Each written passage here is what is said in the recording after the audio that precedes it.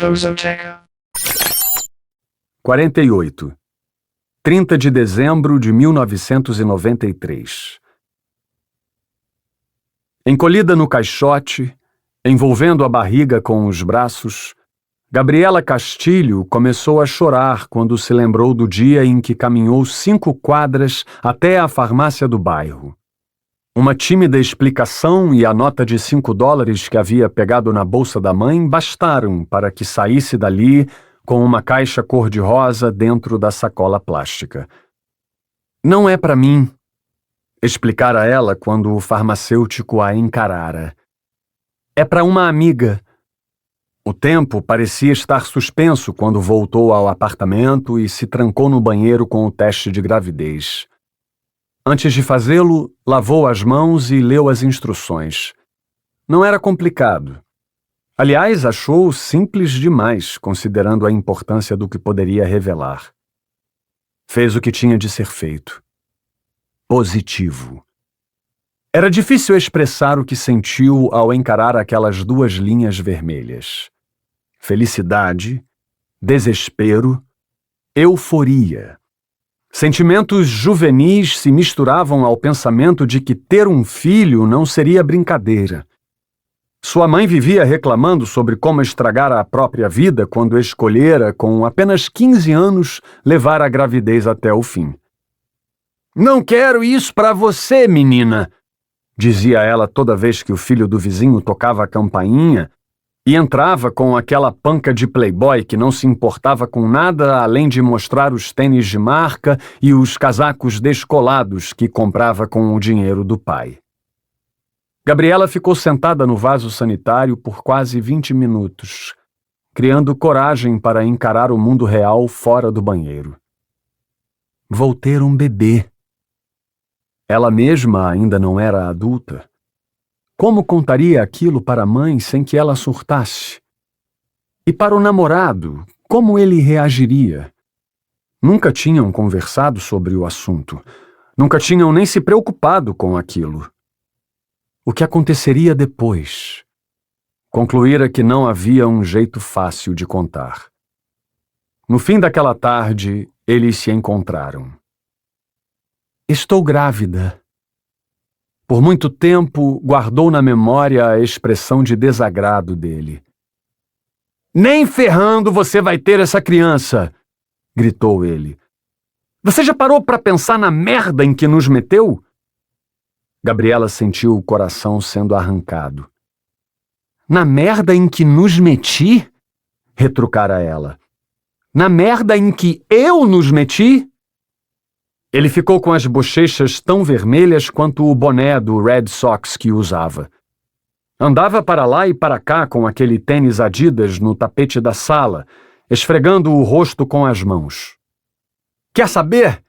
Você é mesmo uma puta! Ele a empurrou no sofá. Dê um jeito de se livrar dessa merda! Virou as costas e bateu a porta. Gabriela chorou a semana inteira. Chegou a visitar uma clínica clandestina de aborto dias depois. No começo, concordou que abortar seria a melhor opção, mas depois mudou de ideia. Até aquele momento, quase 8 meses depois, continuava se perguntando por que tinha cometido o erro de dar outra chance ao namorado. Respirou fundo. Era difícil não se desesperar com aquele ar abafado da caixa. Seus pulmões pareciam grudados. Pela primeira vez, cogitou que poderia morrer ali, fechada. Algum tempo passou sem que ela soubesse se minutos ou horas. Não sabia nem se era dia ou noite, e aquela era a pior parte. Começou a sentir sono, mas não queria dormir. Seu estômago roncava, mas não queria abrir os pacotes de bolacha perto das garrafas de água. Só queria encontrar uma maneira de sair dali, mas como? Tinha passado horas tentando, já tinha gritado, chutado as madeiras e machucado os dedos. E aquela escuridão não ajudava. Apesar dos momentos de pura aflição, julgou que até aquele instante tinha conseguido se manter forte, mas aquele silêncio cabal começou a aumentar sua sensação de solidão. Sentiu-se abatida, desamparada, como se não pudesse contar com ninguém. Encolheu-se em desespero, fechando-se dentro de si, dentro do seu casulo particular, mais escuro e mais sombrio do que qualquer prisão onde pudessem trancá-la. Caiu no sono. Acordou horas depois com um estalido de madeira em algum lugar próximo. Fechou um dos olhos e pela fresta viu um filete de luz que sumiu na mesma velocidade em que apareceu. "Tem alguém aí?" chamou. Ninguém respondeu. Não sabia se devia sentir medo ou ter esperança. "Por favor, me tire daqui!" "Shhh!" sussurrou alguém. Gabriela ficou animada.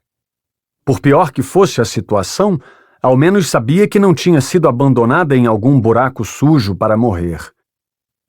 "Quem está aí?" "Shhh! Pare de gritar ou vai acordar as crianças." Era uma mulher.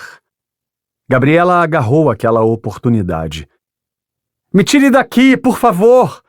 implorou. "Não consigo respirar." "Fique calma", murmurou a mulher. "Ele vai te castigar se você não parar de gritar. E vai me machucar se descobrir que estou aqui." Gabriela colou o ouvido na madeira. "Quem vai nos machucar?" Ouviu a mulher conversando consigo mesma, perguntando e respondendo com extrema naturalidade. Sua voz era macia como veludo, mas soava delirante. "Não posso contar", respondeu ela. "Por que não?" "Porque ele vai me amarrar na árvore e está frio. Não quero passar outra noite sozinha na floresta." "Estamos na floresta?" "Não posso contar. Shhh! Ele vai me amarrar na árvore." "Você já disse isso." O coração de Gabriela palpitava, mas ela manteve a calma e tentou reconhecer alguma particularidade na voz da mulher. Um timbre, um sotaque. Seria alguém conhecido? Queria descobrir quem a tinha prendido ali e, acima de tudo, por quê. "Pode me tirar daqui?" Outra vez a mulher começou a conversar sozinha. "Tire-a daí", cochichou como se ordenasse. "Shhh! Não posso! Ele vai me machucar!" A mesma voz mudava o timbre para amedrontado. "Ele já te machuca todos os dias de qualquer jeito." Deu uma risadinha de deboche. Fez-se silêncio. "Preciso subir e cuidar das crianças", disse ela se afastando. "Volte!" chamou Gabriela. "Você tem crianças aqui?" "Tenho, mas não posso trazê-las. Se ele descobrir, vai me amarrar na árvore." "E você não quer passar outra noite na floresta?" "Não, está muito frio." Gabriela imaginou que poderia usar os delírios da mulher a seu favor. "Pode me dizer seu nome?" perguntou. "Meu nome?" Você tem nome, não tem?" "Tenho." Ela parecia não ter certeza. "Todos têm um nome." "E qual é o seu?" insistiu Gabriela. Outro instante de silêncio. Depois, um pequeno suspiro impaciente e mais cochichos. A mulher voltou lentamente para perto da caixa, mas no caminho derrubou algo. "Seu bebê está bem? Falta quanto tempo para ele sair?" "Como sabe que vou ter um bebê?" "Se está aqui, é porque vai ter. Todas as que ele trouxe antes tiveram", disse a mulher. "O último nasceu no riacho. Tomara que seu bebê saia logo, assim você não vai precisar ficar tanto tempo aí fechada esperando ele amadurecer." Um calafrio desceu pela espinha de Gabriela. Seus pelos eriçaram. Perguntou-se se ela era a primeira a ficar trancada naquela caixa escura e apertada. Eles querem meu bebê? Passou a ponta dos dedos nas paredes de madeira. Essas marcas são arranhões? Uma lágrima escorreu pelo seu rosto. Seu coração quase parou. Quantas outras já estiveram aqui?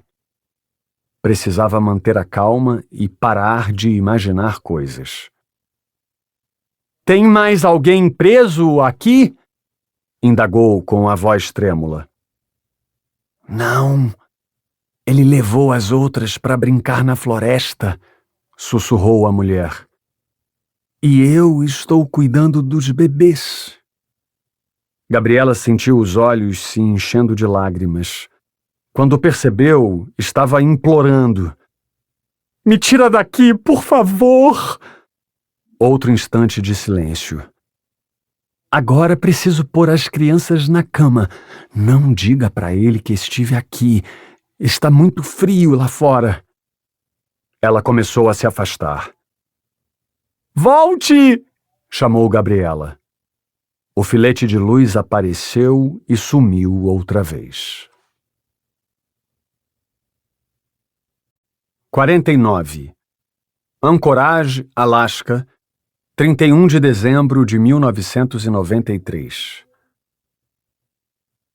Nada ajudava a tornar o frio de Anchorage menos implacável naquela manhã. Pela janela do hospital, Allegra viu de passagem o estrago que a tempestade fizera no pátio. A placa que indicava o estacionamento das ambulâncias estava torta, e o vento havia tombado uma macieira, deixando parte das raízes exposta acima da neve.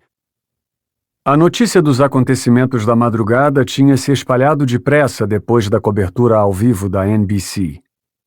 A emissora anunciara uma transmissão exclusiva nos próximos dias, com a presença de psicólogos e peritos criminais que traçariam o perfil psicológico do Homem de Palha. Sem tempo para imaginar como o Departamento de Segurança receberia aquela notícia, Allegra atravessou uma porta vai-vem e viu 2 policiais fardados em frente à UTI. Acompanhando-a de perto, Dmitri também parou quando ela se dirigiu aos policiais de forma ríspida. Qual parte do ninguém entra vocês não entenderam? Demandou ela, vendo Adam através do vidro. É o chefe de polícia de Riacho do Alce, amigo dele, argumentou o policial franzino. Queria que o barrássemos? Quando digo ninguém, é ninguém. Desculpe, pensamos que... Tudo bem. Ela acalmou a voz. Faz tempo que ele chegou? 5 minutos. O policial levantou a manga da jaqueta e conferiu o relógio. Entrou, sentou e não se mexeu desde então. Ficaram de olho? Ficamos. Ele disse alguma coisa? Só mostrou a identificação e falou que é o chefe do cara. Disse que queria ver como ele estava. Só isso. Só. Allegra se virou ao ouvir alguém correndo no corredor. A mulher da recepção vinha em zigue-zague, com os cabelos balançando e desviando das enfermeiras. Ofegante, ela parou e entregou a Allegra um fax rabiscado. Uma garota ligou pedindo para entregar, disse e fez uma pausa para tomar fôlego. Disse que é urgente. Allegra olhou para o fax. Era um documento naval emitido pela Guarda Costeira. Sua curiosidade aflorou ao ver que, embaixo do brasão do estado do Alasca, havia um número de identificação com o nome do proprietário do barco. Leu as anotações que Lena rabiscara numa parte em branco. Os mortos na cabana são o xerife de Palmer e um vigia que fazia o turno da noite num cais em Point Mackenzie. Conferindo a lista de locatários dos galpões, encontrei o documento desse barco. Veja o nome do proprietário. Dobrou a folha e colocou-a no bolso. Algo importante? Indagou Dmitri. Provavelmente. Os 2 entraram no quarto. Uma lâmpada fluorescente iluminava aquele ambiente de cores claras. Havia um forte cheiro de medicamentos no ar, e a cama onde Gustavo estava sedado era maior do que o normal. A bolsa de soro pendurada no suporte pingava um líquido incolor que descia pelo tubo até a agulha enfiada no braço. No rosto, uma máscara de oxigênio cobria o nariz e a boca. Sentado numa cadeira ao lado, Adam vestia roupas úmidas e botas embarradas. Parecia um andarilho. Com os cotovelos escorados nos joelhos, ele olhava para o chão. Ao perceber que alguém entrou no quarto, ergueu os olhos. Por alguns poucos segundos o clima permaneceu leve, mas então os velhos desentendimentos vieram à tona e a tensão apareceu. Cansou dos policiais de Riacho do Alce e resolveu vir encher o saco do Jean Corage? Comentou Adam ao ver que Dmitri se aproximava. Sua fala estava arrastada, como se tivesse bebido. Dmitri inchou o peito. É que aqui eles não se escondem quando alguém faz perguntas. É que aqui eles não te conhecem, rebateu Adam. Alegra fez sinal para que se acalmassem. Disfarçadamente, ela colocou a mão no casaco e procurou a pistola no coldre de ombro, apertando-a quando sentiu a textura áspera do cabo. Não queria ter que usá-la, mas era melhor garantir que estivesse preparada caso precisasse. Deu um passo à frente, assumindo o controle. Quando se posicionou perto da cama, analisou as linhas de expressão no rosto de Adam. Ele estava com olheiras e tinha o semblante cansado. Noite difícil? Questionou. Mais do que imagina. Adam ergueu os olhos vermelhos. Os médicos disseram se ele vai ficar bem. Perdeu bastante sangue, mas está fora de risco. Adam soltou um suspiro aliviado e seus ombros relaxaram. Endireitou-se na cadeira e olhou para Gustavo. O bip compassado do monitor cardíaco quebrava o silêncio. Esses dias eu e ele falamos da possibilidade de morrer no trabalho. Adam fez um som estranho com a boca. É a primeira coisa que passa pela cabeça de um policial que entra nesse jogo. Será que um dia vou levar um tiro? Vivemos fazendo escolhas. Alegra conferiu o soro. Se tem medo de levar um tiro, deveria mudar de profissão. Assentiu Adam. O Gustavo nunca teve medo. Uma vez, ele disse que uma marca de bala no corpo seria algo interessante, pois nunca ficaria sem assunto numa roda de conversa.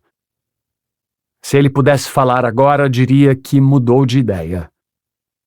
Alegra sentou na poltrona perto do banheiro, pensando no fax que recebeu de Lena. Queria fazer Adam abrir a boca, mas sabia que aquela não era a hora nem o lugar. Lembrou-se do que Dmitri havia contado sobre as cartas e as ligações feitas na noite do crime, mas não queria usar aquilo sem ter certeza de que era verdade. Aquela impotência a angustiava. Seu instinto não duvidava de que Adam estava envolvido, embora ainda não tivesse tudo de que precisava para intimidá-lo. Uma rajada de vento passou assobiando e fez tremer a janela. Através da cortina, Alegra viu que a neve estava de volta, caindo em flocos tão finos que pareciam cristais. O que te contaram sobre o Gustavo? Como não podia segurar Adam pelo pescoço, ela decidiu tentar de outra maneira. Um tiro, é tudo que sei, disse Adam com uma calma forçada. Então Alegra cravou os olhos nas botas embarradas dele. Manteve-os ali até que ele dobrou os joelhos e as escondeu embaixo da cadeira. A informação que tenho é de que o Gustavo foi atrás de uma pista em Riacho do Alce, mas acabou naquela cabana abandonada no outro lado do estreito, contou ela. Faz ideia de como ele chegou lá? Se o conhecesse, saberia que ele é igual a um cão treinado. Quando fareja algo, vai até o fim para descobrir de onde vem o cheiro. É o que se espera de um homem da lei. Adam fechou o rosto. Os socorristas relataram outros 2 corpos no local, continuou Allegra. Parece que ele foi o único que sobreviveu. Teve sorte. Adam semicerrou os olhos atrás dos óculos. Não acho que foi sorte. Ele é bom no que faz. Deve ter espantado o assassino depois de ser baleado. Como um cão treinado? Como um cão treinado. Allegra soltou um suspiro. Sabe o que achei estranho? O fato de essa cabana ficar num lugar isolado. Para dizer a verdade, não faço ideia de onde seja, mas me disseram que fica numa antiga terra indígena desocupada, disse. Tão longe que tiveram que resgatá-lo de helicóptero. Aqui não é Seattle, senhorita Green, expôs Adam. Esse tipo de cabana é mais comum do que imagina. Eu poderia te dar a localização de uma meia dúzia que fica a menos de 10 quilômetros daqui. Isso ainda não torna as coisas menos estranhas? Ela forçou um riso irônico. Outro fato curioso é que está bem claro que a pessoa que atirou foi a mesma que chamou o resgate. Que tipo de maluco puxa o gatilho e depois liga para a emergência? Adam deu de ombros. Um tipo de maluco que se arrepende fácil, respondeu ele. Tem todo tipo de louco vivendo neste lugar. Ainda bem que o louco se arrependeu depressa. Se esperasse mais 10 minutos, Gustavo teria morrido. Adam abriu o zíper do casaco e colocou a mão no bolso interno. Allegra apertou o cabo da arma no coldre. Eu não sou besta, senhorita Green. Ele tirou do bolso um pedaço de papel e o entregou para ela. Sei o que está pensando. Sabe? Sei. Então que tal começar contando o que aconteceu naquela cabana? Ela franziu a testa ao ver as letras LLK escritas com sangue no papel. Parte 2. 50. Anchorage, Alasca, 3 de janeiro de 1994. 4 dias tinham passado desde que Gustavo fora baleado. Depois de uma cirurgia, 3 bolsas de sangue e muito descanso, ele pediu ao médico que o deixasse sair do hospital. Pela vidraça do segundo andar, podia sentir os ares do ano novo. Pessoas caminhavam pelas calçadas da rua em frente e motores roncavam, soltando fumaça, poluindo o ar e fazendo-o perceber quanto era bom estar de volta. Passava pouco do meio-dia e a maior parte da neve tinha derretido. O sol brilhava no céu, iluminando Anchorage de uma maneira pouco comum durante os rigorosos meses de inverno. Sentado ao lado da cama, Gustavo amarrava o cadarço dos sapatos que pegara no guarda-roupa. Ao dar o último nó, olhou para a TV presa num suporte. Uma matéria listava os 10 motivos que levaram 1993 a tornar-se um ano para ser festejado. Levantou e tirou o aparelho da tomada. Alguém bateu à porta. Vejo que não consegui te convencer a ficar mais um dia. O médico chegou com uma prancheta. Fiquei parado tempo demais, doutor, disse Gustavo. E com todo respeito, não aguento mais comer sopa e gelatina. Ok, então vou deixar registrado aqui que a alta foi dada por culpa da comida. Brincou o médico, sorrindo e fazendo anotações no prontuário. Pode culpar qualquer coisa, só diga que estou liberado. O médico fez sinal para que Gustavo sentasse. Aferiu a pressão sanguínea dele e conferiu os batimentos. Como está se sentindo? Bem melhor. Isso é bom.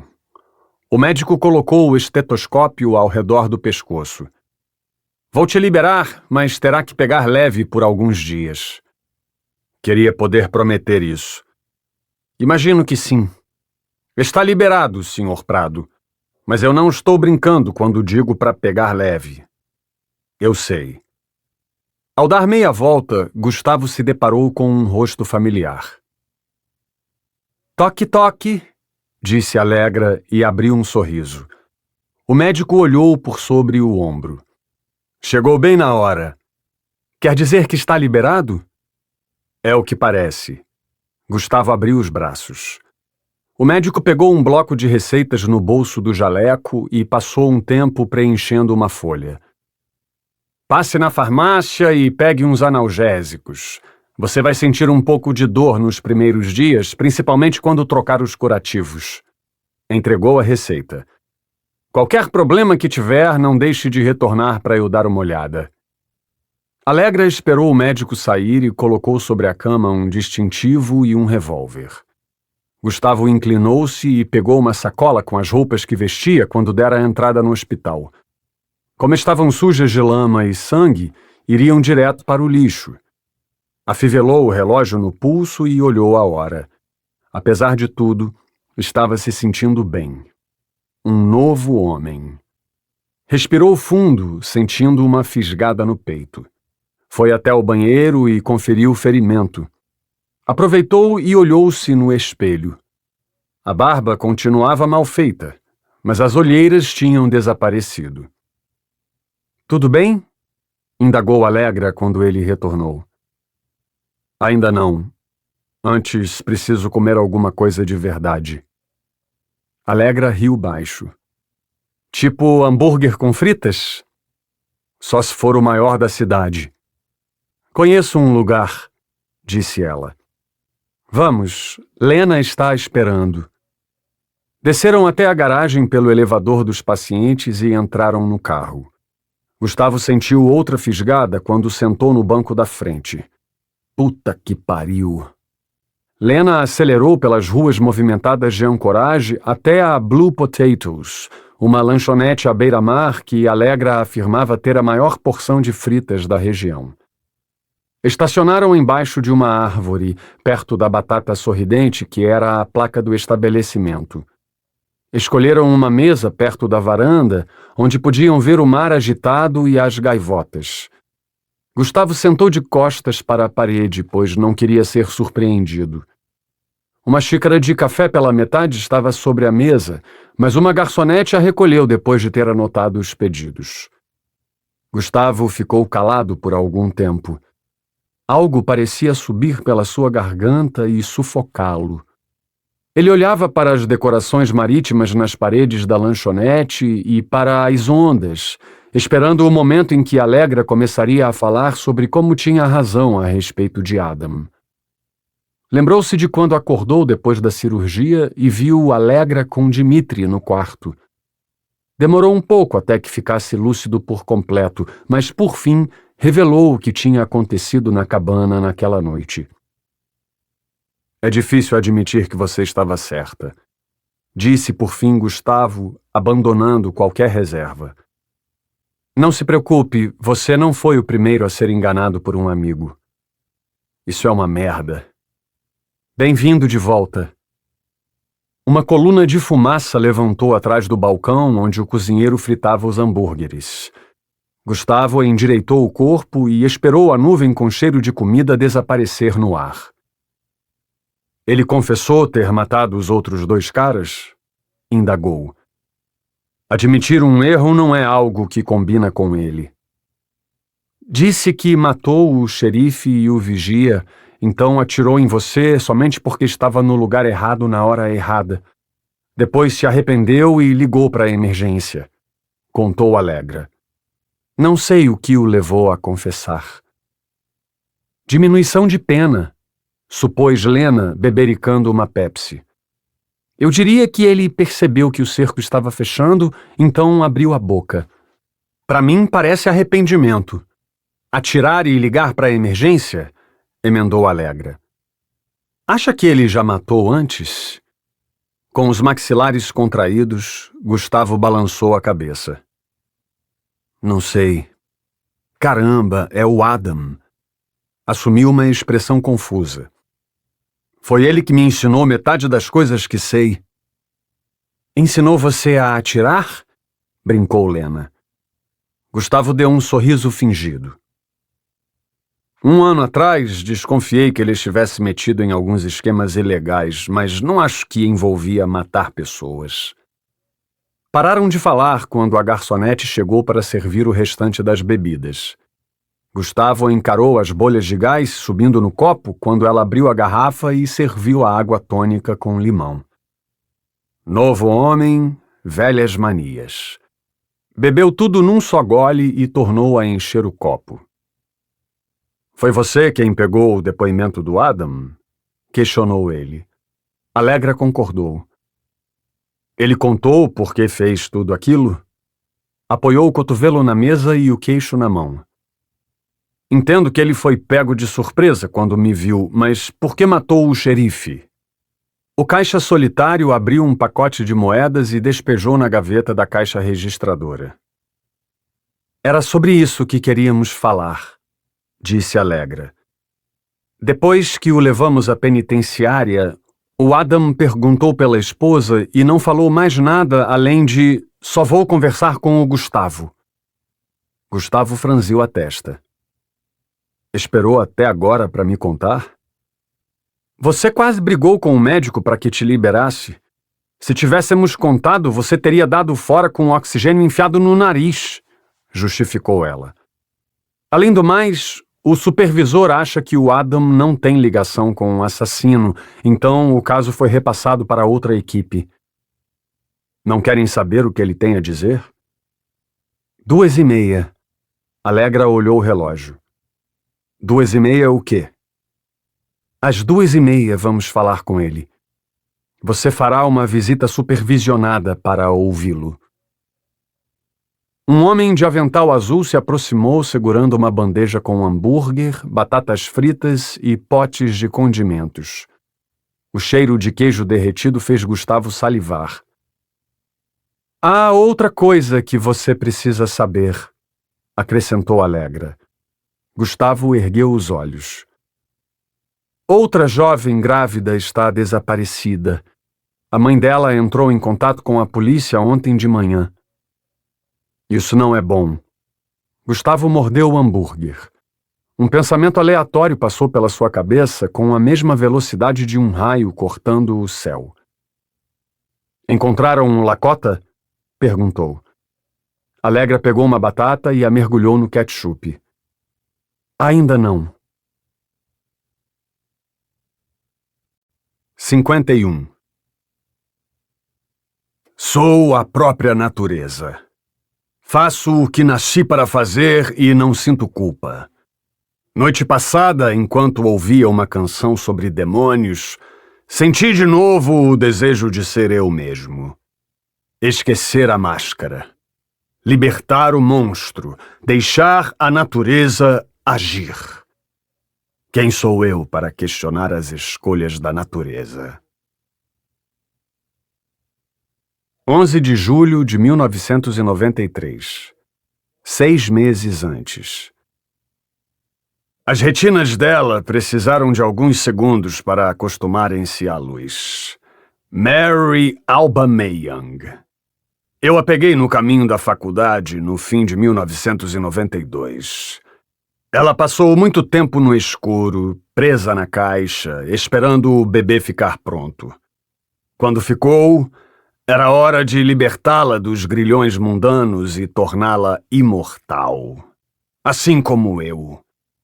Lágrimas escorreram pelos olhos dela quando percebeu onde estava. Uma mesa de madeira, a mesma de sempre. Eu a deitei ali e amarrei seus pulsos e tornozelos com cintas de couro.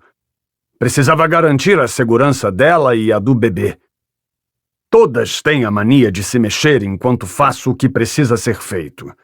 É o instinto humano, sempre em busca de liberdade. Imagino que seja desagradável estar ali, imóvel e impotente. Não posso culpá-las. O que vai fazer? A voz de Mary tremia.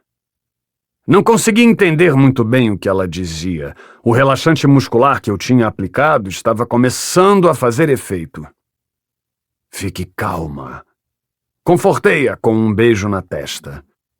Tudo vai ficar bem. Meu coração batia mais rápido que o normal, como um tambor no 4 de julho. Eu estava nervoso.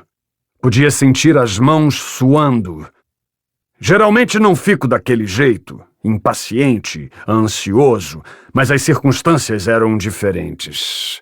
Havia uma plateia. Eles estavam na ponta do cômodo, sentados em banquetas. Minha esposa e meus filhos ansiosos pelo início da peça.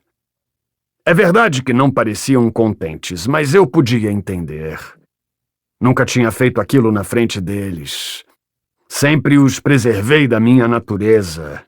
Escondia-me, mentia, vestia máscaras e, quando a hora chegava, costumava ir ao porão ou à floresta para me libertar. Natureza. Bebês não esperam para nascer. É assim que funciona. Quando estão prontos, estão. Não há muito que fazer senão trazê-los a este mundo pestilento para que se unam à horda pulsante e asquerosa da humanidade. Sou o dono das cordas. Ninguém vai me enforcar. Confesso que me esforcei para que meus filhos fossem diferentes de mim, mas a natureza é implacável. Nada pode contra ela. Mary voltou a gritar. Por favor, me solte! Juro que não conto pra ninguém! Coloquei o dedo indicador sobre os lábios mentirosos e manipuladores dela. Juro que não conto. Odeio quando pensam que sou estúpido. Quieta, pedi com certa delicadeza. Não quero ter que amordaçá-la. Ela começou a chorar mais. Removi o lençol branco que a cobria até a altura dos seios. Meu filho mais velho levantou do assento para vê-la, mas ordenei que voltasse ao lugar. Estendi o lençol no chão. Iria usá-lo mais tarde. Notei que a barriga dela tinha crescido um pouco desde a última vez que a vira, 11 dias antes. Peguei uma das facas. O corpo de Mary triscou de medo, cada músculo eletrizado. Seus olhos arregalaram e as pupilas dilataram e ela começou a se debater, mas as cintas a mantiveram no lugar. Depois de alguns instantes de euforia, ela ficou mole. Fique calma, vai acabar logo. Ela transbordou em soluços. Debrucei sobre as coxas dela e abri um corte horizontal logo abaixo do umbigo. A pele era macia como veludo. Foi uma pena ter que cortá-la. Sangue escorreu pela mesa e pingou no lençol. Ela gemeu baixinho. Puxei a manga da camisa e enfiei o braço. Gosto de sentir a pele esquentando enquanto procuro a criança escondida lá dentro. Toquei em algo macio. Consegui estourar a bolsa com as unhas.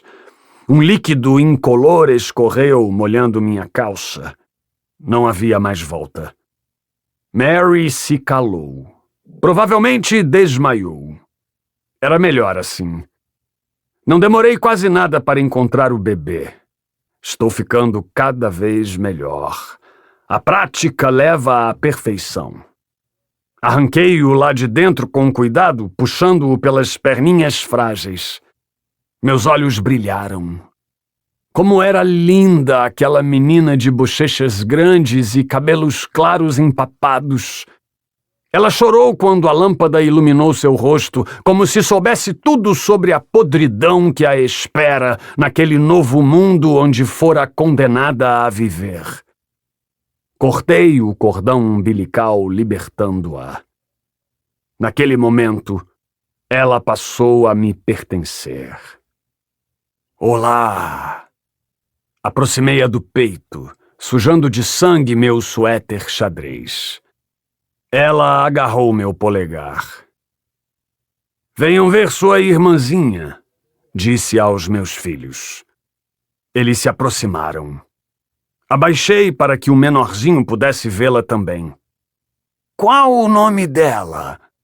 Perguntou ele com aquela voz meiga e feição curiosa. Olhei para minha esposa. Nós havíamos conversado sobre o comportamento dela nos últimos meses, e depois de ela implorar tanto, acabei autorizando que ela escolhesse o nome daquela vez. Ela pode ter o mesmo nome que eu? Perguntou minha esposa. Sorri. Havia sangue no meu rosto. É você quem escolhe, respondi. Eu lhe entreguei a criança e ela agradeceu. Posso limpá-la? Assenti. Ela saiu pelo corredor, paparicando a bebê. Voltei ao trabalho.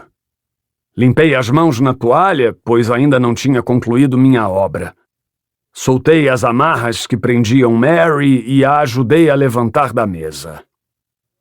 Vamos para a floresta, cochichei.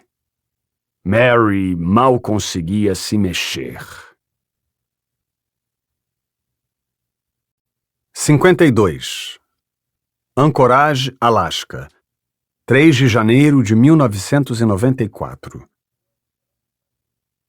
Depois de uma rápida parada na delegacia, onde telefonou para a mãe, Gustavo observava a tundra lutando contra o asfalto para recuperar seus domínios. Perguntou-se como conseguira passar a vida sem perceber a simetria das árvores. A natureza cintilava nas colinas de um jeito que nunca vira antes. Por um momento, sentiu que voltava no tempo, correndo pela neve, brincando de polícia e ladrão em lugares parecidos àquele.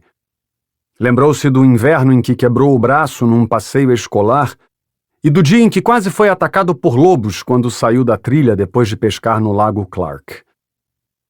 A verdade só pode ser vislumbrada pelos olhos da morte. Um caminhão-baú passou derrapando na pista contrária. Gustavo sentiu um repentino mal-estar.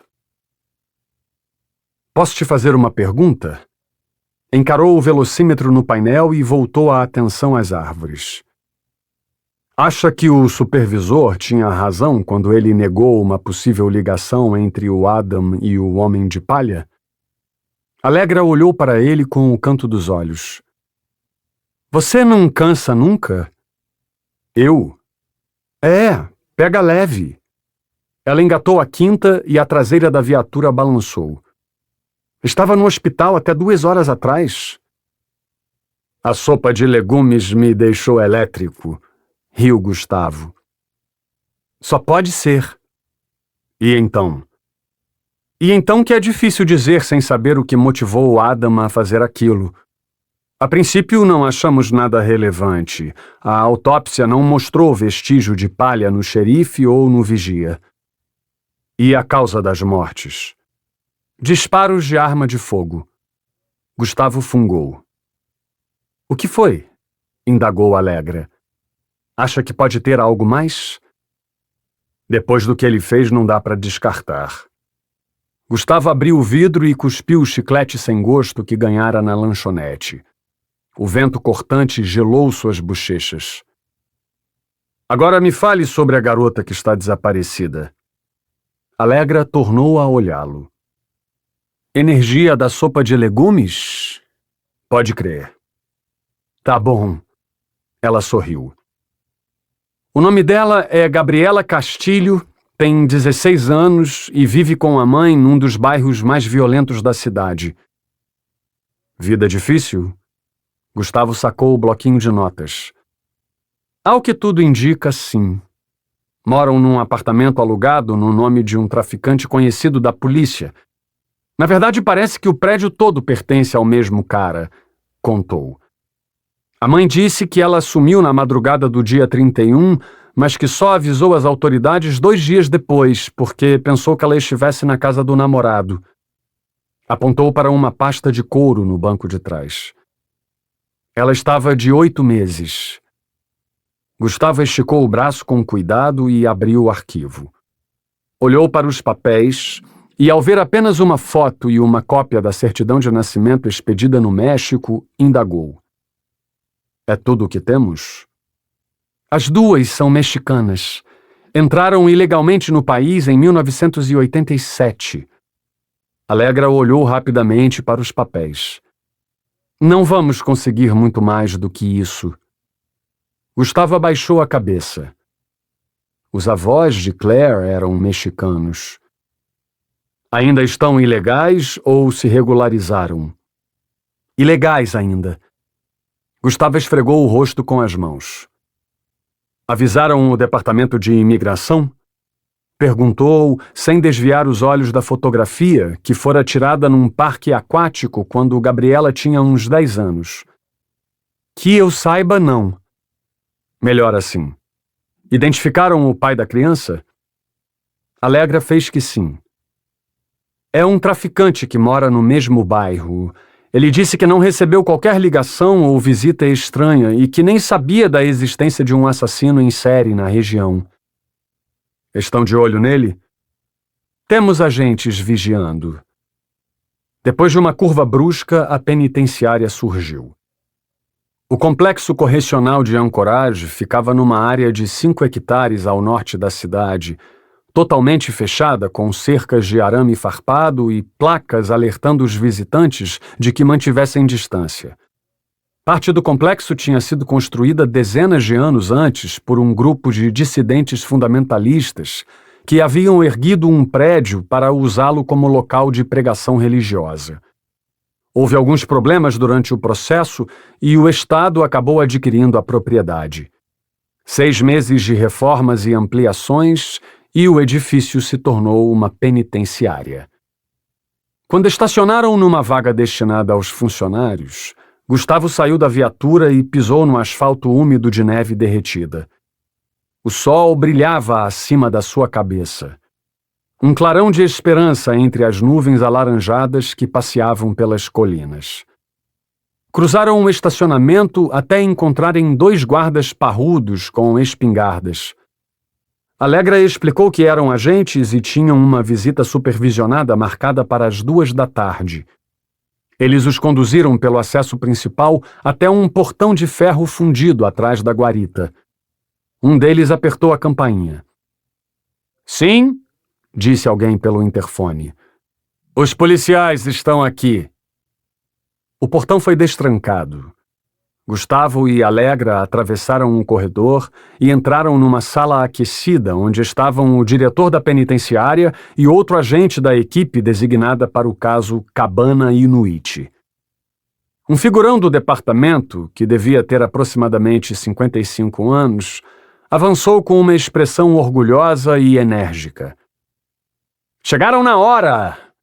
Ele falava depressa e olhava para Alegra de forma sedutora. Estão prontos? Vamos lá, disse Gustavo, vendo a carranca do diretor atrás da mesa. Algum problema? O figurão olhou para o diretor. É que seu amigo não permitiu que os guardas o levassem à sala de interrogatório. Não deixou nem que o tocassem. Ajeitou a gola do pullover. Insiste que só vai falar com você em particular. Gustavo se sentiu desconfortável. Tudo bem, disse. Quando entrar, pergunte ao filho da puta se ele não quer um cafezinho com bolacha também. Resmungou o diretor. Fez-se silêncio. Me levem à cela e arrumem um gravador, disse Gustavo. Deixe que com ele eu me viro. Um guarda com cacetete na cintura acompanhou Gustavo até a ala 2, para onde eram levados os presos preventivos.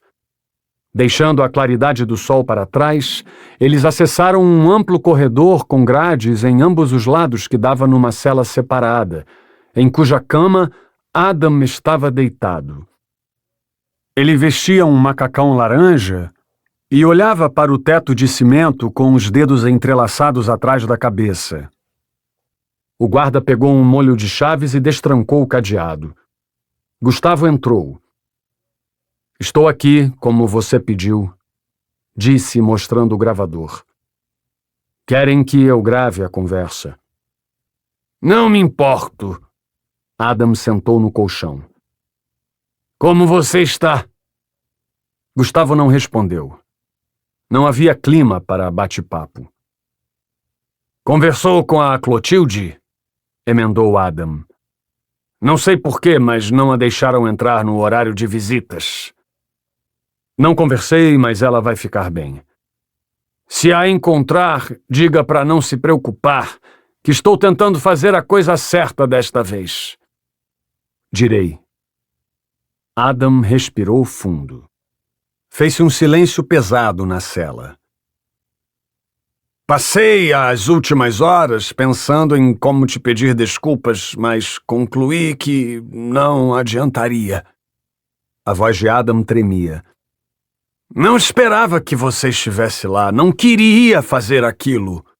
A última coisa que queria ter feito era te machucar, mas eu perdi o controle. Gustavo deu uma volta na cela, passando ao lado do vaso e da pia metálica que ficavam no canto. E eu não esperava ouvir uma versão diferente. Ele parou perto das grades. Mas você deve saber que não é por isso que estou aqui. Sei. Alegra me contou sobre seu depoimento. Gustavo olhou para Adam, cujo rosto se contraía num tique nervoso. O que quero descobrir é o motivo de você ter recebido aquela carta, quem a enviou e por que você matou o xerife de Palmer. Adam colocou as mãos na frente da boca e as baforou.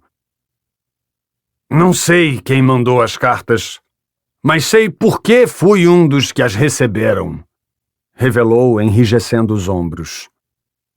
Tudo tem a ver com aquele maldito eremita. Landon Clay? Indagou Gustavo. LLK, disse Adam pausadamente. Landon Lionel Clay. Pelo menos era este o suposto nome dele. Conheço a história.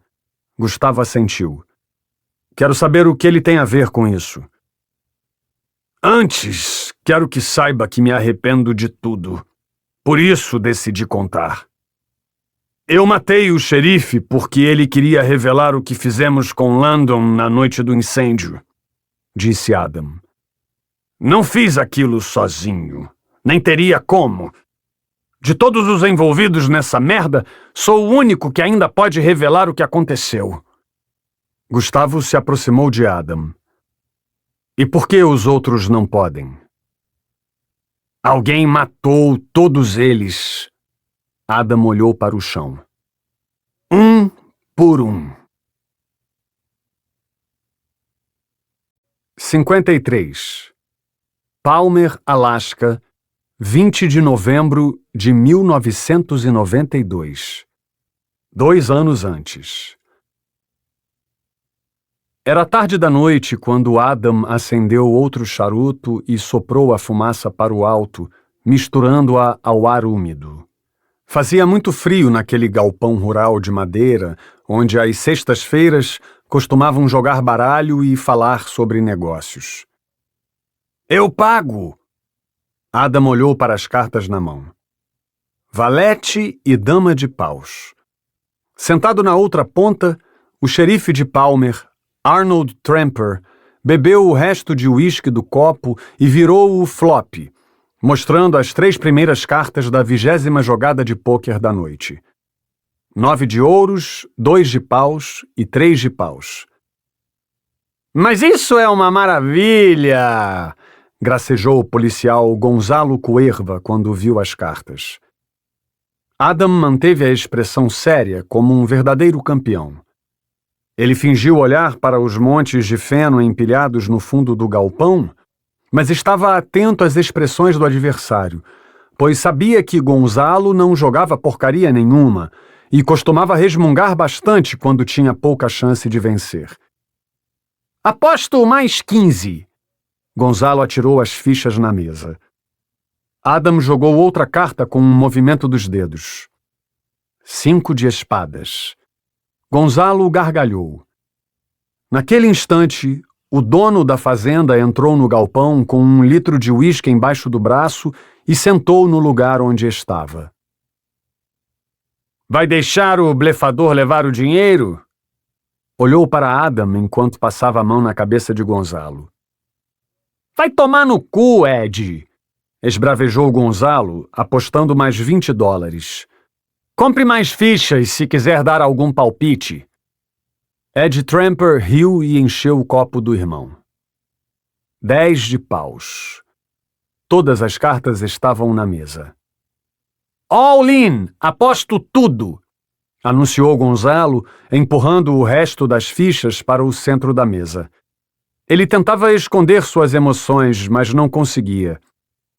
Vai pagar ou se esconder no meio do feno? Provocou, imitando uma galinha. Adam pigarreou, fazendo sinal para que enchessem seu copo. Bebeu. Pensou um pouco e, fazendo charme, por fim pagou.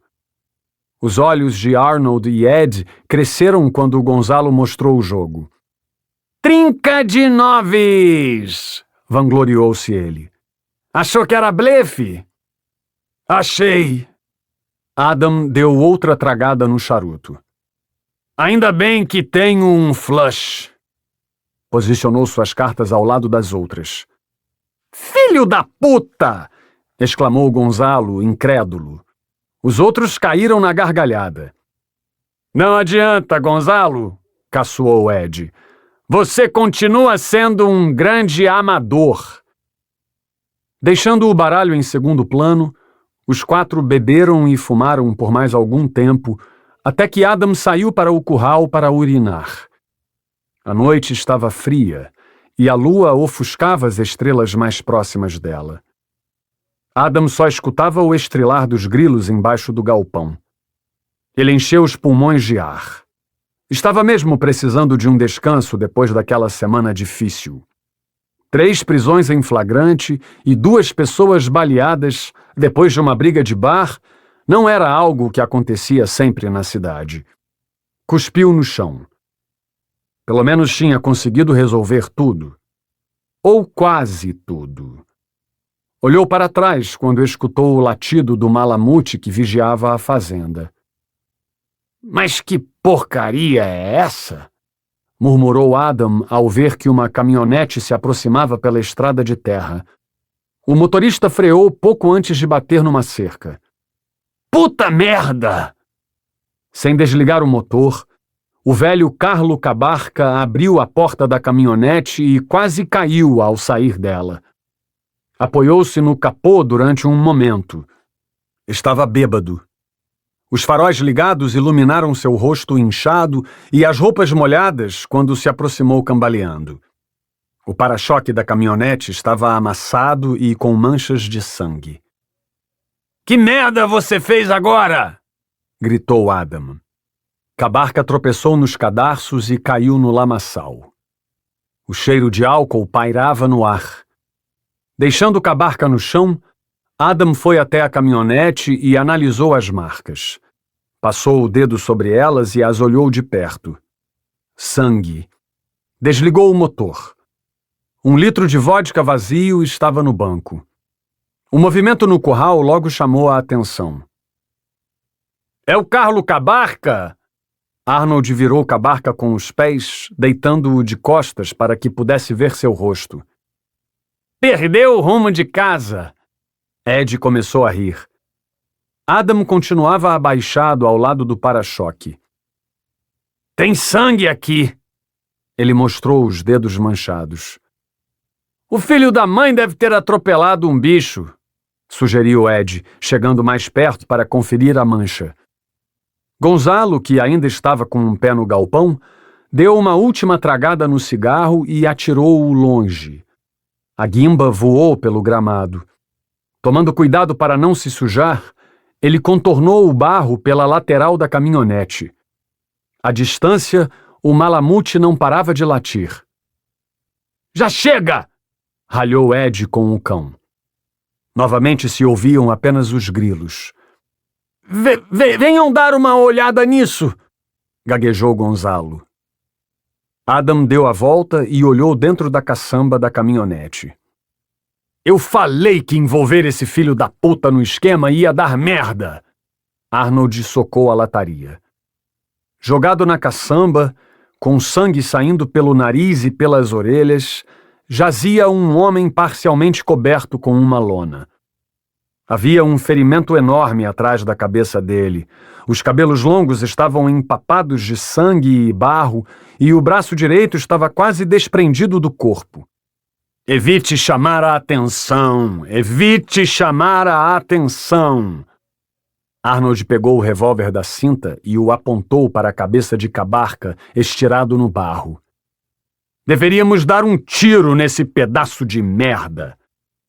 Adam o impediu. Ninguém vai atirar em ninguém! Precisaremos dele quando o carregamento chegar! Começou a arrepender-se de ter envolvido Kabarka no esquema, mesmo que não houvesse outra opção. Eles haviam tido problemas com o último barco de cocaína que chegara da América do Sul um mês antes. Se não tivessem desembolsado uma quantia razoável para comprar o silêncio do fiscal do porto, o esquema teria ido por água abaixo.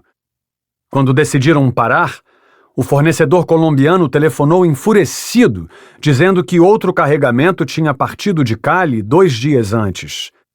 Foi naquele momento que envolveram Kabarka, tio do fiscal que estaria no porto na madrugada em que o barco chegaria.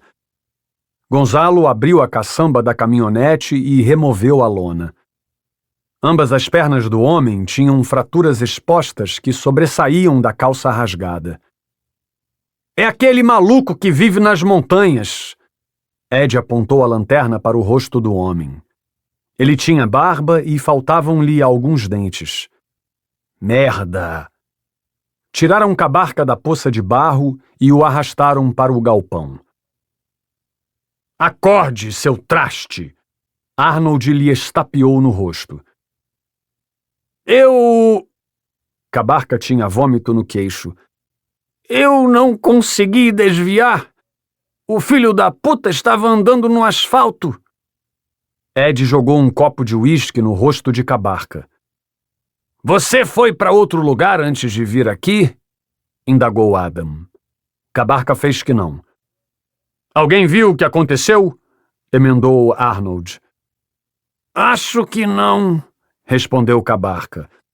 Foi na estrada que corta o bosque em Riacho do Alce. Ninguém anda naquele lugar de noite. Tudo bem, disse Adam com a voz calma, mesmo que quisesse enfiar uma bala na cabeça de Kabarka. Deixaram-no ali deitado e se reuniram no curral. O que vamos fazer? Perguntou Gonzalo. O barco vai chegar amanhã. Adam colocou as mãos na parede como se quisesse derrubar o galpão. Vamos matar o velho e sumir com os corpos, opinou Arnold. Ninguém vai notar a falta desses merdas. E vamos dizer o quê pro bosta do sobrinho? Adam rangeu os dentes. Que o tio desapareceu um dia antes do barco chegar? Acho que tenho uma ideia. Ed chutou um monte de lama. O eremita está morto de qualquer jeito. Vamos levar o corpo para a cabana dele e tacar fogo com ele dentro. E quando a autópsia descobrir as pernas quebradas? Arnold fez uma concha com a mão para acender o cigarro. Tem uma ideia melhor? Perguntou Ed para o irmão. Todos ficaram em silêncio. Tenho um amigo que é legista em Anchorage. Adam virou de costas e olhou o gramado. Como policiais, seremos os primeiros a chegar ao local do incêndio. Assim que os bombeiros aparecerem, nós encaminhamos o corpo e o legista de lá faz o resto do serviço. Parece uma boa. Adam olhou para os irmãos Tramper. Seu amigo é confiável? Arnold perguntou. Não é a primeira vez que ele vai me livrar de alguma enrascada. Que seja, então. Anchorage, Alasca, 3 de janeiro de 1994. Um guarda apareceu no corredor para checar se Gustavo estava tendo problemas. Tudo bem aí? Gustavo assentiu e pediu para o guarda sair. Quando ele se afastou e bateu à porta do fim do corredor, Adam levantou da cama e continuou. Uns 15 dias depois, todos começamos a receber ligações de madrugada. A primeira vez foi a Clotilde que atendeu. Ela disse que só ouviu uma voz estranha balbuciando LLK. Escorou-se nas grades. Os rapazes me contaram que o mesmo aconteceu com eles nas noites seguintes. Passamos semanas tentando rastrear as ligações, mas não deu em nada. Gustavo manteve a expressão séria. Então, de uma hora para outra, elas pararam. As coisas ficaram calmas por um tempo. Até que 3 dias antes do Natal, tudo começou de novo. LLK. Era só isso que o filho da mãe soletrava no telefone. Os olhos assustados de Adam percorreram a cela. No mesmo dia, falei com os rapazes. Disse para ficarmos de olhos abertos. Alguém sabia da merda que tínhamos feito com London Clay. E as cartas? Elas começaram a chegar depois que o Ed, o Gonzalo e o Cabarca foram encontrados mortos no mesmo local onde aconteceu o acidente em 1992, continuou Adam. Na madrugada do Natal, o Arnold me ligou dizendo que o Ed e o Gonzalo tinham desaparecido. Gustavo pegou o bloquinho do bolso. Há 1h33, disse. Como você sabe? Temos bons investigadores, respondeu Gustavo. Também descobriram que às 1h38 você tentou ligar para a casa do Cabarca, mas não conseguiu. E 1 minuto depois telefonou para um número residencial em Anchorage, que agora sei que era do Thorwald Morris, o legista assassinado. Queria alertá-los sobre algo? Sobre o sumiço do Ed e do Gonzalo, confirmou Adam. Gustavo folheou suas anotações. Lembra-se de quando me ligou no motel pedindo que eu fosse ao local?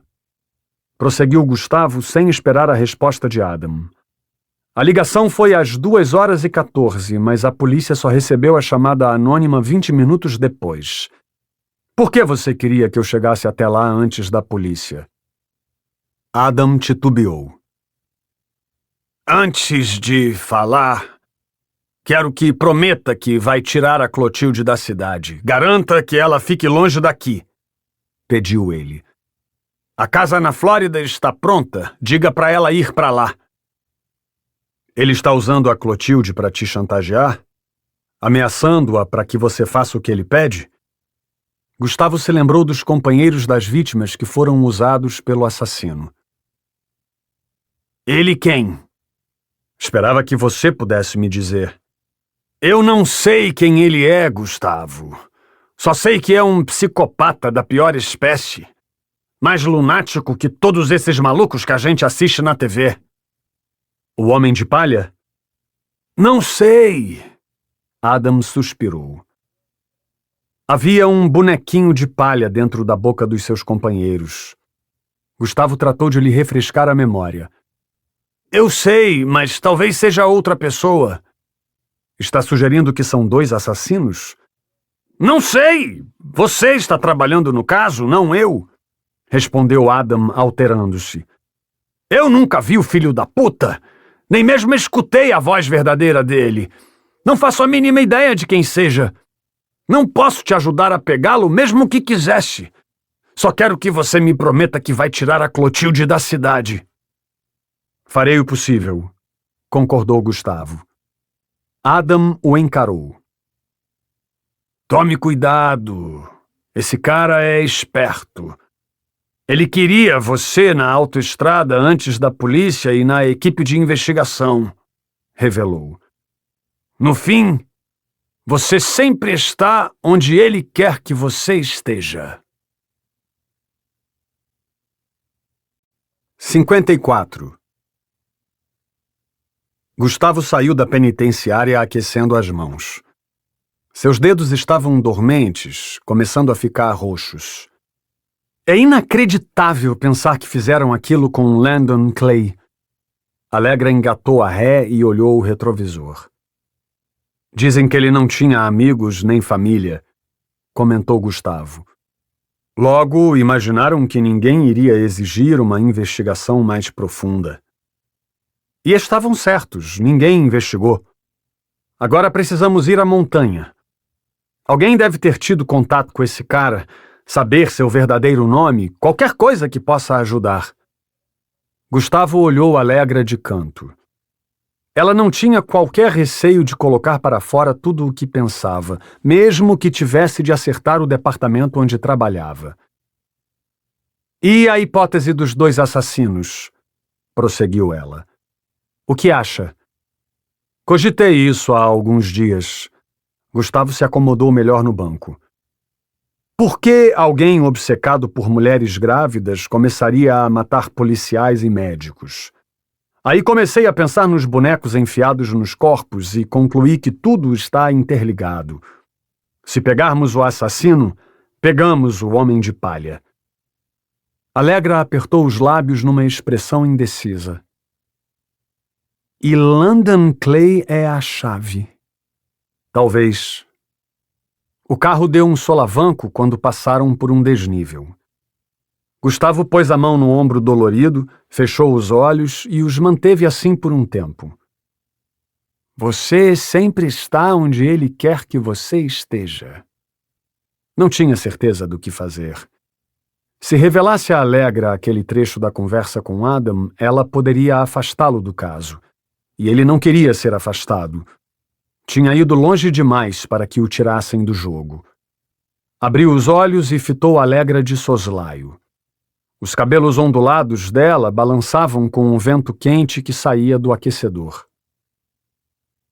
Consegue convencer alguém a colocar um policial na casa da Clotilde, pelo menos por alguns dias? Ele apoiou a cabeça no banco. Sei que o Adam não merece porcaria nenhuma, mas a Clotilde não tem nada a ver com isso. Verei o que dá para fazer. Gustavo agradeceu. Allegra dirigiu até a delegacia no centro da cidade. Quando chegaram, pegou o controle do portão no porta-luvas e o acionou. Enquanto o portão de ferro da garagem levantava rangendo, 2 crianças com um uniforme de escola passaram pela calçada e acenaram. Conhece? Gustavo retribuiu o aceno deles. Não, respondeu Allegra. Seus pais nunca te disseram para ser gentil com policiais? Gustavo riu. Meus pais sempre diziam para ficar longe deles. Ao entrarem, os pneus com taxas estalaram no piso de cimento polido.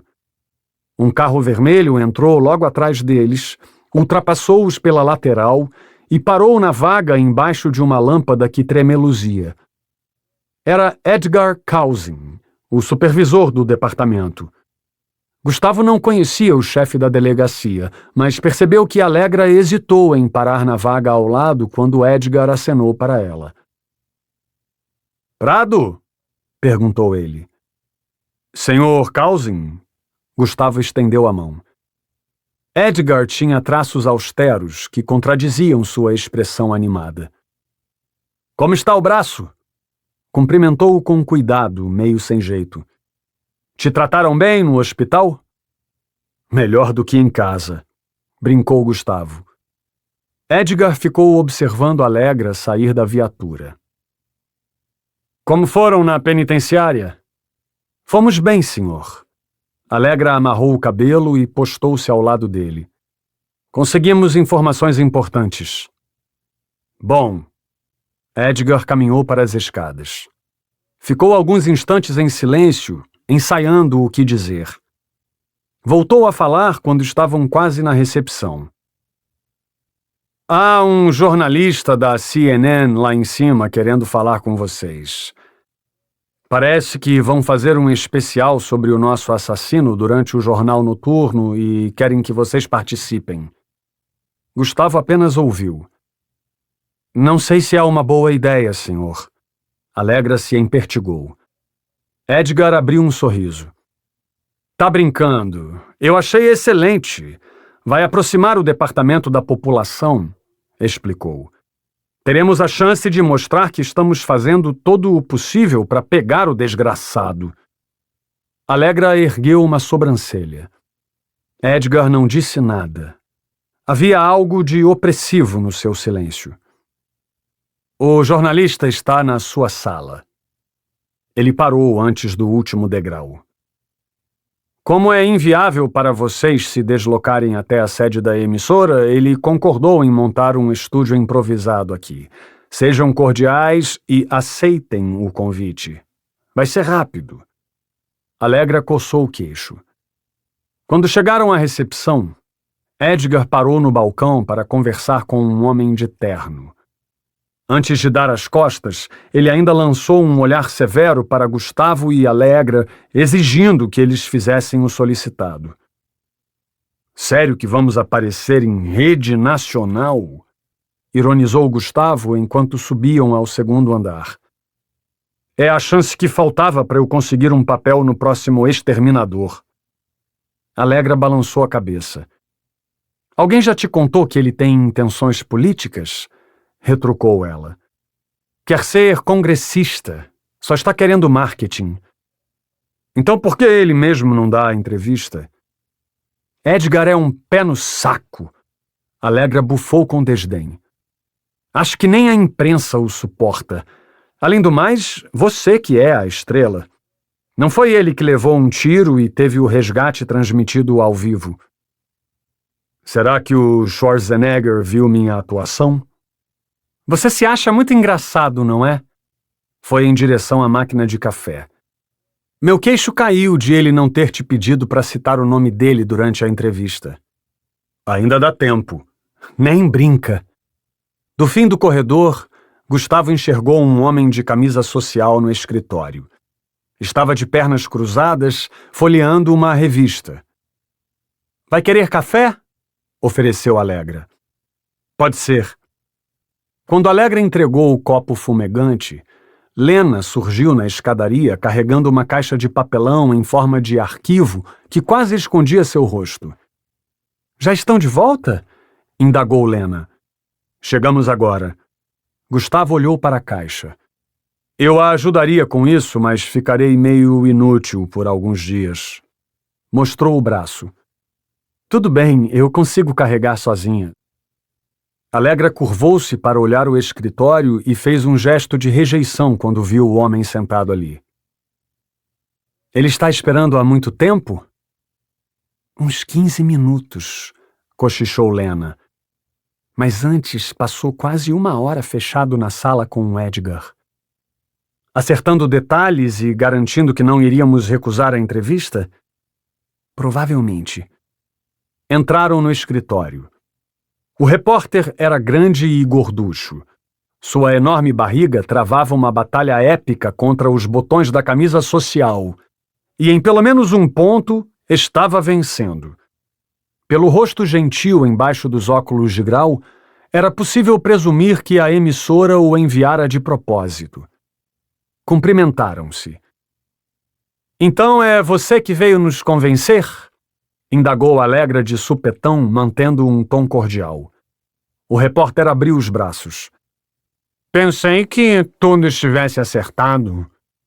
A voz dele era gentil e afeminada. Já falei com o senhor... Cousin, respondeu Allegra. Edgar Cousin. Achei que ele tivesse conversado com vocês. Ele levantou da cadeira com dificuldade, entregando uma folha para ela.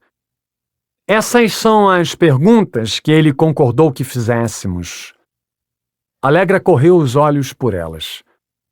A CNN faz questão de que participem. O repórter mexeu na haste dos óculos. Vocês não precisam se preocupar com nada. A entrevista não deve durar mais do que 5 minutos. Allegra se recostou na cadeira atrás da mesa e olhou para Lena, que tirava pastas velhas de dentro da caixa e as colocava sobre a mesa. Depois de um longo suspiro, ela encarou Gustavo. 5 minutinhos, reforçou o repórter. Gustavo deu de ombros, indicando que Alegra fizesse o que achasse melhor. Lembrou que em Riacho do Alce, quando a rádio local telefonava pedindo entrevista, era sempre Adam quem dava a palavra final. Ele ordenava e os agentes obedeciam. Aquela era a regra. Em geral, Gustavo conseguia se livrar dos microfones. Odiava-os.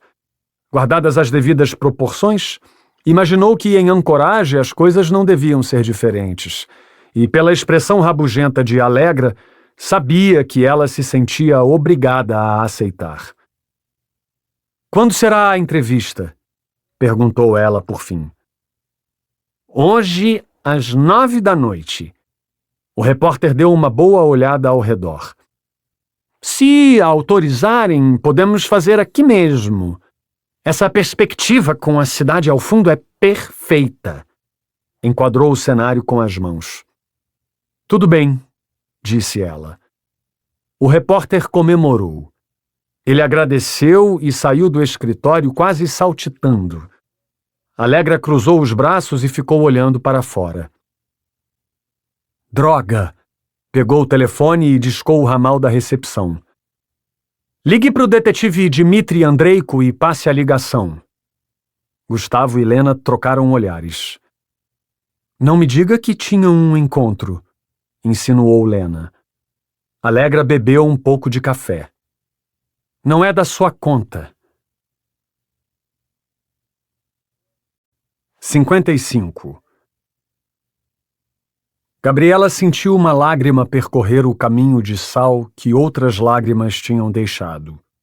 Fechou a boca e respirou pelo nariz. O ar morno com o cheiro de urina fazia o desespero bater na porta da sua alma. "Não vai entrar", dizia para si, num deprimido lamento. "Não vai entrar." Respirou de novo. Sua boca estava seca e rachada. Tentou engolir saliva, mas mesmo aquilo tinha parado de descer. Já bebera toda a água. No canto da caixa, restavam apenas as garrafas vazias. Ela deveria tê-las racionado. Sentiu-se culpada da própria desgraça. Mas o que poderia ter feito? Tinha passado a última hora gastando energia, esforçando-se para sair. "Preciso de água." Teve vontade de gritar a plenos pulmões, fazendo com que o mundo todo escutasse e soubesse onde estava. Manteve a calma. De nada adiantaria fazer aquilo. Havia algum tempo colocar em prática um novo plano. Colar as costas contra uma das paredes da caixa, apoiar os pés na outra e empurrar com toda a força. 3, 4, 5... gemia. Os dentes rangiam. 7, 8, 9... Contava mentalmente cada segundo que aguentava até que seus músculos começassem a doer. 10... Descansava enquanto a dor diminuía. Repetiu aquele movimento dezenas de vezes. Àquela altura, quase à beira da exaustão, gotas de suor escorriam pelo seu rosto. Colocou as mãos no chão, pegajoso de suor e urina. Tentou ajeitar o corpo em alguma posição confortável no pequeno espaço que seu casulo proporcionava. Será que é assim que borboletas se sentem? Não. Borboletas não têm barriga. Tenha calma, bebê. Ela acariciou sua barriga. Vamos dar um jeito de sair daqui. Já perdera a conta de quantos dias haviam passado sem que ninguém descesse, mesmo ela tendo gritado sem parar, imaginando que apareceriam para ordenar que ficasse quieta. O lugar estava silencioso desde que tinha começado a se concentrar nos barulhos. Passos no andar de cima. Um motor elétrico, choro de criança. Tudo cessara havia algum tempo. Gabriela chegou a pensar que tudo só tinha acontecido dentro da sua cabeça. E as coisas ficaram mais difíceis quando cogitou que a tinham deixado para morrer. Sentiu o sangue pulsando nas orelhas. Quanto tempo uma pessoa vive sem água? Certa vez, um programa de televisão dissera que a água era o principal problema para alguém perdido. Um ser humano consegue sobreviver semanas sem comida, mas sem água era diferente. Bastariam alguns dias para que a morte viesse. Quantos dias? Não lembrava. Fechou os olhos e apoiou a cabeça para descansar. Os músculos das coxas espasmavam enquanto Gabriela era dominada por uma sonolência. Esfregou os olhos. Não queria dormir. Fizera quase só isso nos últimos dias. Manteve os olhos abertos, encarando o escuro, pensando em coisa nenhuma. Abertos, fechados, não fazia diferença. Caiu no sono. Muito tempo depois, 3 horas ou mais, despertou de sobressalto ao ouvir alguém abrindo o porão. Com o barulho das chaves veio a claridade de fora, e em menos de 1 segundo tudo escureceu e silenciou novamente. Gabriela prendeu a respiração. Não ouvia nada, mas sentia alguma presença. Deve ser a mulher. O que ela está esperando? Logo o medo tomou conta dela. E se não for ela? Voltou a respirar. E se for ele? Era esquisito sentir tanto pavor de alguém que nem conhecia. Quem está aí? Arriscou Gabriela. Shhh! Assoprou alguém. Vai incomodar as crianças. Gabriela sentiu um peso sendo tirado das costas. Por favor, estou sem água, reclamou numa voz sofrível. Eu e o bebê vamos morrer. O porão voltou ao silêncio. Olá, chamou Gabriela. Você está aí? A mulher começou a cochichar para si. O bebê vai morrer sem água e ele não vai gostar. Mas vai me machucar se descobrir que eu vim aqui. Ele não vai descobrir. Ele está na floresta e não vai voltar tão cedo. Só estou pedindo um copo d'água, implorou Gabriela. Coitada, ela só quer um pouco de água. Gabriela ouviu a mulher se afastar. Alguma coisa caiu, foi difícil identificar o quê. Ouviu a torneira e a água escorrendo. Vibrou. Tinha conseguido. Usando a ponta dos dedos, massageou os músculos das coxas. Queria estar preparada para quando a mulher abrisse a caixa. Não podia perder aquela chance. Talvez fosse a única. O barulho da água parou e a mulher aproximou-se. Gabriela apoiou as mãos no chão e dobrou os joelhos. Quando a mulher abrisse o cadeado, ela empurraria com toda a força e correria. Antes de engravidar, tinha feito um semestre de atletismo no colégio. Ainda lembrava-se das dicas que o treinador dera de como conseguir uma boa arrancada. Obrigada por fazer isso, disse ela com uma voz meiga, temendo que a mulher desistisse na última hora. O barulho de um pino metálico sendo desencaixado no alto da caixa fez o coração de Gabriela disparar. Ela colou o ouvido na madeira. Quando a tampa abriu, ela levantou empurrando tudo. O copo de vidro despedaçou no chão. Gabriela ficou em pé e sentiu o ar fresco entrando nos pulmões. Liberdade! Derrubou a mulher e correu em direção a um filete de luz que vinha da fresta inferior de uma porta. Abriu. A claridade da lâmpada inundou o porão. O piso era de madeira e havia compotas de frutas cristalizadas em estantes suspensas nas paredes. Não faça isso, eu só queria ajudar, suplicou a mulher. Ele vai me machucar quando descobrir. Ficou em posição fetal no chão, chorando de soluçar. Gabriela bateu a porta atrás de si e subiu a escadaria até uma cozinha com mesa de madeira, fogão a lenha e um velho rádio em cima da geladeira. Sentiu uma pontada na barriga. No fim do corredor, crianças de diversas idades brincavam em cima do tapete. Um menino loiro levantou quando a viu. A maneira como ele a encarou fez Gabriela sentir calafrios. Sem tempo para pensar, ela abriu a porta dos fundos. Era noite, fazia frio e não havia lua. Para onde quer que olhasse, só enxergava árvores. Respirou fundo. Liberdade. E correu o mais rápido que pôde, torcendo para que a escuridão acobertasse seus rastros. 56. Anchorage, Alasca. 3 de janeiro de 1994. Gustavo esperou que alguém o instruísse sobre o que deveria fazer assim que chegasse ao estúdio improvisado. Nas últimas horas, ele estivera ocupado lendo as perguntas que seriam feitas e decorando as respostas. Além disso, tinha visitado um barbeiro e 2 lojas de departamento para comprar um terno. Odiava microfones e câmeras, mas já que não tivera como recusar, resolveu vestir-se com elegância. No meio da sala, próximos da gigante logomarca da CNN, Alegra e o repórter gorducho conversavam, não muito amigavelmente, ao que parecia. Alegra vestia um terninho preto e calçava sapatos de salto.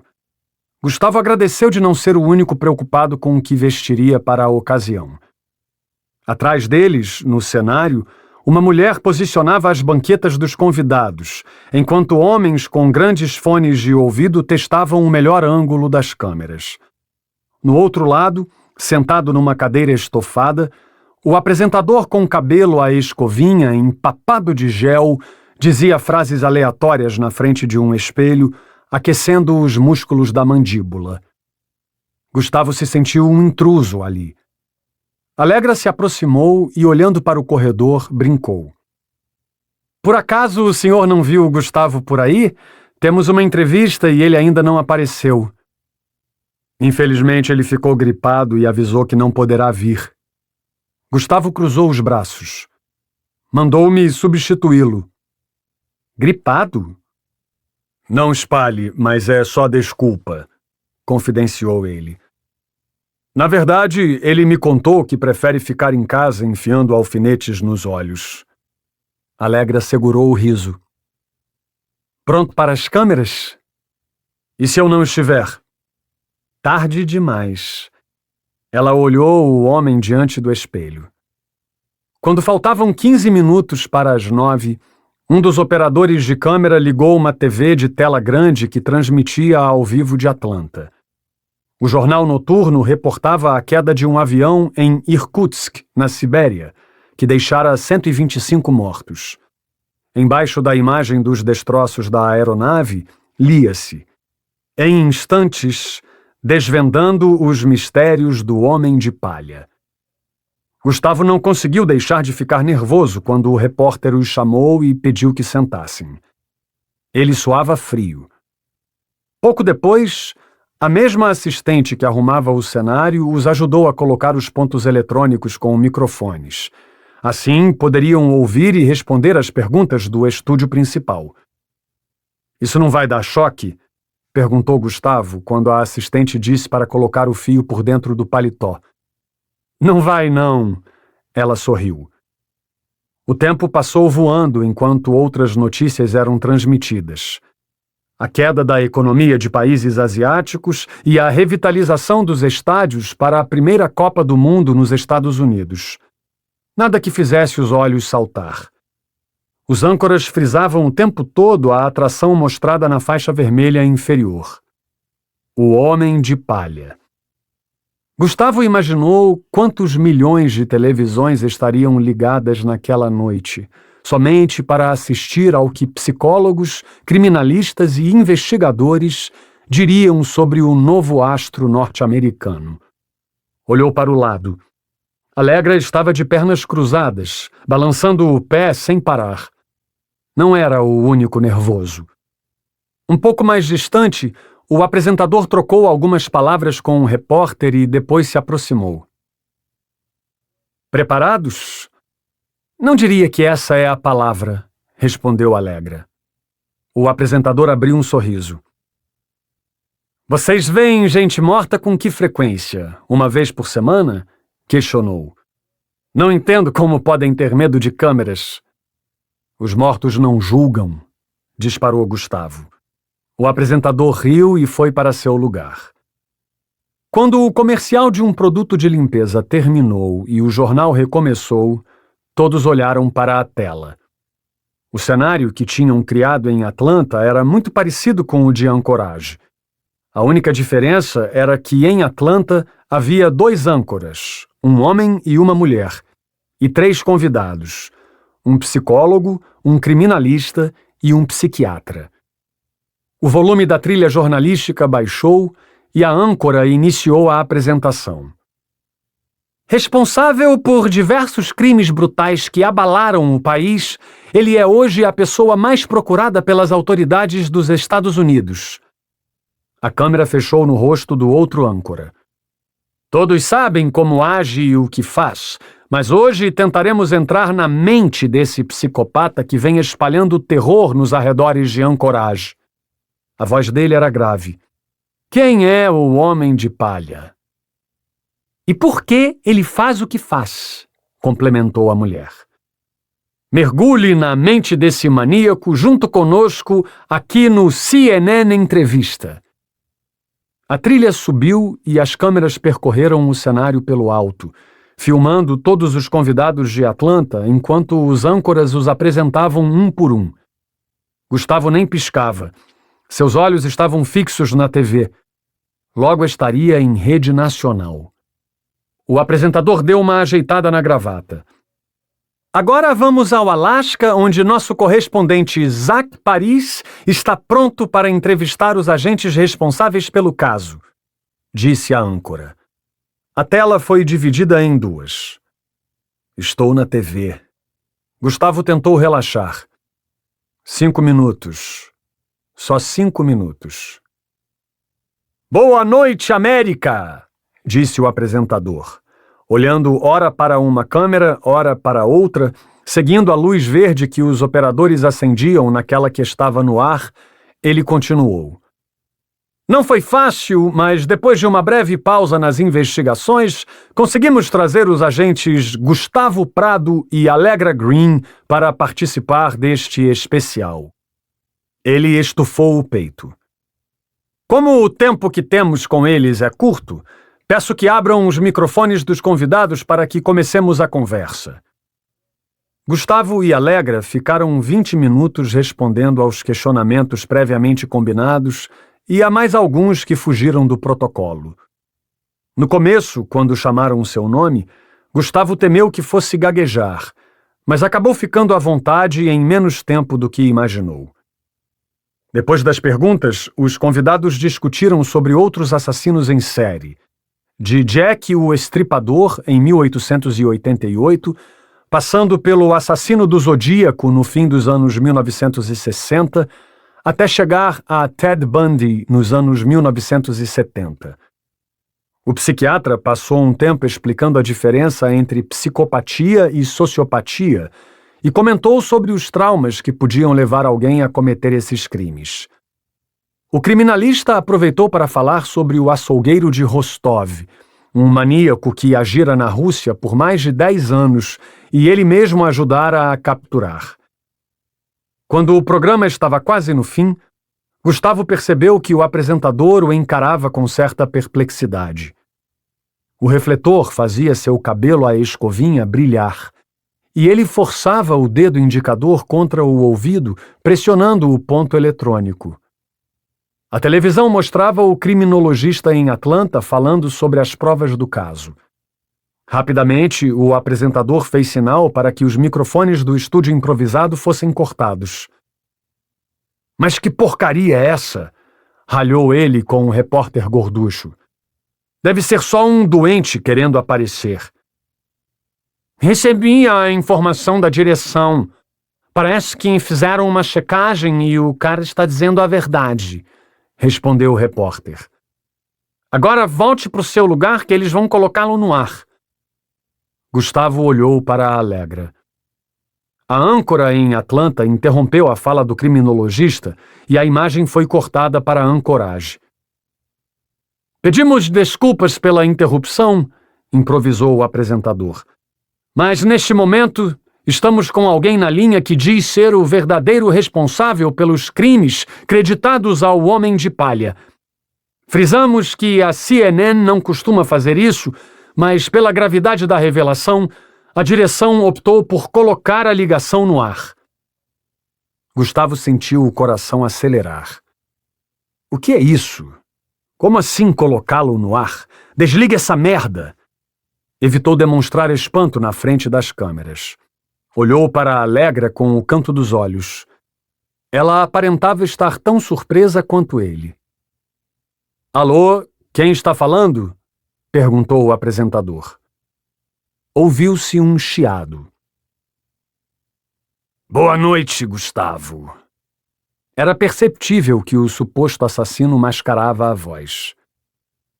Bom saber que sua ferida está melhorando. Gustavo olhou para o próprio braço escorado na banqueta.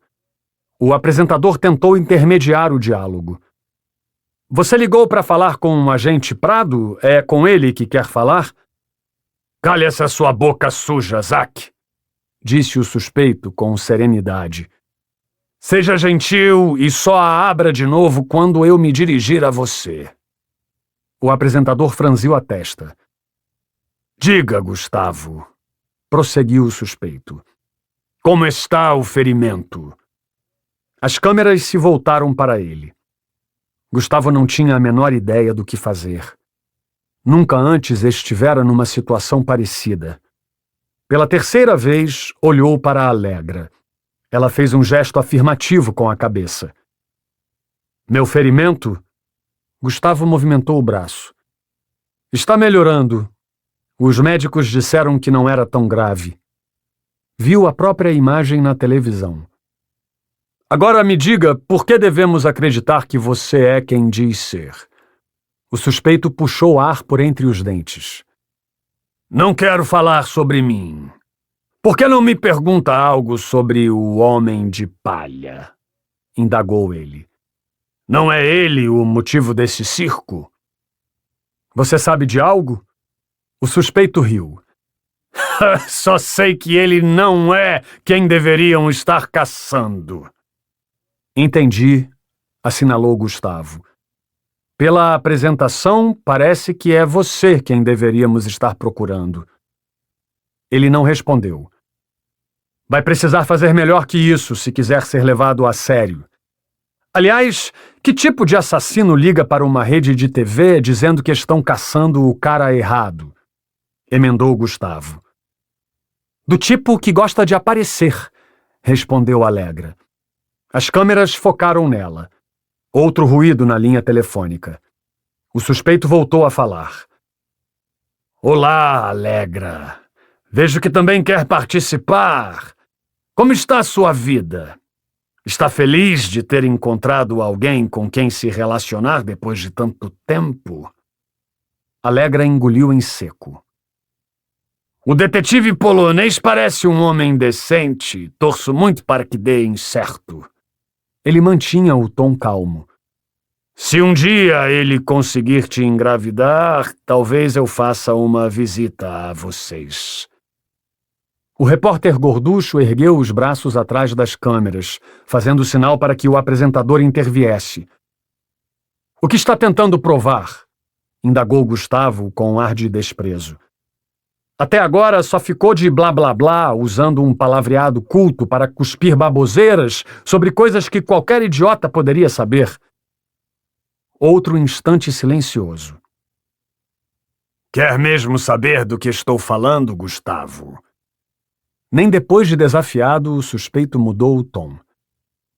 Tomem o local onde encontraram Elsa Ruger como ponto de partida para nossa caça ao tesouro. Siga 3 quilômetros pela autoestrada e vai encontrar um caminho de terra à esquerda. Só existe ele por ali, não tem como errar. Continue nele até chegar ao riacho e vá costeando-o na direção oeste. Deixei uma coisa lá alguns meses atrás, revelou. Levem pás e enxadas. Vão precisar. Não é você quem está no comando. E desligou. 57. Um helicóptero da polícia sobrevoava a montanha quando Gustavo e Alegra estacionaram no fim da estrada de terra, atrás dos furgões da imprensa. Antes de abrir a porta, viram um aglomerado de pessoas com câmeras e microfones tentando transpor a barreira policial. Há muita gente aqui. Gustavo olhou para as fitas amarelas que os flashes iluminavam na escuridão. Chegaram depressa, comentou Alegra. O país inteiro assistiu. Gustavo saiu da viatura e acelerou o passo quando 2 repórteres vieram na sua direção. Enterrando o sapato na neve, ele caminhou até a faixa de isolamento. Não precisou mostrar a identificação para que o deixassem passar.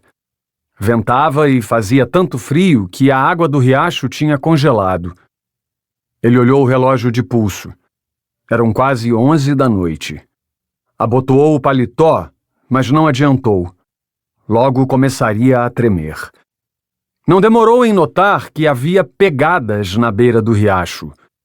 O azul e o vermelho do alerta das viaturas faziam as árvores, que se curvavam sob o peso da neve, parecerem ter vida própria. Tinha muita gente aqui quando chegaram? Perguntou para um dos policiais que compunha a barreira. Alguns moradores encontraram um local antes que pudéssemos impedir, informou o policial. Todos foram retirados assim que chegamos. A maioria está aqui há pouco tempo. Gustavo murmurou algo e olhou em direção ao oeste. A trilha de pegadas seguia para além de onde as luzes alcançavam. Pode me emprestar a lanterna? O policial enfiou a mão no cinto. Uma rajada de vento passou assobiando, fazendo flocos de neve rodopiarem em todas as direções. Gustavo sentiu o ar gelado da tundra penetrar nos poros do rosto. Deu 2 tapas em cada lado, como fazia sempre que acordava, e começou a caminhar costeando a água. Quando se afastou o suficiente para que o burburinho dos curiosos ficasse inaudível, acendeu a lanterna. Alegra vinha atrás, acompanhando-o de perto, ambos guiados pelo mesmo feixe de luz que mal iluminava a trilha. Continuaram seguindo as pegadas. Em alguns pontos, a neve estava bastante fofa, o que os obrigava a avançar com esforço. As copas das árvores escondiam as estrelas. Sabe no que estive pensando? Alegra quebrou o silêncio. No que motivou o cara a querer falar com você? Gustavo manteve a lanterna apontada para a frente. Sei lá, talvez seja da cidade. Talvez. Alegra interrompeu o passo. O que foi? Gustavo olhou por sobre o ombro. Não tenho certeza. Ela abaixou a cabeça. Será que pode ter alguma coisa a ver com Claire? Por que está perguntando isso? Ele falava com dificuldade. Lena estava investigando os desaparecimentos e o nome dela apareceu. Quando vimos o arquivo, descobrimos que era sua noiva, explicou. Imagino que deva ter sido difícil e não quero fazê-lo voltar ao pior momento da sua vida, mas há coisas de que preciso saber. Gustavo voltou a caminhar. Seus pensamentos se voltaram a Claire, para todos os laços que o prenderiam a ela para sempre. Foram anos de relacionamento e incontáveis lembranças. Os sussurros de noite, as piadas sem graça e os jantares queimados. Pequenos detalhes que unem 2 vidas. Foram crianças juntos e amadureceram juntos, até aquele passeio na mata. Não foi nosso cara que a matou, se é isso que quer saber, respondeu ele. O pai dela reconheceu o corpo. Claire foi morta por um urso. Talvez tenha sido até um dos que ela ajudou a proteger. Sinto muito. Não precisa, já faz bastante tempo. Gustavo iluminou as pegadas. Desculpe ter tocado no assunto, mas eu precisava. Tudo bem. Ele tornou a olhar para trás, mostrando que não havia ressentimento. Eu sabia que cedo ou tarde você iria descobrir. Continuaram em silêncio, seguindo o riacho congelado que serpenteava de um lado para outro, até que ouviram um latido no meio da mata. Apressaram o passo. Mais à frente, avistaram o movimento das lanternas dos oficiais que tinham chegado antes. 3 agentes de outra equipe, que vestiam jaquetas azuis com um bordado amarelo nas costas, cercavam uma cova rasa ao lado de raízes. 2 policiais locais removiam terra do buraco, enquanto o fotógrafo registrava os detalhes da cena. No local também estava um integrante da patrulha canina segurando firme a coleira de Paul, que latia e puxava a corrente para o bosque. Alarme falso? Gustavo viu a cova vazia. É o que parece, respondeu um oficial com gorro de 3 pontas. Como sabiam que esse era o lugar? Não sabíamos. O oficial pegou um cigarro.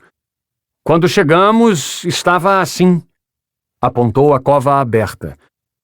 O buraco já estava feito. Os rapazes só estão cavando para garantir que não tem nada aí dentro. Gustavo direcionou a lanterna para as árvores. Vasculharam a área? Uma olhada preliminar, mas não encontramos nada. Um dos moradores disse que não há cabanas ou fazendas por perto, então vamos esperar amanhecer para fazer uma busca. Gustavo assentiu. Quando chegaram, notou se tinha neve no buraco? Uma quantidade razoável. O oficial meneou a cabeça e riscou um fósforo para acender o cigarro. Quem quer que tenha aberto essa cova deve ter feito isso dias atrás. Alegra se aproximou do monte de terra deixado pelos policiais que cavavam. Gustavo a iluminou. Ela se agachou e pegou com cuidado algo enfiado no monte. Balançou a cabeça. Vocês precisam ter mais cuidado quando mexem em cenas de crime. Olhou para os policiais com as pás. Se eu não tivesse visto, essa coisa passaria despercebida. Os agentes entreolharam-se.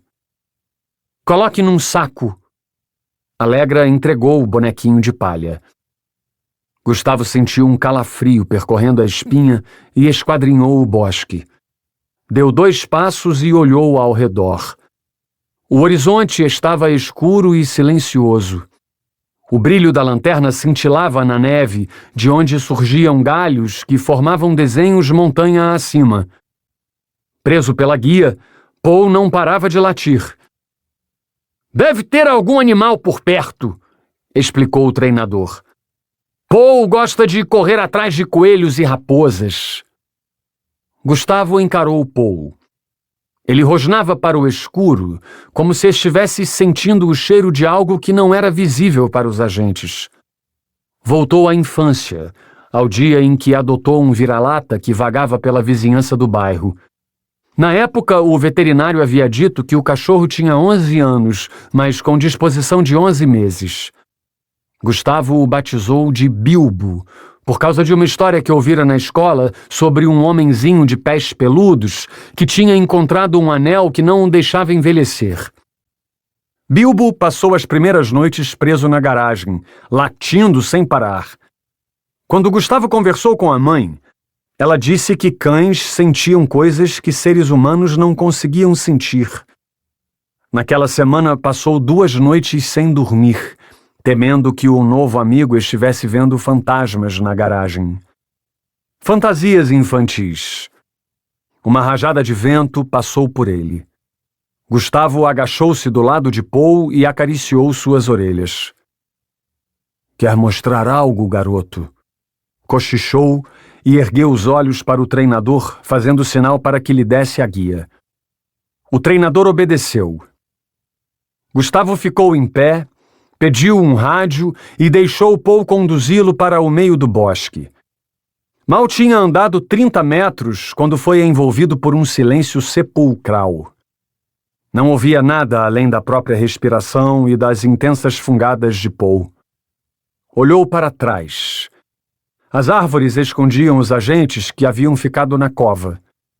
Por precaução, sacou o revólver. Quando varreu o chão com a lanterna, não enxergou pegadas, marcas ou trilhas. Respirou fundo, deixando o ar gelado penetrar nos pulmões. Estar isolado no escuro com uma lanterna não o fazia sentir-se mais seguro. Paul parou de repente, encarando o lado oposto do riacho. Farejou algo. Pegadas. Não recentes, mas ainda assim pegadas. A camada de gelo que recobria o riacho quebrou quando Gustavo tentou atravessá-lo. Porcaria! Uma porção de água entrou nos seus sapatos, ensopando a meia. Balançou o pé no ar. Paul voltou a latir quando se aproximaram de uma clareira onde o brilho das estrelas se infiltrava.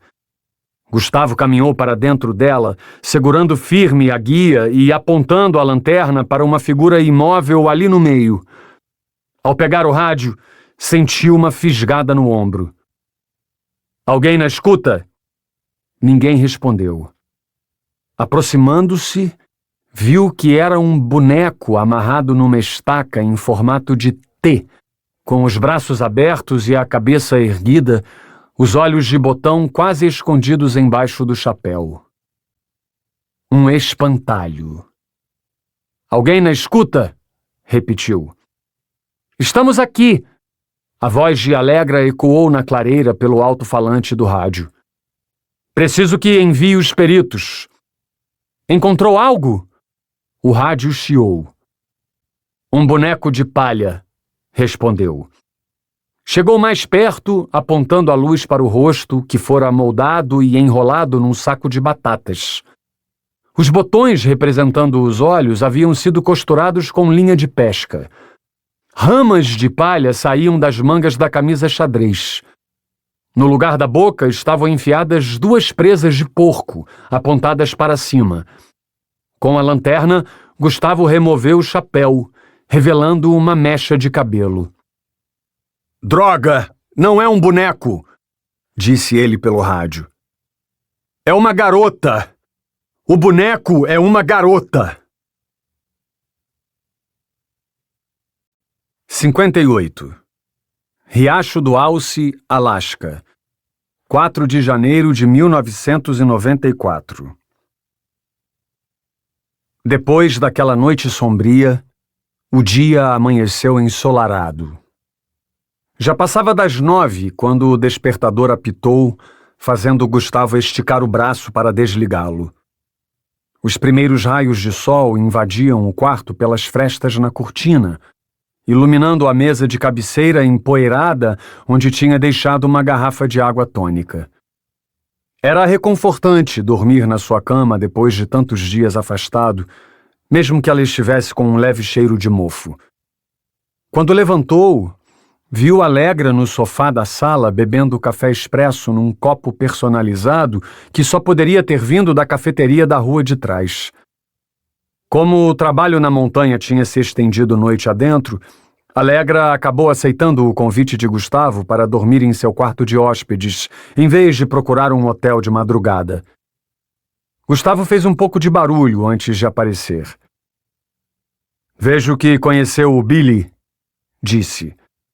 Alegra coçou atrás da orelha.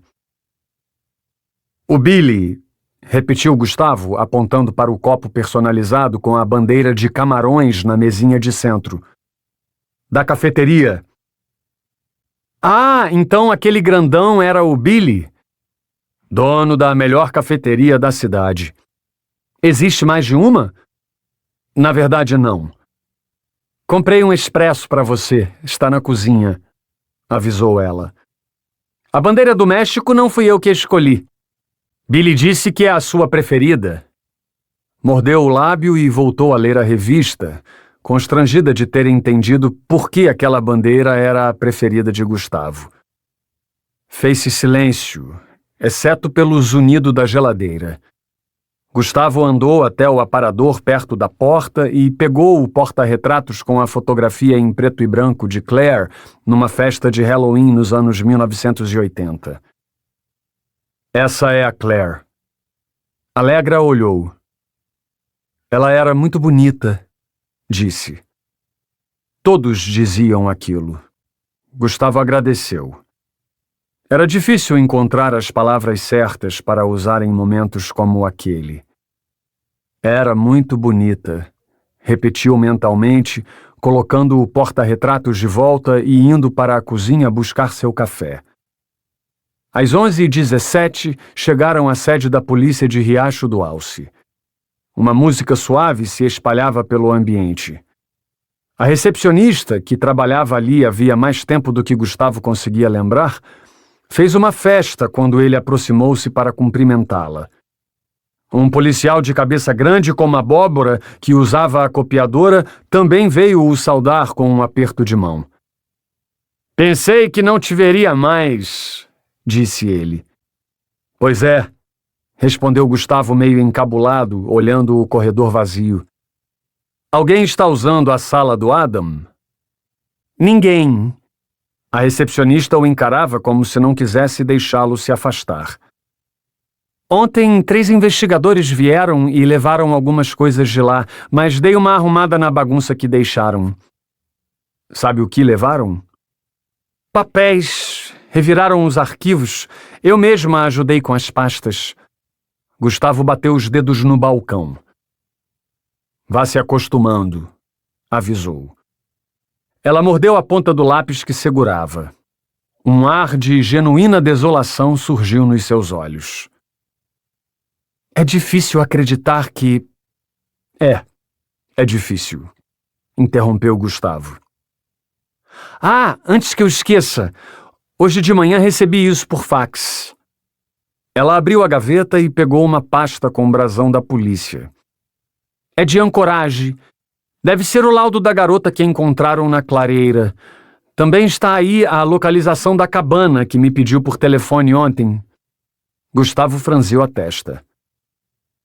Eu não pedi nada ontem de manhã, disse. Ela recuou. Bem, alguém ligou de Anchorage ontem, explicou afobada.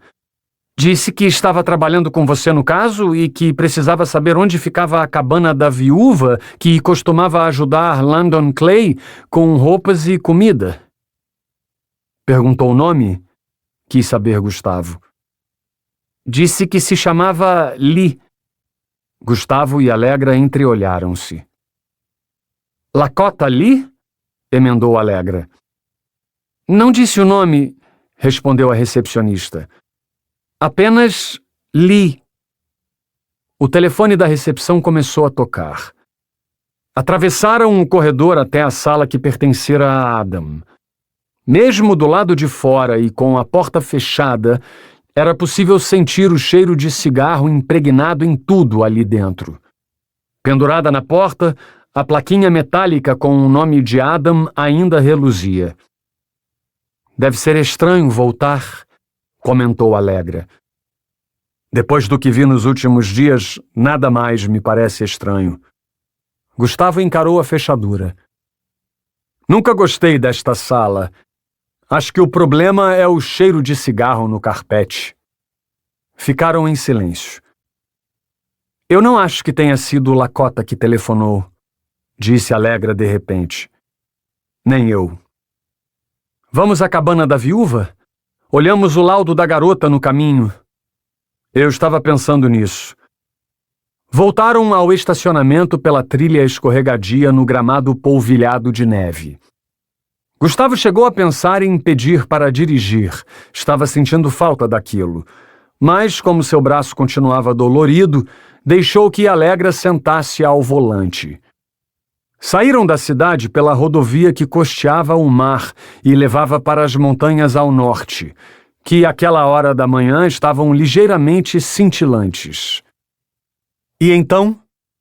Allegra olhou de relance para o lado. Gustavo estava com a pasta sobre as coxas, folheando o laudo da autópsia e lendo trechos dele. Confirmaram que era Mary Aubameyang, a garota que desapareceu no caminho para a faculdade 2 anos atrás, revelou ele. Calculam que a morte ocorreu há cerca de 6 meses, embora o corpo esteja bem preservado. O legista usou o termo taxidermia contemporânea. Alegra expressou desânimo. Aqui diz que arrancaram os olhos dela e no lugar costuraram botões. Os órgãos foram removidos e a caixa torácica recheada com palha. Um corte abdominal indica que passou por cesárea. Linha de pesca foi usada na costura. A criança foi removida e colocaram um boneco no lugar. Jogou a pasta no banco de trás. Ficaram em silêncio. Gustavo estava perturbado, olhando para as árvores na beira da estrada, cujos troncos surgiam e ficavam para trás à medida que a viatura avançava montanha acima. Você acha que o cara da TV falou a verdade? Indagou Alegra. Quero dizer, ele sabia que o corpo estava no bosque e disse que estamos caçando a pessoa errada. Gustavo continuou olhando para as árvores. Então quem é a pessoa certa? Questionou. Vire na próxima direita, a cabana é por ali. Embora o sol brilhasse, ainda havia resquícios do gelo noturno na estrada de terra. O caminho repentinamente começou a estreitar e a serpentear conforme eles entravam mais fundo na floresta. Por fim, chegaram a um local plano, de onde conseguiam enxergar o clarão magnífico do sol entre as poucas nuvens que repousavam à distância. Na outra margem descampada, rente às escarpas de uma elevação, uma cabana humilde que parecia desabitada soltava fumaça pela chaminé. De tão antiga, ela pendia para o lado, pronta para cair ao primeiro sopro. Saíram da viatura e Gustavo seguiu na frente, aproximando-se de uma pilha de madeira deixada para secar ao sol. Olhou ao redor. Não fosse a fumaça, teria dado meia volta. A cabana parecia totalmente abandonada. Contornaram uma bétula anã plantada no meio do caminho e viram alguém empunhando um machado nos fundos. Lascas de lenha voavam para os lados toda vez que o machado acertava a madeira com um barulho seco. "Bom dia!" gritou Gustavo. A velha, vestida com pele de lobo, olhou para trás. Ela tinha um rosto comprido e ossudo, uma cicatriz abaixo da orelha e era cega de um olho. As rugas da sua testa eram profundas e as costas curvadas. Sem responder, ela pegou outro pedaço de madeira e recuou, erguendo o machado acima da cabeça. "Senhora, somos da polícia", insistiu Alegra. "Estamos aqui para conversar sobre Landon Clay." A velha interrompeu o movimento. "Landon está morto", disse rispidamente. "Deveriam ter se preocupado com ele quando estava vivo." Acertou a madeira, dividindo-a em duas e atirou-as num monte. "A senhora poderia falar conosco um minuto?" Alegra tentava esconder a irritação. "É importante." A velha inflou o peito, cravou o machado em um toco cerrado e sentou numa banqueta. Mas antes lançou um olhar típico de velhos que são interrompidos durante uma tarefa. "Estão aqui para saber do homem que mata as garotas?" "Sabe algo sobre ele?" Alegra mostrou interesse. A velha olhou para o monte de lenha. "Não sei de muita coisa, mas imagino por que chegaram ao nome do Landon." Sua voz denunciava sofrimento. "Eu soube que esse bandido empalha as garotas como animais." "É mais ou menos isso." "Eu não tenho televisão, doutora, mas as notícias chegam aqui no seu tempo. Demoram, mas chegam." continuou a velha. Landon empalhava coisas. Algumas semanas antes de morrer, ele fez um corvo e me deu de presente. Posso buscar se quiserem ver. Houve uma rápida troca de olhares. Não será preciso, comentou Allegra. Mas o Landon não pode estar fazendo isso com as garotas, não é? Ele está morto. Está me perguntando se acredita em fantasmas? Você acredita? Com certeza acredito. Vejo muitos na floresta. A velha levantou e começou a recolher a lenha. Mas também tenho certeza de que não é um fantasma que está fazendo essas coisas com as garotas. O sol a pino inflamava a montanha. Sentindo o corpo aquecido, Gustavo endireitou as costas e olhou para o horizonte, onde o verde das árvores contrastava com o azul do céu. Sabe se Landon mantinha contato com alguém que fazia o mesmo tipo de trabalho? Ele apoiou a perna no toco onde o machado estava cravado. Um conhecido ou um amigo? Ele não tinha amigos, doutor. Eu era a única que conversava com ele. Vocês da cidade implicavam e davam apelidos. Ele não conseguia nem ficar meia hora no mercado sem que alguém telefonasse para a polícia. Gustavo engoliu em seco. Sentiu-se culpado. Não costumava compartilhar dos apelidos, embora imaginasse quanto aquilo e as ligações para a polícia infernizassem a vida de Landon.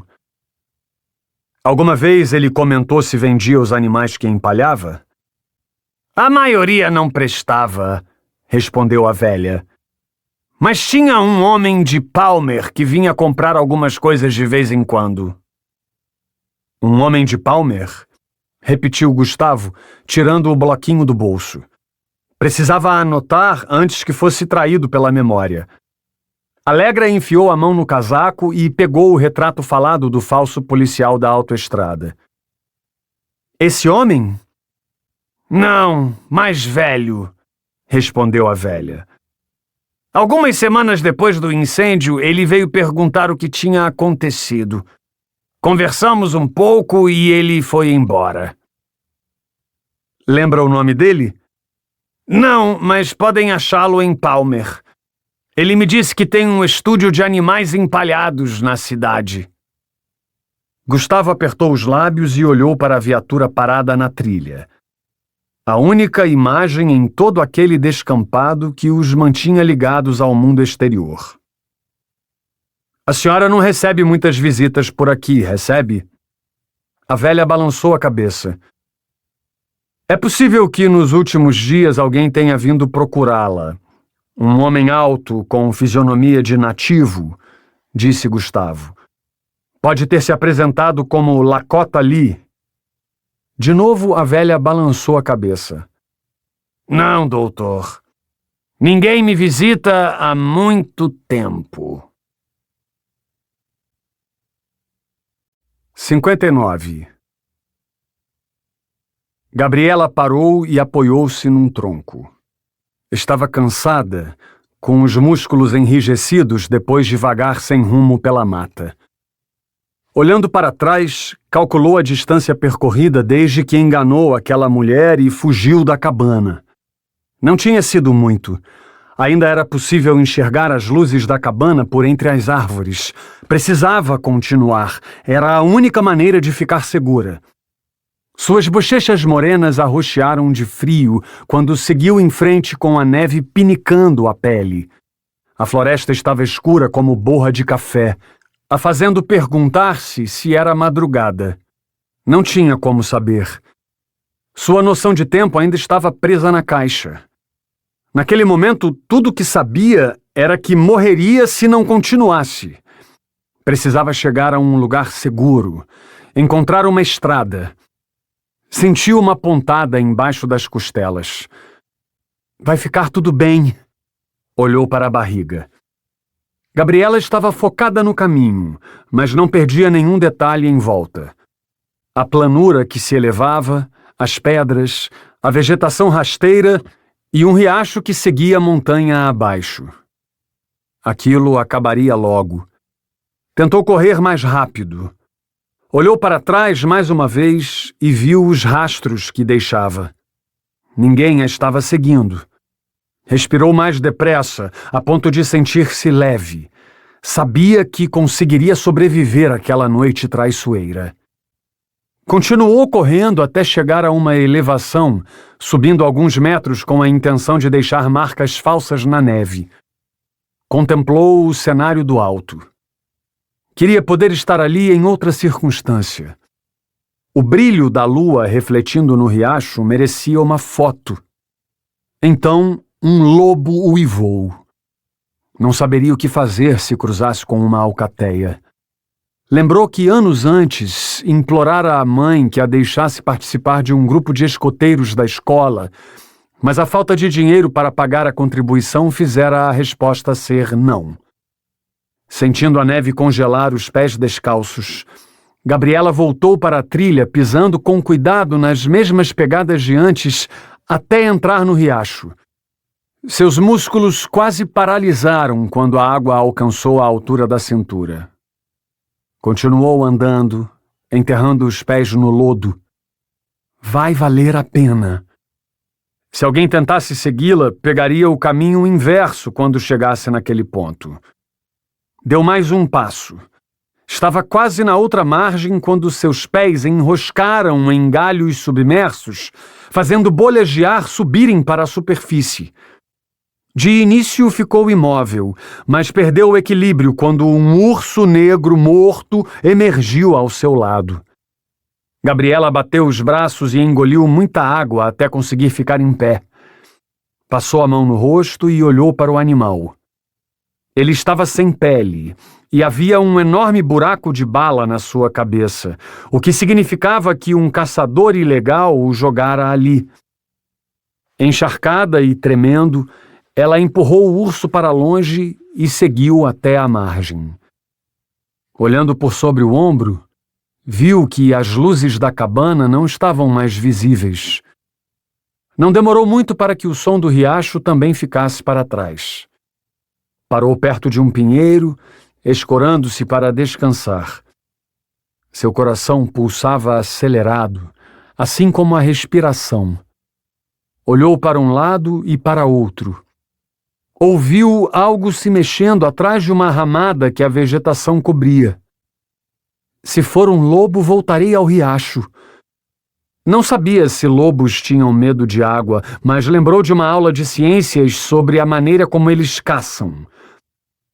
Lobos não ficam espreitando em arbustos. Isso é coisa de felinos. Eles simplesmente atacam. As palavras da professora soavam vivas na sua memória. Prendeu a respiração e ficou imóvel, até perceber que era o vento que balançava a ramada. Continue, disse para si mesma. A neve parecia estar mais espessa a cada passo, a ponto de Gabriela quase não conseguir sentir os pés. Ela conhecia pessoas que tiveram os dedos amputados depois de passar muito tempo no gelo, mas tentou não pensar naquilo. Concentrou-se no caminho. Depois de alguns minutos, devido à quantidade de árvores idênticas com que cruzava, pensou que estava andando em círculos. Um verdadeiro desespero a dominou 20 minutos depois, quando ela avistou no horizonte uma cabana iluminada.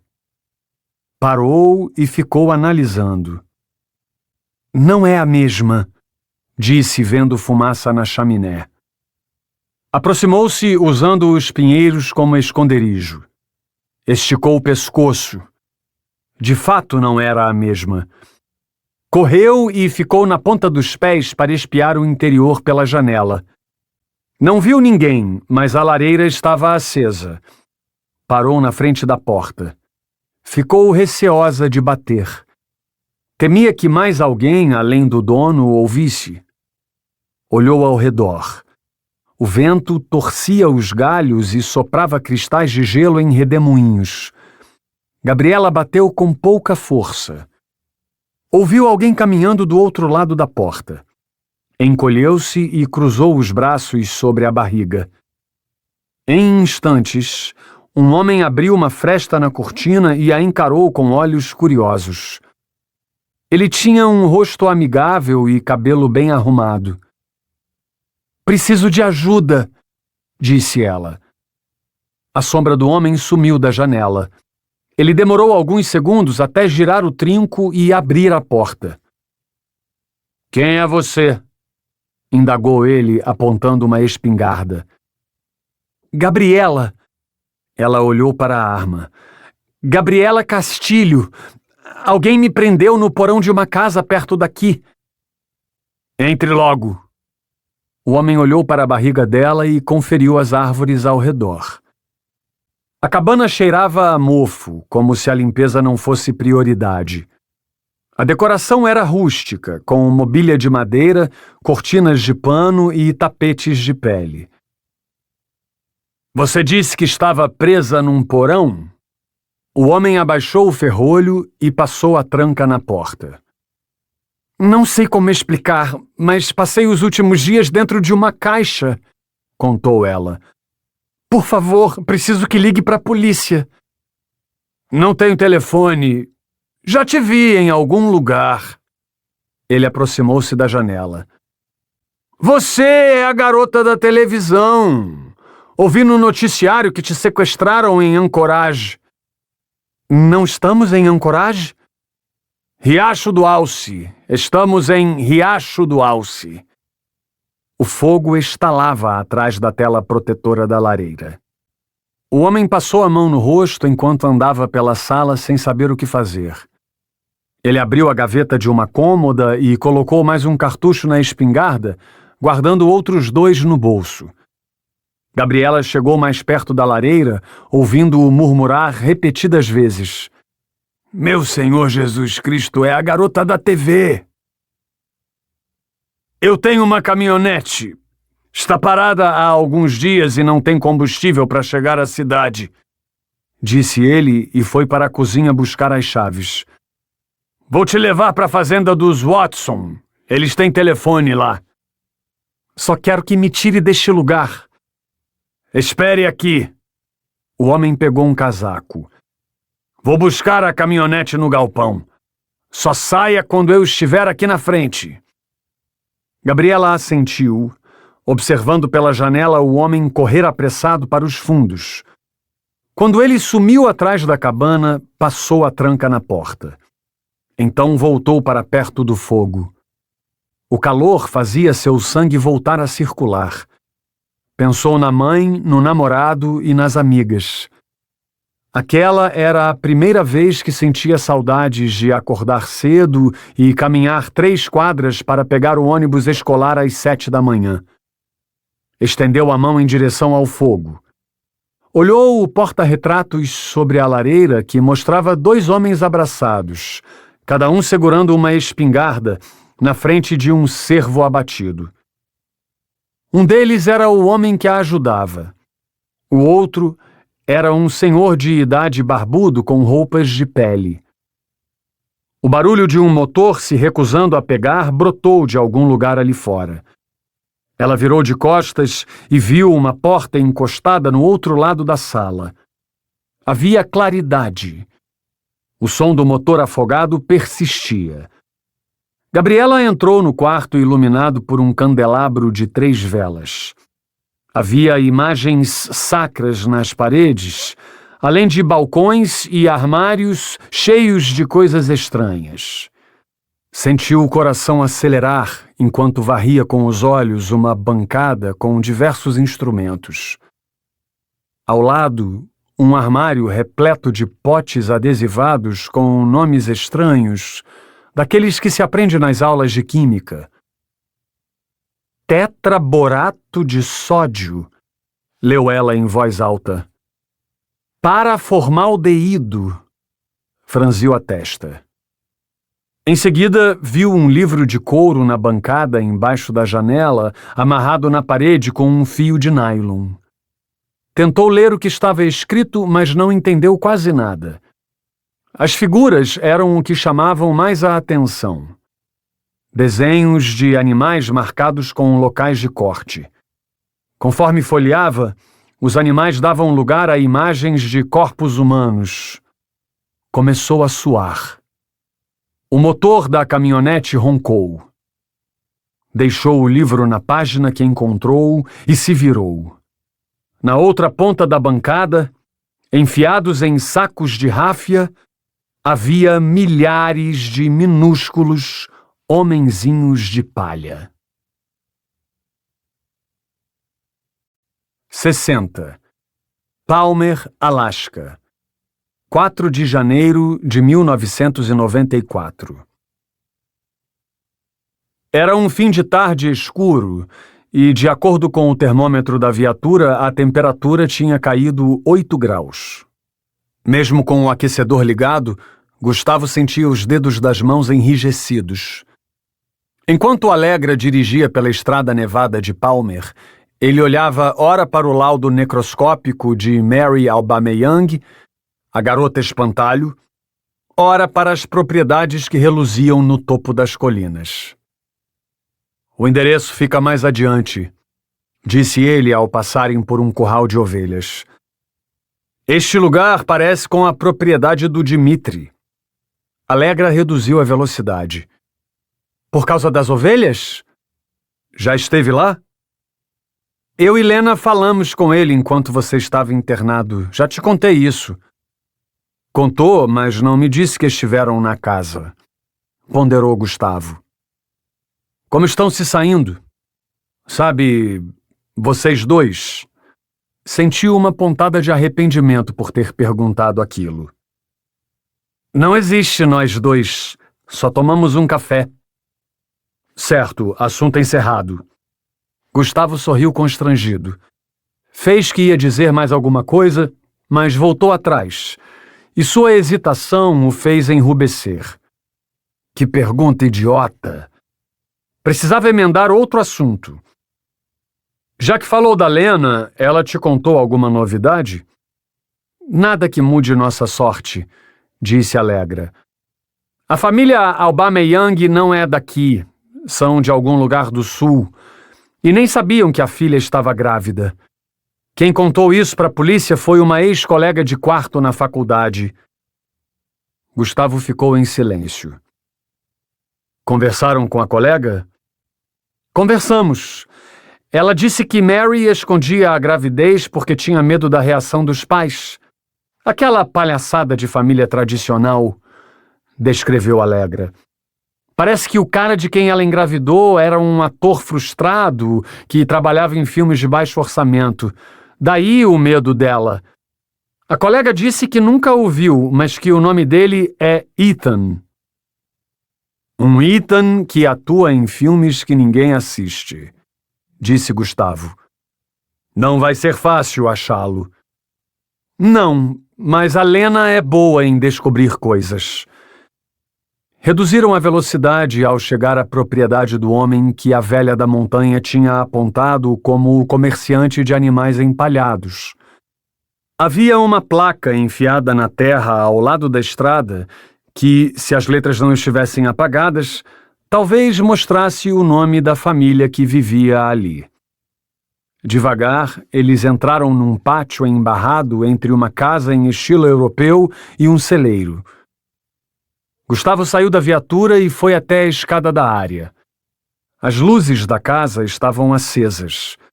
Mesmo com a temperatura abaixo de zero, o cheiro do esterco das ovelhas pairava forte no ar.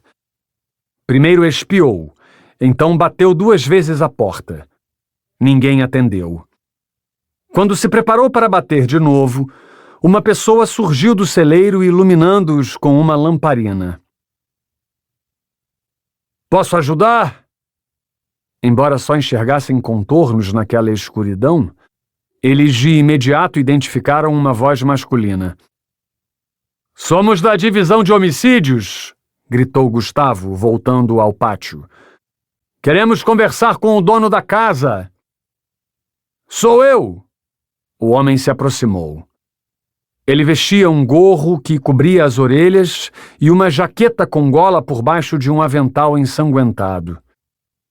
Posso ver a identificação de vocês? Gustavo e Alegra mostraram os distintivos. Ele endireitou a coluna para ler os nomes. Estão aqui por causa do Homem de Palha? Indagou. Gustavo olhou para as mãos sujas de sangue do homem. Ah, desculpe por isso. Ele as limpou no avental. Era difícil dizer o que estava mais sujo. Eu estava trabalhando num papagaio do mar que me trouxeram anteontem. É difícil não se sujar com sangue quando se lida com, sabe, animais mortos. É por isso que estamos aqui, senhor... Miller! Fez um movimento de cumprimento, mas voltou atrás. Mãos sujas. Miller os levou ao celeiro, onde criava suas obras de arte numa sala isolada, separada do resto do edifício. Ali dentro, um odor consistente de produtos químicos acobertou o cheiro de esterco de ovelha. Em cima de uma bancada, jazia a carcaça do papagaio do mar, perto de alguns instrumentos de metal e de um pote de vidro. Mais atrás, no alto de uma prateleira antiga, animais empalhados pareciam encarar os visitantes. — O que acha? Perguntou Miller. — Realmente não sei o que dizer, respondeu Gustavo. — É um belo trabalho, analisou Alegra. Não estamos acostumados com isso, mas é um belo trabalho. Ainda estou com 2 corujas e um salmão no refrigerador esperando. Miller parecia entusiasmado. Tenho que entregá-los no fim deste mês. Gustavo estranhou aquilo. Alguém compra salmão empalhado? Compra! Miller arrastou 2 bancos para que sentassem. E pagam bem. Quando sentou, Gustavo olhou ao redor e ficou um tanto inquieto, fazendo o possível para não olhar nos olhos sem vida de um guaxinim que o encarava. Uma peça tão bem trabalhada nos detalhes que dava para imaginá-la ganhando vida e saltando da prateleira. Depois de tirar o avental, Miller lavou as mãos na mangueira da pia e sentou numa cadeira giratória forrada com plástico filme. E então, qual o motivo da visita? Landon Clay, anunciou Alegra. Descobrimos que você costumava comprar peças que ele fazia. É, nós negociávamos às vezes. Miller ergueu a sobrancelha. De modo geral, ele não era um bom taxidermista, mas quando o assunto era pássaro, ele sabia o que estava fazendo. Parou de falar de repente, apertando os lábios. Permaneceu calado durante alguns segundos, como se tentasse conjurar as palavras.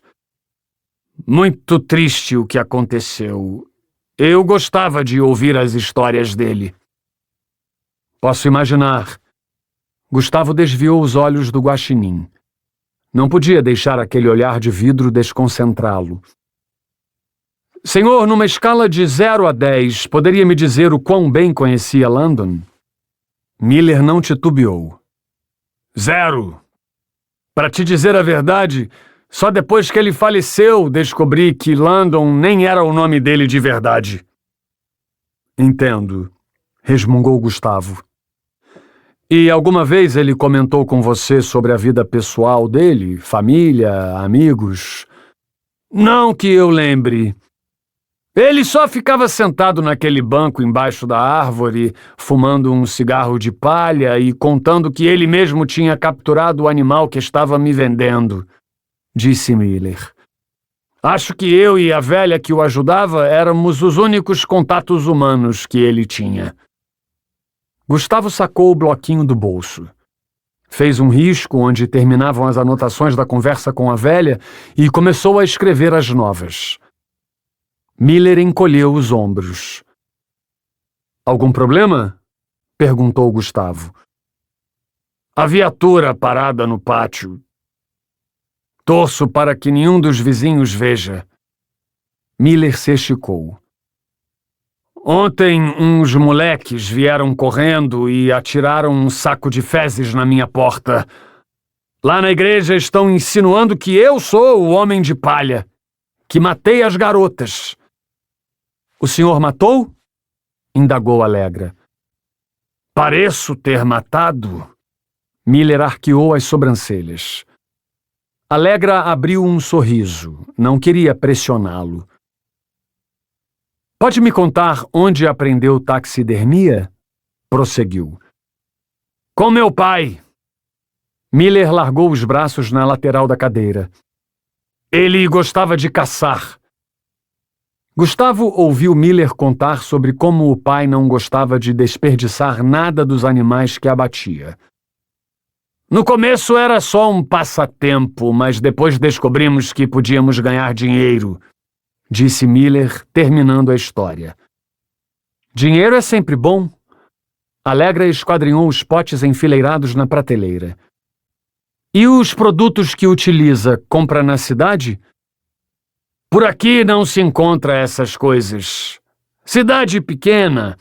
Ia mofar na estante das farmácias. Ele olhou para a prateleira. Alguns eu compro em Anchorage, outros vêm de uma distribuidora do Canadá. Gustavo empertigou-se, pensando ter fisgado uma pista. É preciso alguma autorização para comprá-los? Indagou. Precisar até precisa, mas não é bem assim que a coisa funciona. Eu tenho as autorizações, mas nunca ninguém pediu para ver. Resumindo, o senhor diria que qualquer um pode comprar sem ser rastreado, insinuou Gustavo. É isso aí. De repente, o taxidermista tornou-se tão útil para o avanço da investigação quanto o guaxinim na estante. Sem saída. Gustavo olhou para a Alegra, esperando que ela tomasse a iniciativa de levantar e se despedir, agradecendo a ajuda e sumindo para nunca mais voltar. Não havia nada ali que os ajudaria a desvendar o quebra-cabeça. Miller voltou a falar. Vocês se saíram bem na TV ontem, assisti ao programa. Aliás, já que estamos falando desse assunto, devo dizer que o que me causa mais estranheza não são os produtos, mas sim o enchimento que o assassino usa nos corpos. Gustavo franziu a testa. Por quê? É que há anos não se usa mais palha, revelou Miller. Hoje em dia usamos algodão. É maleável e reduz as chances de deformidades. E isso quer dizer que quem está fazendo isso é uma pessoa de idade. Ou alguém que aprendeu a técnica com uma pessoa de idade. Landon usava palha? Miller fez que sim. 61.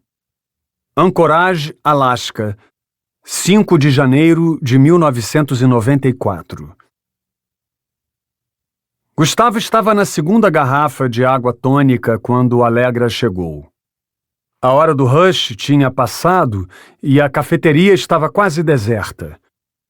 Havia apenas um casal de idosos comendo rosquinhas, além da garçonete e do proprietário, que removia o gelo da calçada com uma mangueira.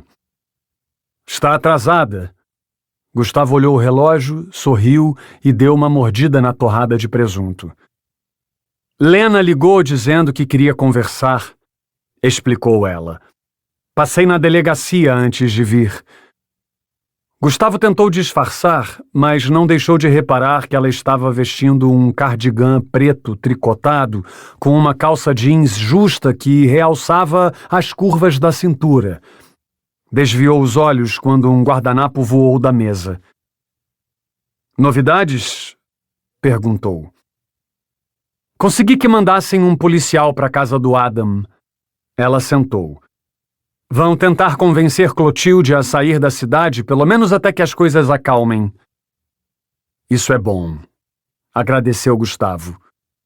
Clotilde não tem culpa de estar no meio dessa merda. Alegra concordou. E o caso da garota mexicana? Prosseguiu Gustavo. Nada de novo, mas a Lena descobriu algo que pode levar à identidade do ex-namorado de Mary. Temos o endereço de alguém que pode saber o nome completo do tal ator. Um amigo? Um diretor de cinema. Dá para acreditar? Gustavo largou a torrada sobre o prato. Como ela descobre essas coisas? Ligou os pontos. É mais esperta do que a gente. Alegra ergueu a mão e pediu um café. Nem sabia que gravavam filmes em Anchorage. Nem eu. De repente, a atenção dos dois se voltou para a calçada, onde o dono da cafeteria ralhava com um morador de rua que passou pedindo comida. Alegra chamou a atenção da garçonete. Dê umas rosquinhas para ele, eu pago. E um copo de café, acrescentou Gustavo. O morador de rua largou seus trapos no chão e abriu um sorriso desdentado de agradecimento. 30 minutos depois de saírem da cafeteria, eles estacionaram a viatura num bairro industrial em frente a um grande portão enferrujado. Gustavo franziu o senho quando viu que o endereço que Lena havia passado era de um galpão abandonado próximo ao pântano. Olhando da rua, dava para ver centenas de coisas espalhadas, de motocicletas que pareciam ter sido incendiadas a uma gigante cabeça de lobisomem com o nariz quebrado. O sol, que acabara de nascer, reluzia nas vidraças quebradas no alto das paredes. Um lugar melancólico que por muito tempo abrigou trabalhadores suados, mas que naquele momento precisava se contentar apenas com o vento entrando pelas janelas quebradas. Saíram da viatura e viram que não havia cadeado no portão de acesso. Gustavo o empurrou com cuidado. Mesmo assim, o ferro soltou um rangido alto. Desviando das poças de gelo, deram uma checada rápida no pátio e entraram por uma porta lateral. O galpão cheirava a urina de rato e era bem estreito, embora devesse ter uns 40 metros de comprimento. Perto da porta havia meia dúzia de pallets empilhados e, ao lado, um baú sem tampa repleto de cartazes de filmes. Outros cartazes estavam pendurados em molduras de madeira, como um que mostrava Darth Vader segurando seu sabre de luz vermelho em Star Wars: O Império Contra-Ataca. Acho que estamos no lugar certo, disse Gustavo apontando para o cartaz. Odeio Star Wars. Alegra fez uma careta. Já assistiu? Ela fez que sim. Assiste de novo, ironizou Gustavo. Deve ter assistido errado. Sobressaltaram-se com um barulho que viera detrás da parede, na outra extremidade do edifício.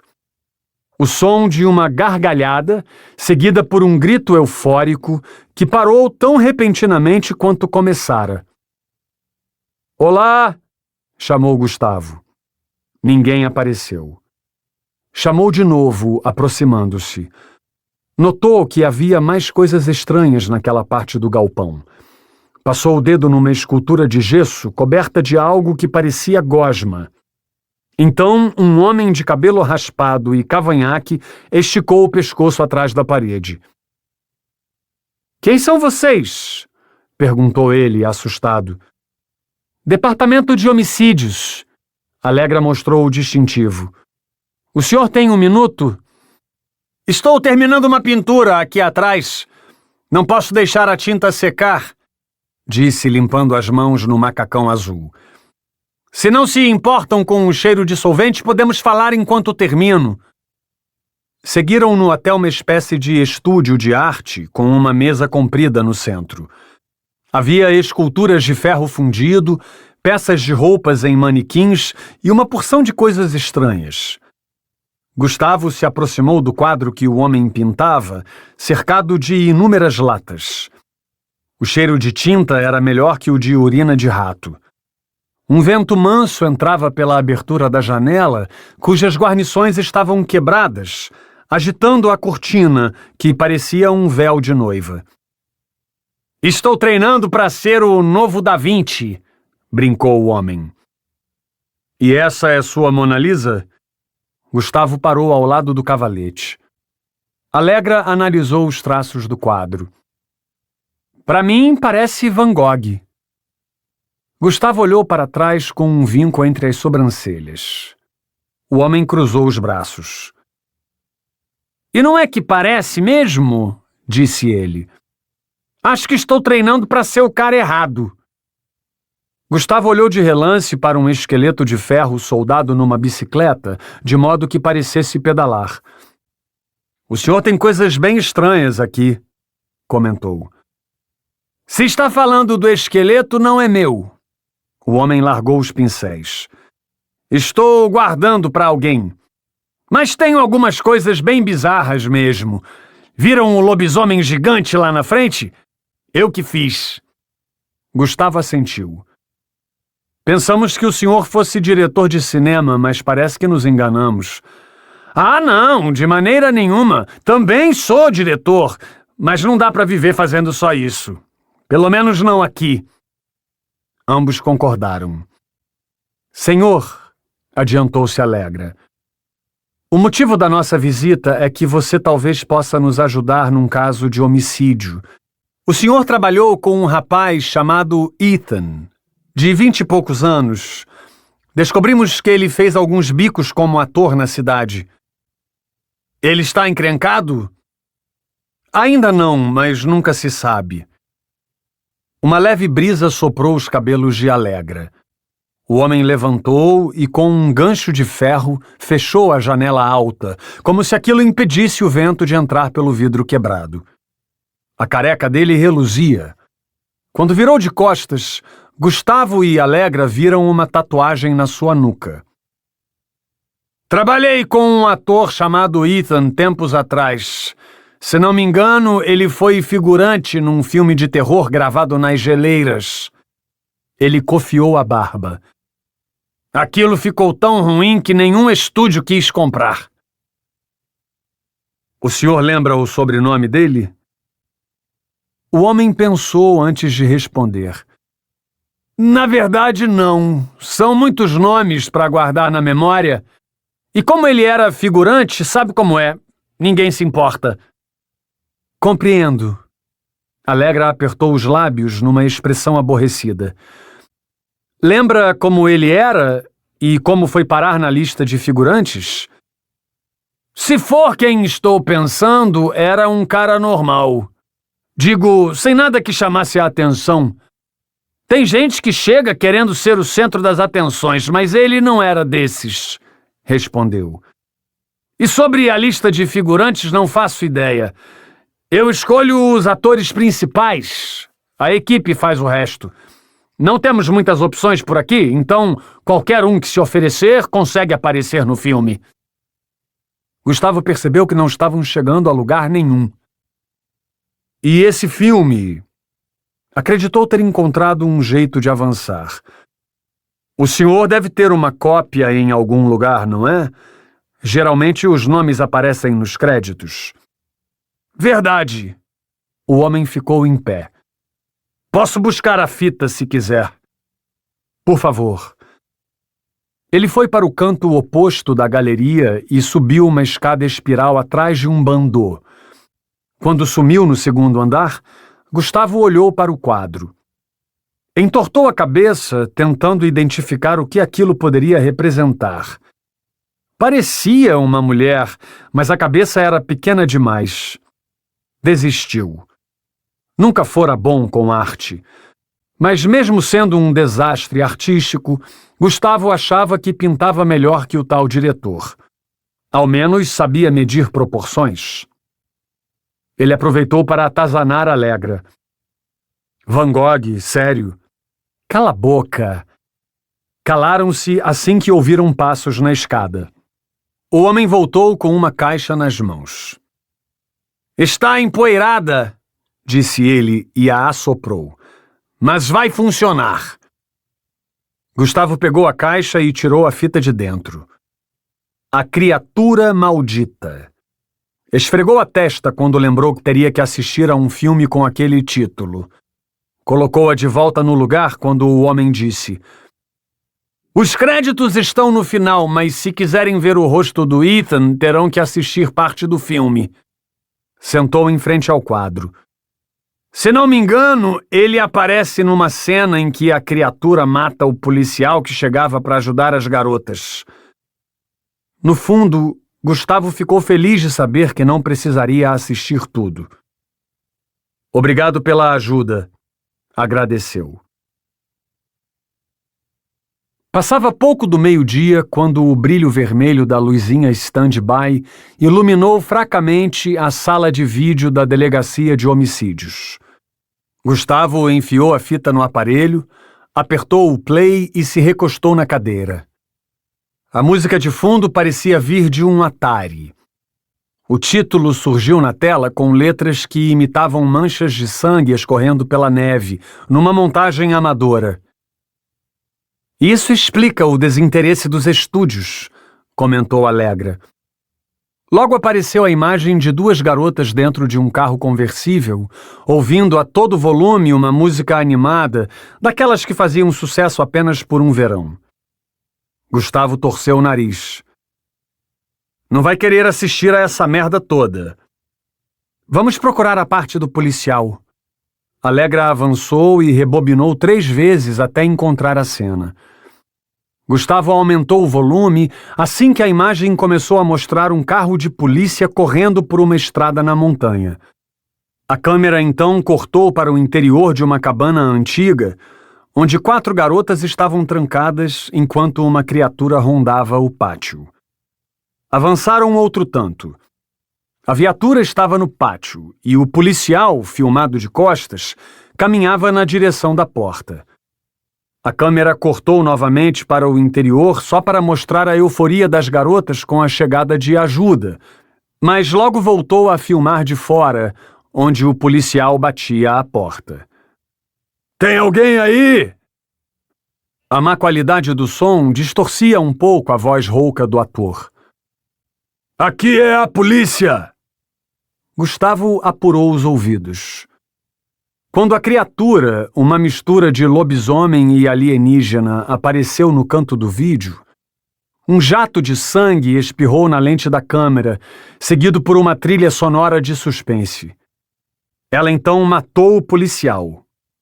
Por fim, a câmera focou no rosto dele. Gustavo engoliu em seco, chegando perto da tela. Alegra virou-se e o encarou. Pausaram o vídeo no momento em que o rosto de Ethan apareceu. Esse é o... surpreendeu-se Alegra. É. Gustavo focalizou os olhos de Ethan, lembrando-se da noite na autoestrada. Era difícil acreditar no que estava vendo. O cabelo está diferente, mas é o mesmo cara que se passou por policial. 62. Puta merda, dói demais! Reclamou Gustavo quando tiraram o esparadrapo da pele machucada. A enfermeira ergueu os olhos e removeu o restante com mais cuidado, jogando a gaze suja de sangue numa cuba. Não estaria doendo tanto se tivesse repousado. O médico pegou uma caneta e começou a escrever no prontuário. Pelo menos está tomando os antibióticos na hora certa? Gustavo assentiu, fazendo cara feia quando a enfermeira limpou o ferimento com água destilada e algodão. Rangendo os dentes, ele olhou para fora. Por trás da cerração, a lua brilhava entre 2 arranha-céus. Vou sobreviver? Perguntou. Acho que sim. O médico ofereceu outra receita de analgésicos. Mas sério, tente não mexer esse braço. Um homem com a perna engessada e andando com a ajuda de muletas cruzou com Gustavo quando ele saiu do ambulatório tentando vestir a jaqueta de couro. Desistiu ao perceber que a dor voltava toda vez que dobrava o braço para enfiá-lo na manga. Olhou o relógio. O tempo havia mudado nas últimas horas, como sempre acontecia no inverno. Acordar com menos 3 graus Celsius e dormir com menos 20 graus Celsius. Saiu do hospital e entrou no carro. Naquela tarde, Dmitri tinha convidado a ele e a Alegra para jantar na sua casa. O prato seria risoto de cordeiro ao vinho branco. Era para lá que estava indo quando passou em frente a uma loja de ferragens, freou e fez o retorno. Sentiu-se um paspalho por ter demorado tanto para perceber o óbvio. Conhecia Dmitri bem demais. Sabia que ele o convidara apenas para forçar Alegra a aceitar. Balançou a cabeça, rindo sozinho. Acelerou pela rua sem movimento e foi ao hotel em que estava hospedado à custa do departamento. Em vez de entrar na garagem subterrânea, estacionou perto da calçada e ficou observando, numa praça do outro lado da rua, um grupo de adolescentes cantando e tocando violão enquanto fumavam maconha. Olhou de novo o relógio. Pouco tempo havia passado. No banco de trás, uma pilha de papéis com cópias dos formulários do caso Homem de Palha esperavam para ser lidos. Uma brisa gelada entrou pela fresta da janela no instante em que os adolescentes começaram a tocar as primeiras notas de uma música que fizera muito sucesso no fim dos anos 1970. Gustavo olhou para o banco vazio ao seu lado e deu partida no carro. Estava cansado. Era tarde e só se apresentaria na delegacia na manhã seguinte. Ligou o rádio, mas a voz do cantor fez o nome Ethan Hopkins lhe voltar à mente. Ethan, o ator. Ethan, o falso policial da autoestrada. Apesar de finalmente saberem quem era o companheiro de Mary Aubameyang, o departamento só conseguira descobrir o endereço residencial dos pais dele, numa cidadezinha da Pensilvânia. Lena alertara o chefe do departamento, que por sua vez solicitou que uma equipe estadual fizesse o contato. O carro parado tremia com as rotações do motor. Pelo retrovisor, Gustavo via a fumaça do escapamento misturar-se à cerração. Pensou naquele bar na beira do pier, onde serviam o melhor gin com tônica da região. Então pensou em Ethan e no corpo de Mary pendurado na estaca e entulhado de palha, como se fosse um espantalho. Apertou o volante, engatou a ré e entrou no estacionamento. Um carro de luxo chegou logo atrás, e dele saíram 3 mulheres de salto alto e vestido curto. Gustavo pegou a pilha de formulários e subiu ao saguão. "Senhor Prado!" chamou o recepcionista. Gustavo se aproximou dele. Alguns homens saíram por uma porta lateral e aglomeraram-se na frente do elevador. "Congresso de empresários", explicou o recepcionista. "Uma vez por ano, eles se reúnem para vangloriarem-se." Gustavo os fitou, imaginando o quanto deveriam estar interessados no congresso.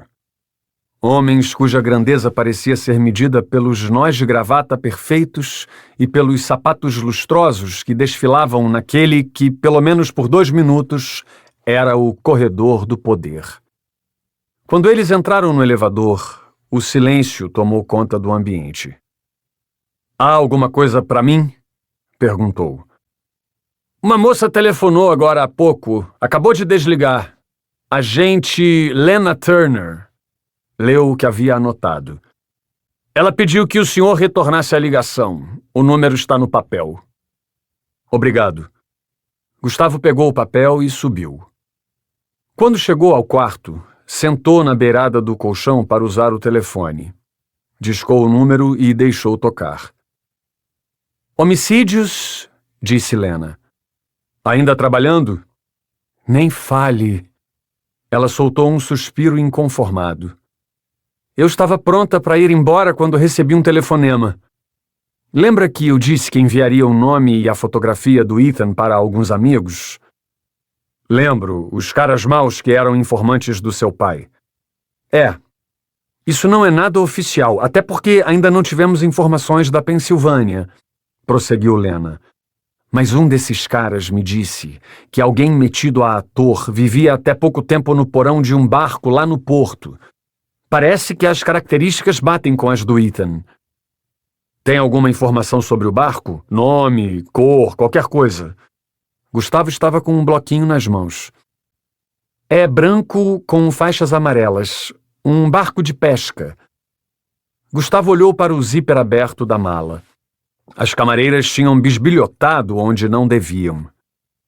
Devo ir dar uma olhada? Indagou ele. Sei lá. Tentei ligar no apartamento da Alegra, mas o telefone só chama. Ela não está lá. Alguma chance de encontrá-la? Para seguir uma pista que pode ser furada? Melhor não. Gustavo levantou. Vou dar uma passada no porto. Se encontrar algo suspeito, te aviso. Tá legal. Não quer que eu vá também? Fique nesse número. Ligo se tiver problemas. Colocou o telefone no gancho e bebeu uma garrafa de tônica do frigobar antes de voltar para a garagem. Dirigiu até o porto. O vento que soprava através da cerca o fez levantar a gola do casaco. A área portuária parecia um deserto. Os postes balançavam com as rajadas e iluminavam dezenas de contêineres. Olhou para a corrente com um cadeado enrolada no portão, imaginando que poderia entrar se conseguisse empurrar o suficiente até que as barras cedessem. Recuou um passo e calculou a altura. 3 metros, sem farpas. Numa situação normal, conseguiria pular facilmente, mas não com o braço travado daquele jeito. Escolheu a primeira opção. O ancoradouro de navios pesqueiros ficava no lado oposto do atracadouro de cargas. Gustavo tentou encontrar o barco branco com faixas amarelas. Não havia muitos ancorados ali, por isso não demorou a identificá-lo. Cruzou o pier, sentindo as ondas quebrando nos palanques de sustentação do trapiche. Subiu no barco e caminhou pelo convés. A luz dos postes não iluminava bem aquele ponto. Enfiou a mão no bolso, pegou a lanterna e a direcionou para a cabine. Viu a cadeira do capitão e o leme, cujas extremidades estavam gastas. Pelo estado, aquele barco já não navegava havia um tempo. Tentou abrir a porta para chegar ao porão, mas estava fechada. "Olá!" gritou, batendo os pés. Se alguém estivesse ali embaixo, ouviria. Um cachorro latiu. Forçou o trinco. Deu a volta na cabine até o outro lado. Os latidos não paravam. Aquele cheiro de peixe podre o fez se lembrar da infância. Concentrou-se, permitindo que a podridão penetrasse nos pulmões. Isso não é peixe. "Tem alguém aí?" chamou de novo. Voltou para a porta e olhou o pátio antes de quebrar o vidro com a coronha do revólver e abrir o ferrolho. O cheiro ficou mais forte. Um animal morto? Não. Sabia que não. Houve um momento repentino de total silêncio quando até mesmo o vento parou de soprar. Ao abrir o alçapão, seu coração disparou. Atirou-se para o lado como um raio quando um pastor alemão magro subiu pela escada e correu até o convés. Tomado de adrenalina, Gustavo olhou para o cachorro e para o porão. Respirou fundo. Desceu 2 degraus e viu um saco rasgado com migalhas de ração espalhadas pelo chão. A 1 metro do saco havia um pote de água vazio. O cachorro estava faminto, por isso fugira daquele jeito. Com a arma e a lanterna em punho, desceu o restante dos degraus. Pensou em voltar, abrir tudo que fosse possível e esperar o cheiro amenizar antes de continuar. Mas tinha quase certeza de que não adiantaria. Mirando a lanterna, viu um monte de louças sujas na pia e mosquitos voando ao redor da lata de lixo. O cheiro bem que poderia vir dela, mas nem o fedor de lixo velho poderia ser tão nauseante. Continuou estudando o local. Em cima de uma mesa dobrável, daquelas que as pessoas erguem contra a parede quando terminam de usar, havia um copo e ao lado um prato com restos de salada. Avançou um passo, de olho na porta fechada mais no fundo. O barulho do cão no convés e os mosquitos o deixaram com os pelos ouriçados. Tentou chamar uma última vez, sabendo que ninguém responderia. "Tem alguém aí?" Girou o trinco e abriu a porta, cujas dobradiças enferrujadas emitiram rangidos quase sobrenaturais. A lanterna iluminou primeiro as manchas de sangue seco impregnadas nos cobertores. Depois, uma mão pálida em cima de uma fotografia com um terço enrolado nos dedos. Na outra mão, uma pistola de pequeno calibre. E, por fim, encontrou Ethan Hopkins, sentado na cama e escorado na cabeceira, com a cabeça estourada por um tiro na têmpora. 63. Conheço pessoas que desmaiam quando veem sangue. Conheço outras que cobrem os olhos das crianças quando aparece uma cena violenta na televisão. Pensando bem, não há diferença entre mim e eles quando estamos no meio de uma multidão.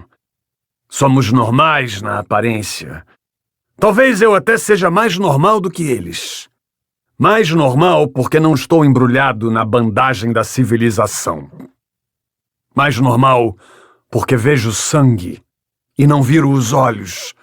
Permito-me sentir a atração.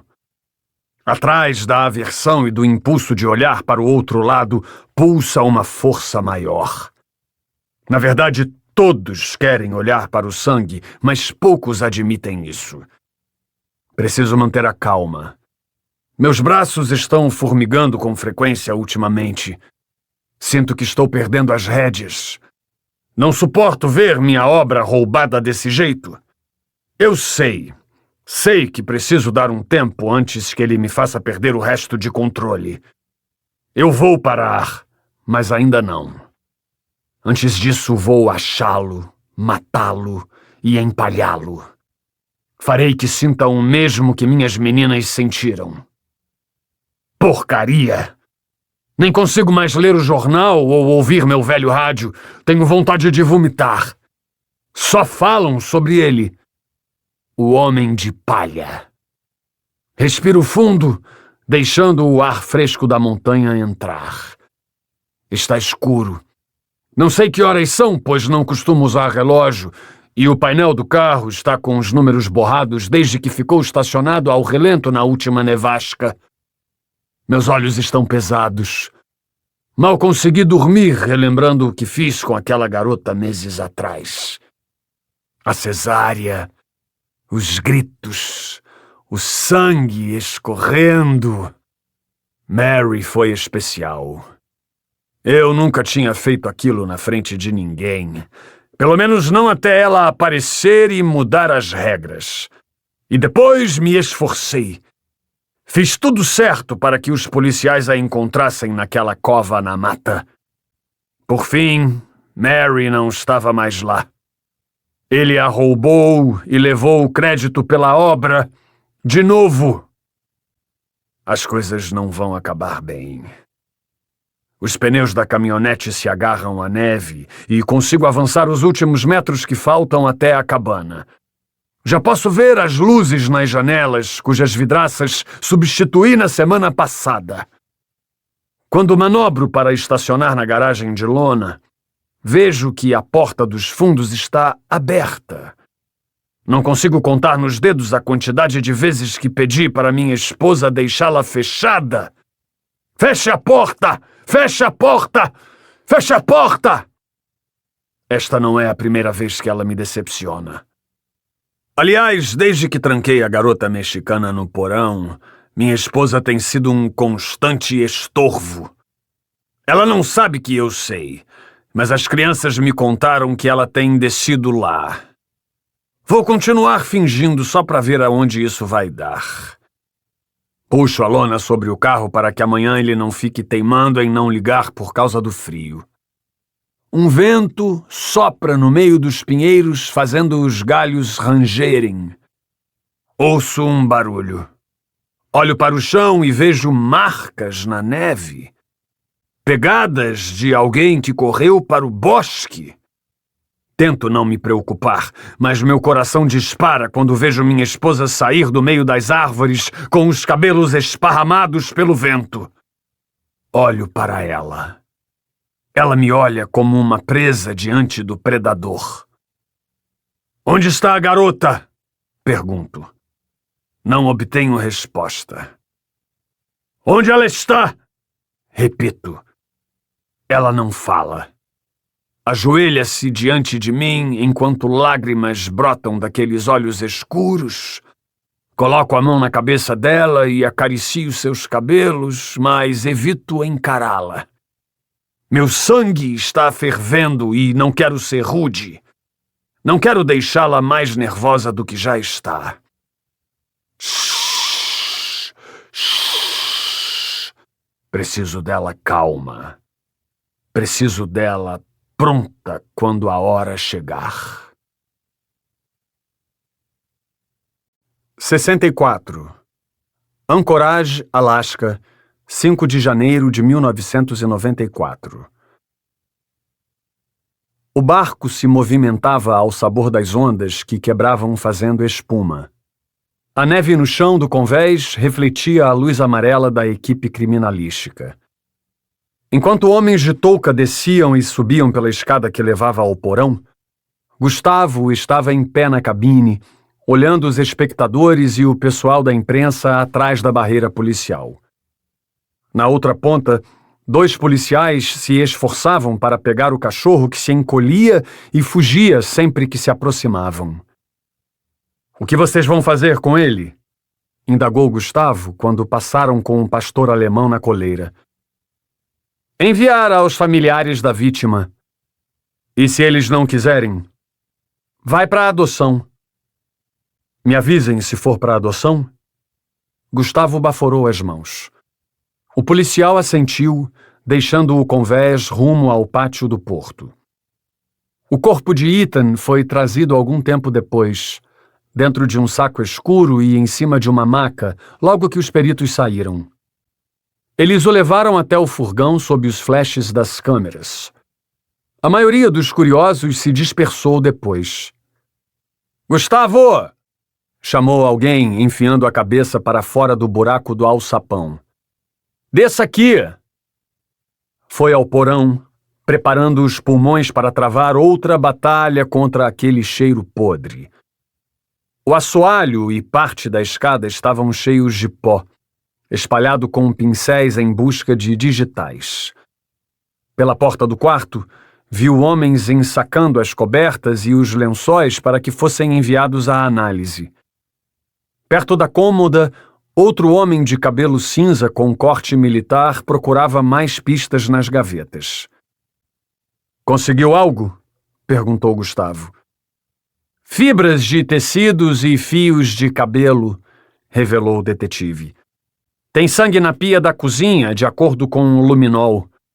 Também encontramos vômito na lixeira com pedaços de verduras digeridas. O cara devia ser vegetariano. Verificaram a arma. 2 digitais diferentes, uma no cabo e outra no cano. Já enviamos para análise. Ele tossiu. Conversamos com os guardas noturnos. Disseram que não viam Ethan há algum tempo e não se lembram de ouvir disparos.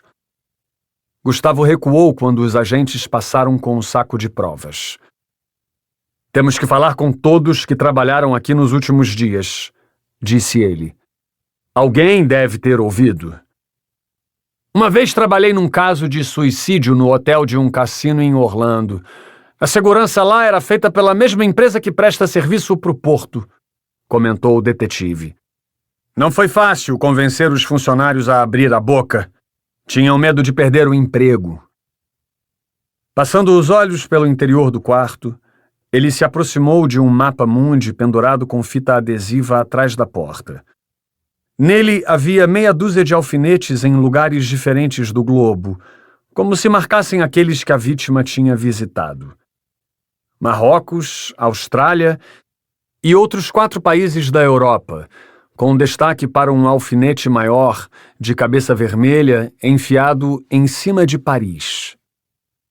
Fotografaram isso? Não acho que seja relevante, mas a equipe fez imagens do quarto todo.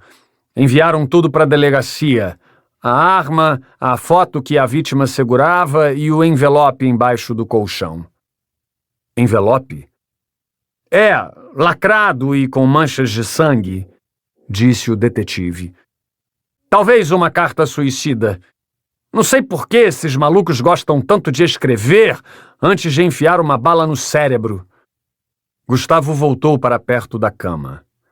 Agachou-se para analisar a poça de sangue seco no colchão. Lembrou-se da banheira no chalé entupida com um pedaço da língua de Sean.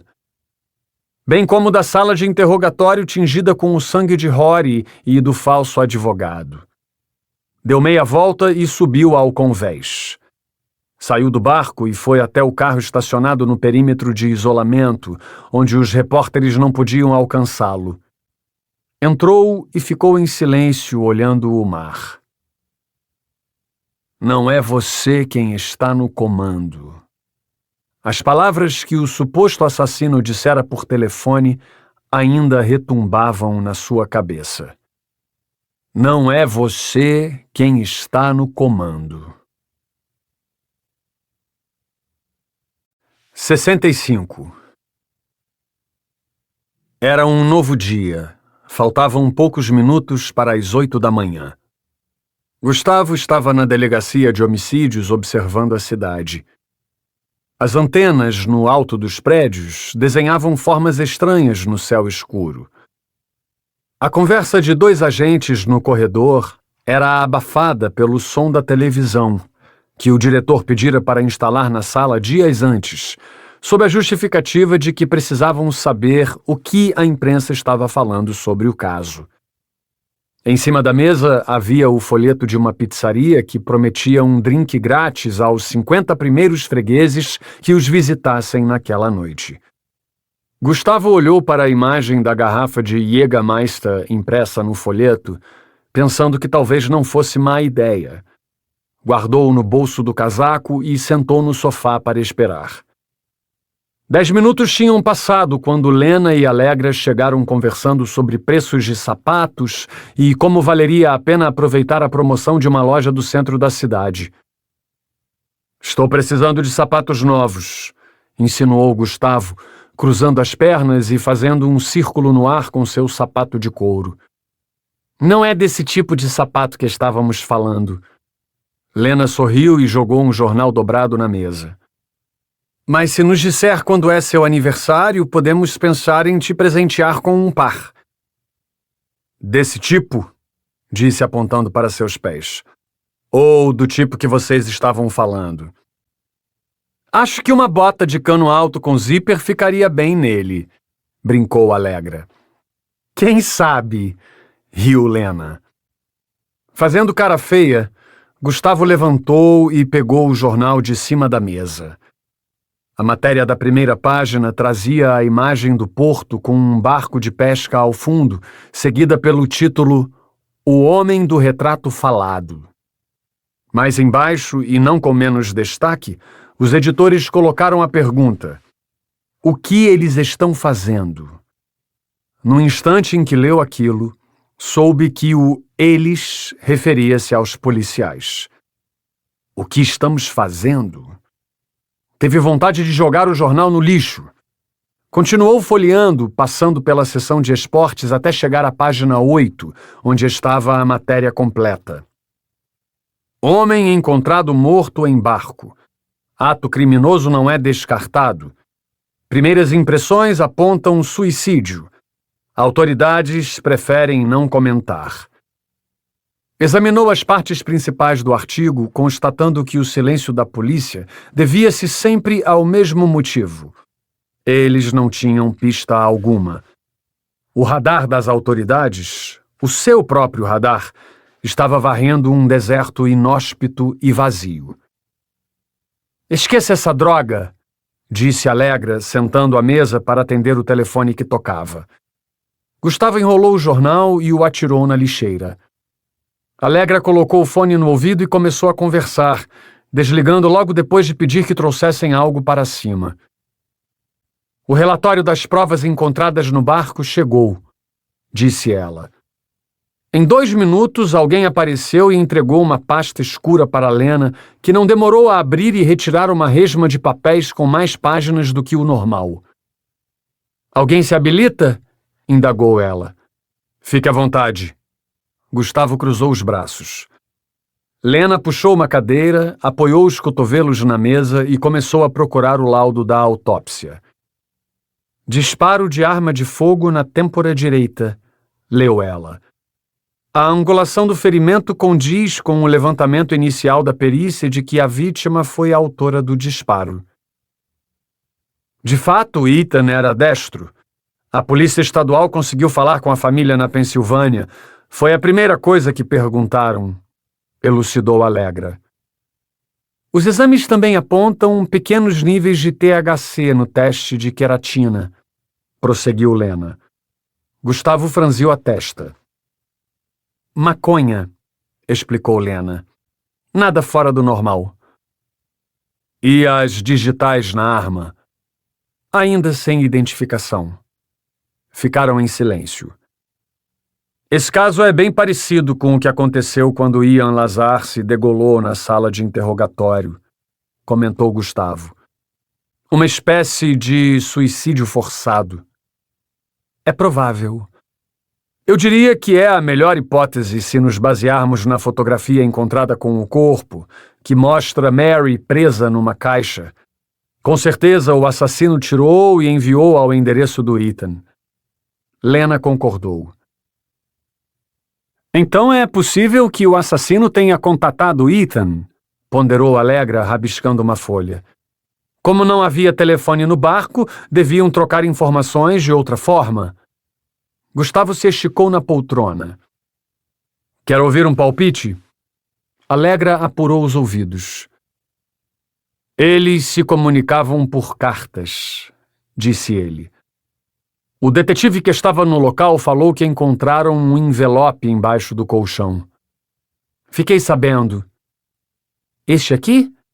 Lena ergueu um envelope amarelado que fora aberto pela perícia e lacrado novamente com um adesivo da Polícia Estadual. Ela abriu o lacre com um estilete. Quando viu o que havia dentro do envelope, Lena assumiu uma expressão confusa. De longe, aparentava ser outra fotografia. Ela olhou à frente, depois o verso e, por fim, fitou Allegra. Isso gaguejou. Allegra foi até a mesa. Suas bochechas ficaram rosadas. Ela colocou a mão na testa e olhou para Gustavo. Ela queria falar algo, mas não conseguia encontrar as palavras. Gustavo levantou e pegou a foto, sentindo um calafrio incessante dominar cada parte do seu corpo. Seus batimentos aceleraram e ele precisou sentar. Era Claire. Ela estava mais velha e com os cabelos compridos, mas era ela.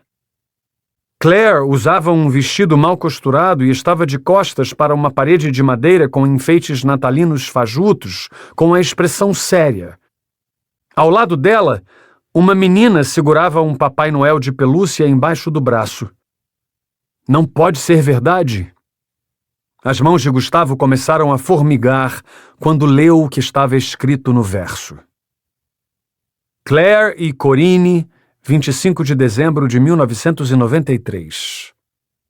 E mais embaixo, escrito numa caligrafia diferente. Não é você quem está no comando. Gustavo largou a fotografia e caminhou, quase caindo, até a janela. Seu reflexo na vidraça mostrava o rosto de alguém que acabara de levar o maior soco no estômago de toda a vida. Ficou ali, olhando para fora, lembrando-se do tempo em que viveu com Claire, dos risos, dos carinhos e das discussões sem nexo que sempre acabavam tão depressa quanto começavam.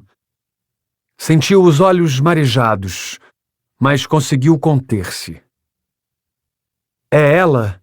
Perguntou Allegra. Gustavo não sabia o que responder.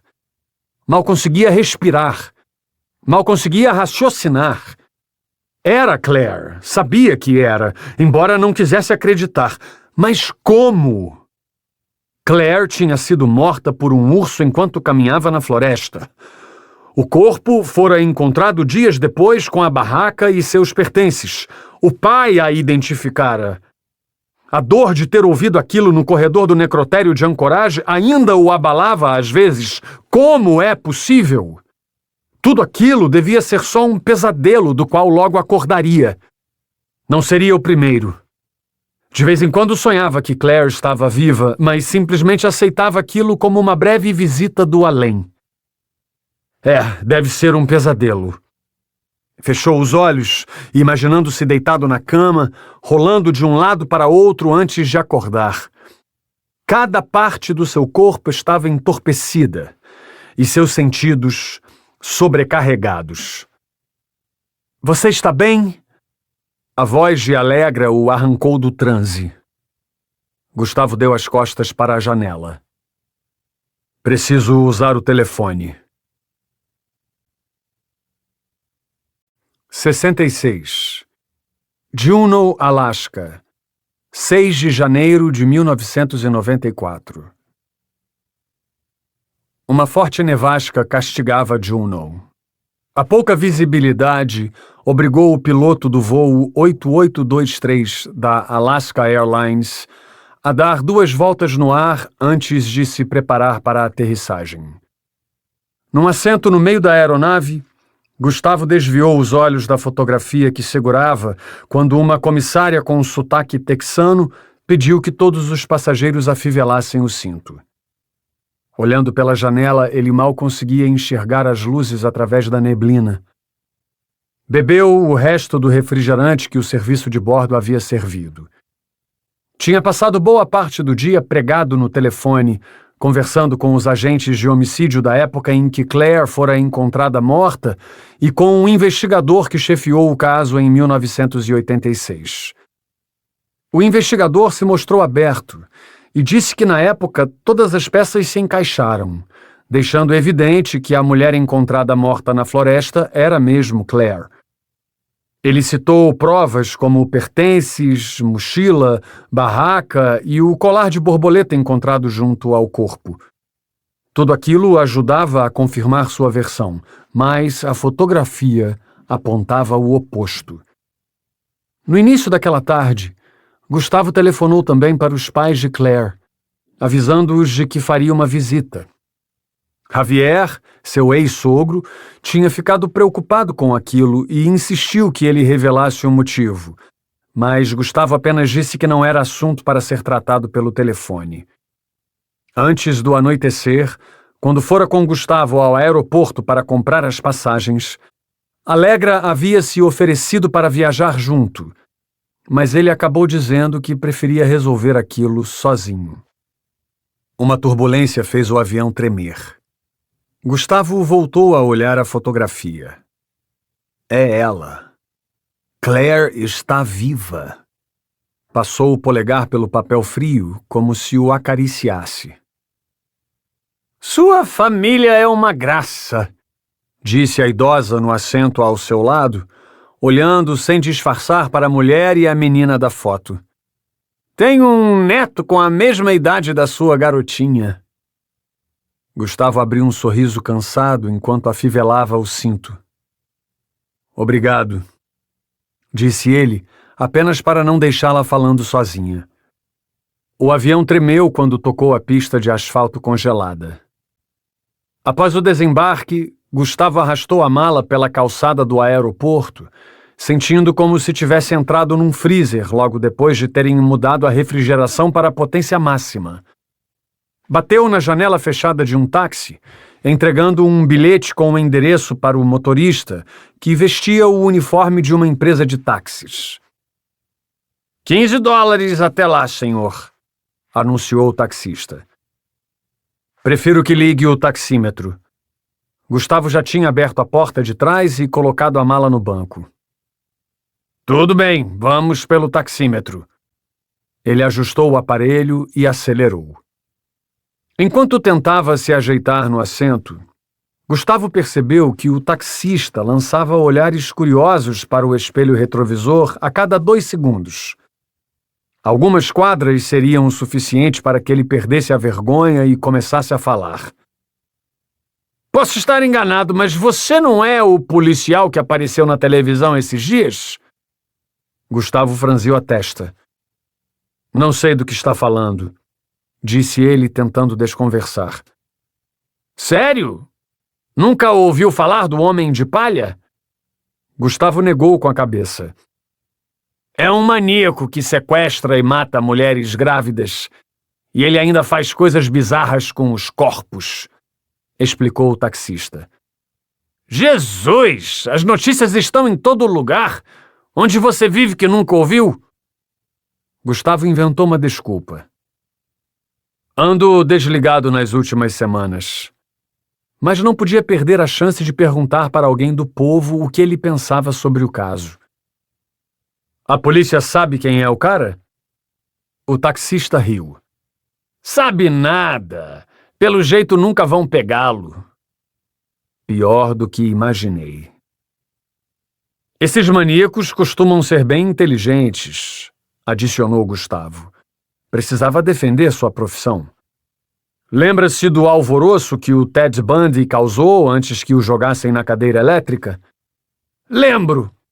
E pode até ser, mas esse filho da puta é diferente. Ele antecipa tudo que a polícia faz, prosseguiu o taxista. A gente fala bastante sobre essa merda lá no ponto enquanto esperamos os aviões. Eu sempre digo que se fosse policial, começaria investigando de dentro. Dar uma prensa naqueles que têm acesso aos papéis. É uma boa ideia. Gustavo forçou um riso. Deveria ligar na delegacia de Anchorage e conversar com os responsáveis. O taxista continuou contando suas teorias pelo resto do caminho. O relógio no painel marcava 22 horas e 30 minutos e menos 23 graus Celsius, quando estacionaram em frente à casa dos Rivera, que mudara pouco desde a última vez que Gustavo estivera ali 7 anos antes. Lúcia atendeu a porta, e quando o viu parado ali fora, em cima do lar doce lar do tapete felpudo, deu-lhe um abraço. Lúcia parecia tanto com Claire que tornara-se um prenúncio de como a filha seria quando ficasse velha.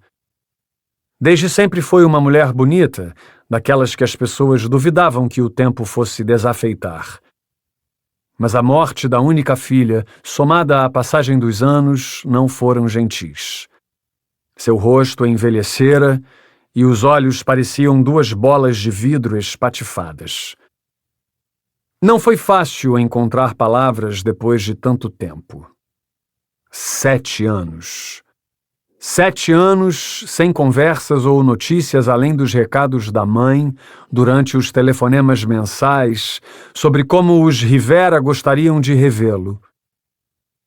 Diga que também estou com saudade, dizia ele, antes de inventar qualquer desculpa para não vê-los. Gustavo havia se fechado depois da morte de Claire. Lidar com coisas que traziam de volta as lembranças dela era doloroso. Ver fotografias antigas e sonhar com Claire de vez em quando era algo suportável, mas Gustavo sabia que encarar Lúcia e Javier o quebraria. Você está tão bem! Lúcia o mirou dos pés à cabeça. E você continua tentando aumentar minha autoestima.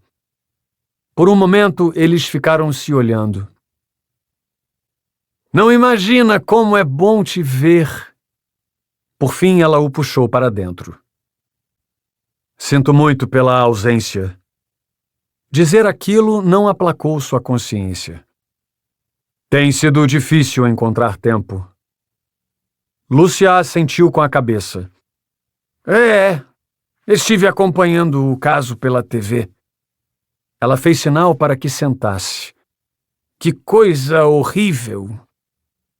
Enquanto Lúcia foi chamar Javier, Gustavo ficou na sala contemplando a mobília. O tapete parecia o mesmo de sempre, assim como a luminária. Ele tentou não olhar para o canto do cômodo, pois sabia que o consolo da lareira estaria repleto de fotos de Claire com seu sorriso dilacerante. Sentiu um aperto no peito quando viu o sofá com aquele forro brega na frente da televisão. Faz tanto tempo. Chegou mais perto, relembrando quantas vezes tinha sentado nele para assistir aos documentários sobre a vida selvagem de que Claire tanto gostava. Também foi naquele sofá, deitada com a cabeça no seu colo, que Claire recebeu a carta de aceitação da Faculdade de Biologia. Colocando a mão no forro de flores de girassol, recordou de um estágio que haviam feito juntos durante as férias de verão em 1979, quando foram voluntários de uma ONG que ajudava cães e gatos abandonados. Um dia, Claire encontrou um vira-lata com a pata fraturada e a pele toda lesionada por picadas de pulga. Um dos veterinários da ONG disse que não era raro encontrar animais naquela situação. Gustavo não gostava de ver aquelas coisas. Ele era um típico ser humano que achava que as coisas não existiam se ele não as visse. Claire era diferente. Ela tinha cuidado daquele cachorro por mais de uma semana, depois encontrado um lar para ele. Para Gustavo, Claire era a melhor pessoa do mundo. Sentou no sofá, recostado naquele encosto macio. Juro que pensei que nunca mais te veria. Javier o surpreendeu chegando pelo corredor. Gustavo deu um sorriso forçado, mas não disse nada, nem olhou nos olhos dele quando trocaram um aperto de mão. Pensava que o ex-sogro o culpava pelo que tinha acontecido. Embora Javier nunca tivesse dito nada a respeito, suas atitudes nos dias seguintes ao velório falavam por si. Lúcia serviu bolachas de mel com chá e eles ficaram conversando sobre como tinha sido a vida naqueles últimos anos. Quase só ela falava. Sentado ao lado, Javier mantinha a cabeça baixa, fingindo interesse, olhando para Gustavo como se ele fosse o motivo da sua desgraça. Javier não estava confortável, mas não falava nada. Nem precisava. Gustavo via aquilo nos olhos dele. No meio da sessão de perguntas e respostas, Gustavo pensou em qual seria a forma menos incisiva de abordar o único tópico que realmente importava. Não estava interessado em saber se Lúcia tinha começado a frequentar outra igreja ou se Javier tinha comprado o título de um clube de tiro. Nada interessava.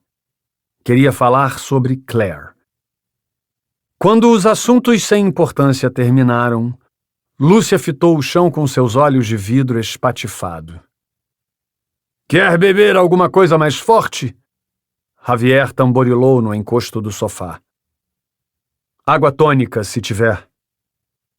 Gustavo Prado pedindo água tônica, estranhou Javier. Não era você que dizia que tinha gosto de mijo de alce? Era. Fora da casa, a nevasca não dava trégua. A lareira começou a estalar mais alto. Javier foi à cozinha e voltou com um uísque e uma garrafa de tônica. Serviu os copos, agitou seu uísque em círculos e lançou um olhar fulminante para Gustavo. Por que está aqui, Gustavo? Perguntou ele. 7 anos e de repente aparece assim como se fôssemos velhos amigos? Gustavo o encarou, percebendo que a necessidade de falar sobre o passado vinha à tona. Tão necessária, tão dolorida. Vim falar sobre Claire. Isso eu já sei. Javier parecia esconder-se atrás do copo. Mas por que você quer falar dela? Não haveria um jeito fácil. O que vou perguntar pode soar estranho, mas pode me dizer como ela estava quando a viu no necrotério? Sério? Javier levantou de repente, esfregando a palma das mãos na calça. Tinha bebido todo o uísque num só gole. Você é policial. Deve saber como um corpo fica depois de dias na mata. Não foi isso que eu quis dizer. Então o quê? Explique melhor, porque ainda não entendi. Quero saber como sabia que era ela. Como eu sabia que era ela, repetiu Javier num tom mais rude. Deixa eu pensar. Minha filha nem sequer se parecia com uma pessoa. O corpo ficou dias apodrecendo no meio do mato. Um pedaço de carne com ossos e o colar prateado e as roupas cheias de barro, as mesmas que ela usava quando desapareceu. Foi assim que eu soube. As veias do seu pescoço estavam saltadas. Gustavo abaixou a cabeça. Eu também a amava, disse. Sabemos que sim, antecipou-se Lúcia, choramingando. Javier colocou a mão no ombro dela, quase desabando junto. Foi para isso que veio? Gustavo ficou em silêncio, olhando as bolhas de ar que se formavam no copo de água tônica. Sentiu o cheiro do gás. Deu um gole. O gosto era o mesmo de sempre. Mijo de alce. Nunca havia mudado. A única coisa que mudou desde que Claire morreu foi o fato de que beber aquilo o fazia se lembrar dela. Era Claire que gostava de água tônica, não ele. Mijo de alce. Colocou o copo na mesinha de centro. Não iria beber mais nenhuma gota daquilo. Não precisava. Me desculpe, Gustavo, eu não quis ser rude, disse Javier, voltando a sentar. É que essa coisa nos manteve num poço sem fundo por muito tempo. Claire era tudo que a gente tinha. Tudo que a gente fazia era para ela. Seus olhos estavam úmidos e vermelhos. E agora estamos aqui. Dois velhos, sozinhos, esperando para ver quem vai morrer primeiro. Ninguém aqui vai morrer sozinho, acrescentou Gustavo. Colocou a mão no bolso do casaco e sentiu a textura da fotografia que tinham encontrado no barco. Pegou-a e a encarou por alguns segundos antes de tomar coragem e entregá-la a Javier. Encontramos isso numa cena de crime. Essa é... gaguejou Lúcia. Olhem o verso. Claire e Corinne, dezembro de 1993, leu Javier. Gustavo e Javier olharam para Lúcia quando ela colocou a mão no rosto e começou a chorar copiosamente. Javier a abraçou. Depois de algum tempo, ela ergueu o rosto. Seus olhos úmidos transpareciam a tensão de algo que carregou por muito tempo, cujo peso era difícil de suportar naquele momento. Há uma coisa que vocês precisam saber. Ela olhou para Gustavo. Algo que escondo desde que a Claire morreu. Algo que pensei que os faria viver melhor se não soubessem. Os pelos do braço de Gustavo eriçaram. Ele sabia o que ela iria dizer. Claire tinha acabado de descobrir que estava grávida quando desapareceu, revelou Lúcia. Ela ia te contar naquele fim de semana. 67. Juneau, Alaska, 6 de janeiro de 1994. Era quase meia-noite quando o táxi parou em frente a uma casa de 2 andares, 11 quadras distante da casa dos Rivera. O taxista estacionou no outro lado da rua, mas Gustavo não reclamou. Ele pagou os $10 e desceu. Caminhou pelos ladrilhos da calçada sem preocupar-se com a temperatura congelante. Os dedos dos seus pés estavam amortecidos, mas ele só conseguia pensar no que Lúcia tinha contado sobre a gravidez de Claire. Era difícil acreditar que ela manteve aquilo escondido por tanto tempo. Quando pisou na sacada iluminada segurando um pequeno buquê de flores que havia surrupiado do canteiro dos Rivera, ele enfiou o dedo na campainha e olhou para o jardim. Trepadeiras ocupavam a parte da lateral da casa, de modo que pareciam continuar até o céu. A garagem nos fundos fora pintada de outra cor. O gramado estava coberto de neve fofa e os galhos da única árvore se curvavam com o vento. Alguém puxou a cortina da janela e espiou ali fora. "Quem é?" gritou Dolores. Gustavo olhou pelo vidro embaçado. Dolores não conseguia ver muita coisa por causa da neblina. "Sou eu, mãe", respondeu. "Gustavo." Dolores abriu a porta e ficou estática diante do filho. "O que está fazendo aqui?" "Boa noite." Ele a abraçou. Um calor aconchegante vinha da casa. "Entre logo ou vai morrer congelado." Ele entrou e deu as flores para ela. "Continua estragando o canteiro dos vizinhos?" Gustavo sorriu. Como era de esperar, Dolores foi direto para a cozinha mexer na geladeira em busca de algo para o filho comer. Ela sempre achava que Gustavo estava magro e faminto. Tirou um pedaço de frango assado, que provavelmente tinha sobrado do almoço, e o enfiou no micro-ondas. Gustavo sentou na quina da mesa e ficou observando-a. As bolachas de mel que comera na casa dos Rivera não tinham matado a fome, e mesmo que tivessem, ele mal conseguia lembrar quando comera frango assado pela última vez.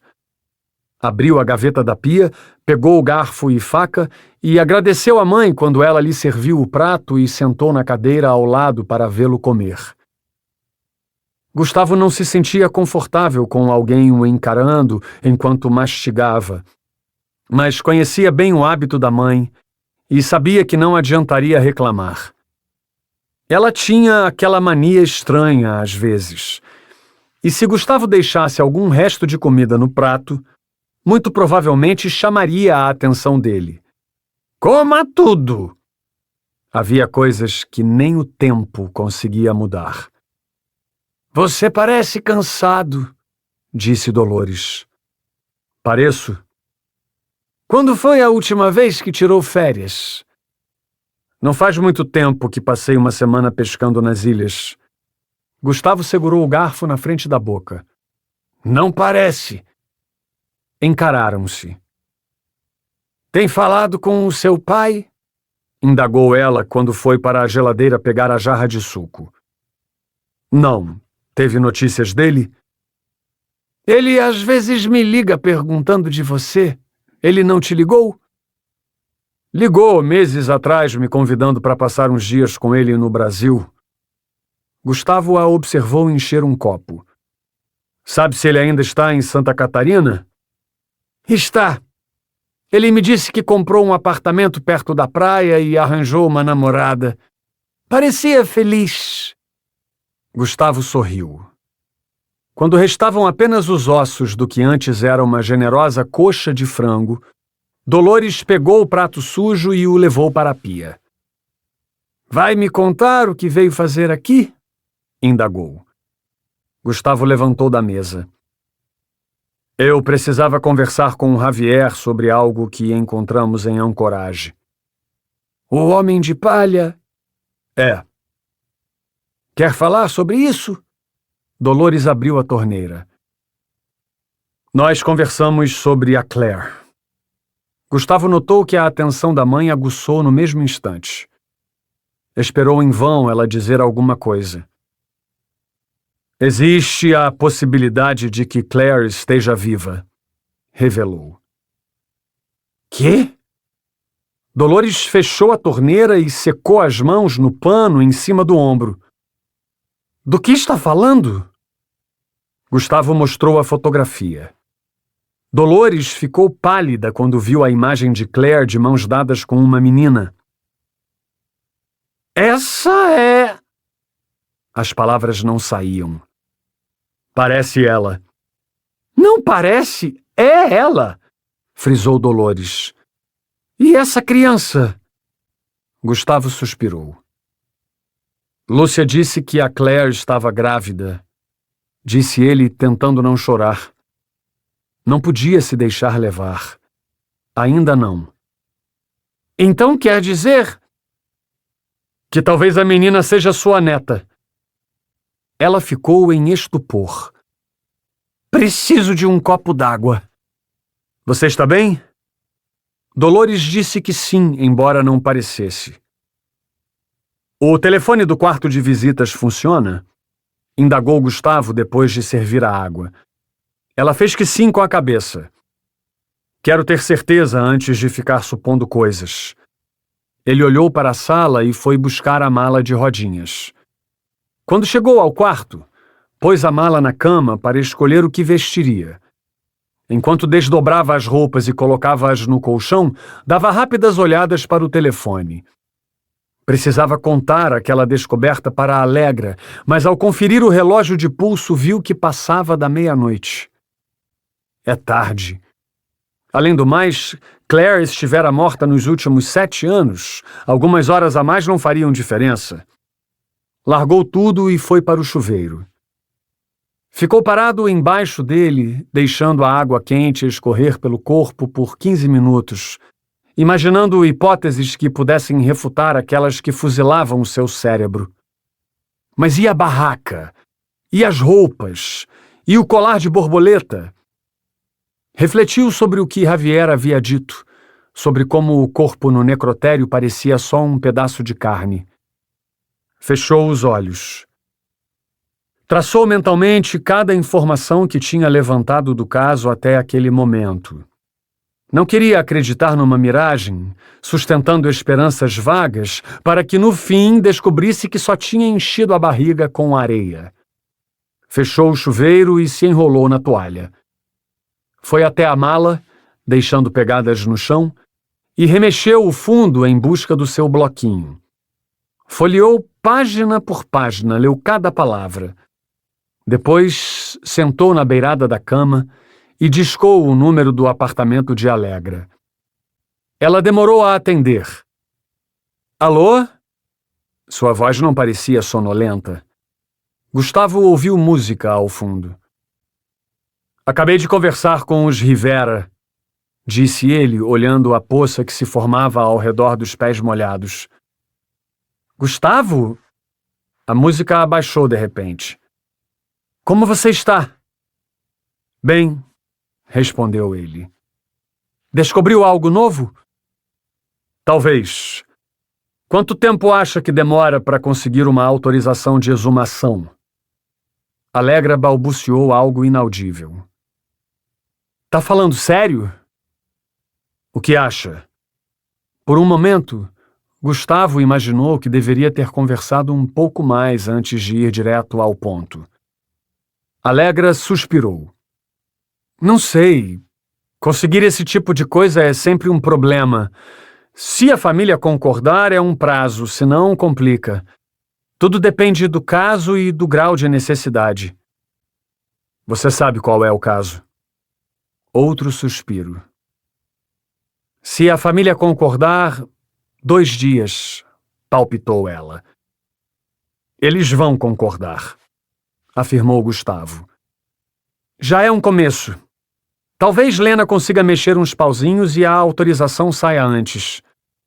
Pode pedir para ela começar? Que horas são? Mais de meia-noite. Pode pedir para ela? Posso. Gustavo respirou fundo. Eles iriam mesmo fazer aquilo. Volto para a ancoragem no primeiro voo da manhã, disse. Ambos ficaram quietos por alguns instantes. Tem certeza de que quer fazer isso? Questionou Alegra. É o único jeito. Ele olhou para uma anotação no bloquinho, sublinhada com 2 traços. E acho que sei o que vamos encontrar naquela cova. Um caixão vazio? Pior do que isso. 68. Gabriela ficou estática, sentindo bolas de ferro atadas nos tornozelos. O quarto cheirava a produtos químicos, mas aquilo era o que menos causava espanto. Um repentino mal-estar a fez colocar a mão na boca para segurar a ânsia. Avançou na direção dos sacos de ráfia recheados de homenzinhos de palha. Pegou um deles. Seu corpo tremeu. Uma porção de saliva amarga que tinha na boca quase não desceu quando fez força para engolir. Teve vontade de chorar, de enfiar-se num buraco escuro onde ninguém conseguisse atormentá-la. Não se importava de voltar para dentro de uma caixa, só queria sair daquele lugar. Apertou o bonequinho na palma da mão, úmida de suor. O barulho do motor que vinha dos fundos servia de alento momentâneo para que pensasse numa saída. Olhou para a janela acima da bancada onde repousava aberto aquele livro macabro. Foi até ela e tentou abrir, mas desistiu quando percebeu que não conseguiria estourar o cadeado que a mantinha fechada. Pense, Gabriela, massageou as têmporas. No mesmo instante, o eco de uma buzina penetrou seus ouvidos. Estava sem tempo. O homem tinha conseguido fazer a caminhonete funcionar. Respirou fundo, mas se arrependeu logo que o cheiro de produtos químicos inundou seus pulmões. Outra onda de ânsia. Precisava manter a calma. Era o único jeito de não fazer nada estúpido. Deu mais uma olhada ao redor. As imagens sacras nas paredes, somadas aos desenhos do livro, tornavam o lugar ainda mais sombrio. Contou os segundos. Outra vez a buzina. Não iria subir naquela caminhonete, era sua única certeza. Enquanto mexia no livro, deixando-o na mesma posição e na mesma página de quando o encontrara, pensou que poderia sair pela frente, correr o mais rápido que as pernas aguentassem e torcer para que o homem não a alcançasse. Sabia que, ao escolher aquela opção, talvez tivesse que passar a noite na mata. Qualquer coisa é melhor que isso. Com sorte, encontraria um abrigo e conseguiria acender uma fogueira usando as técnicas primitivas que aprendera na escola. Saiu do quarto na ponta dos pés e encostou à porta, prestando atenção ao ronco do motor. Pensou em pegar o atiçador da lareira para usá-lo como arma, mas o brilho dos faróis que entrou pela janela, desenhando sombras nas paredes, a fez desistir. Escutou a buzina de novo. Um aperto mais longo, impaciente. Acariciou a barriga, pensando no bebê. Estava a ponto de desmoronar quando viu outra janela no fim do corredor, na cozinha. Sem pestanejar, foi até ali, torcendo para que ela não estivesse trancada. Vibrou quando encontrou apenas um trinco simples. Vou conseguir! Esticou o braço e tentou abrir o ferrolho. Estava conseguindo. Seu coração quase explodiu quando ouviu a voz do homem. O que está fazendo? Gabriela tirou a mão do trinco e continuou de costas para que ele não percebesse seu desespero. Eu estava esperando na sala, mas acho que vi alguém nas árvores. Ela apontou para fora, esforçando-se para não gaguejar. O homem aproximou-se, tentando enxergar a escuridão da floresta pelo vidro. Ele estava tão próximo que Gabriela conseguia ver seus traços, sentir seu cheiro. Outra vez sentiu-se presa a bolas de ferro, e aquele homem alto e de ombros largos que a fazia estremecer de pavor pelo simples fato de respirar. A caminhonete está pronta, disse ele num tom estranho. Vamos, vou te tirar daqui. Gabriela atravessou o corredor e a sala e sentiu a terra gelada quando pisou descalça no pátio. Sem mexer a cabeça, esquadrinhou a vastidão de árvores. Ouvia a respiração e os passos do homem às suas costas. Era hora de decidir. Olhou para a barriga grande e sentou no banco de couro rasgado da caminhonete. Estava tremendo. Não queria pensar que não conseguiria salvar a si mesma e ao bebê. Talvez se eu agir naturalmente... Obrigada por me ajudar, disse ela. O homem meneou a cabeça, blasfemando um xingamento a Nossa Senhora quando engatou a primeira. Depois abriu uma fresta no vidro e acelerou pela trilha que levava a montanha abaixo. Suando frio, Gabriela não tirava os olhos do velocímetro. Seguiam tão devagar que era possível ouvir os pneus amassando galhos na estrada. "Pode ficar tranquila, você está a salvo", disse o homem sem desviar da estrada. "A fazenda dos Watson não fica longe." Pode ficar tranquila? Tentou olhar pelo retrovisor, mas como não queria se mexer e o espelho era alto demais, voltou para a posição em que estava. Será que estou parecendo desesperada? Um desnível na estrada fez a caminhonete balançar. "É difícil acreditar que te encontrei. Ontem mesmo estavam falando de você na TV e agora está aqui", continuou ele depois de fazer uma curva. "Ouvi coisas sobre o assassino que mata mulheres grávidas. É incrível que você tenha escapado." Gabriela assentiu. "Quantos dias ele te manteve presa?" "Não sei, eu estava num porão", respondeu ela, colocando as mãos embaixo das coxas. "Ah, desculpe. Esta caminhonete é antiga e o aquecedor não funciona.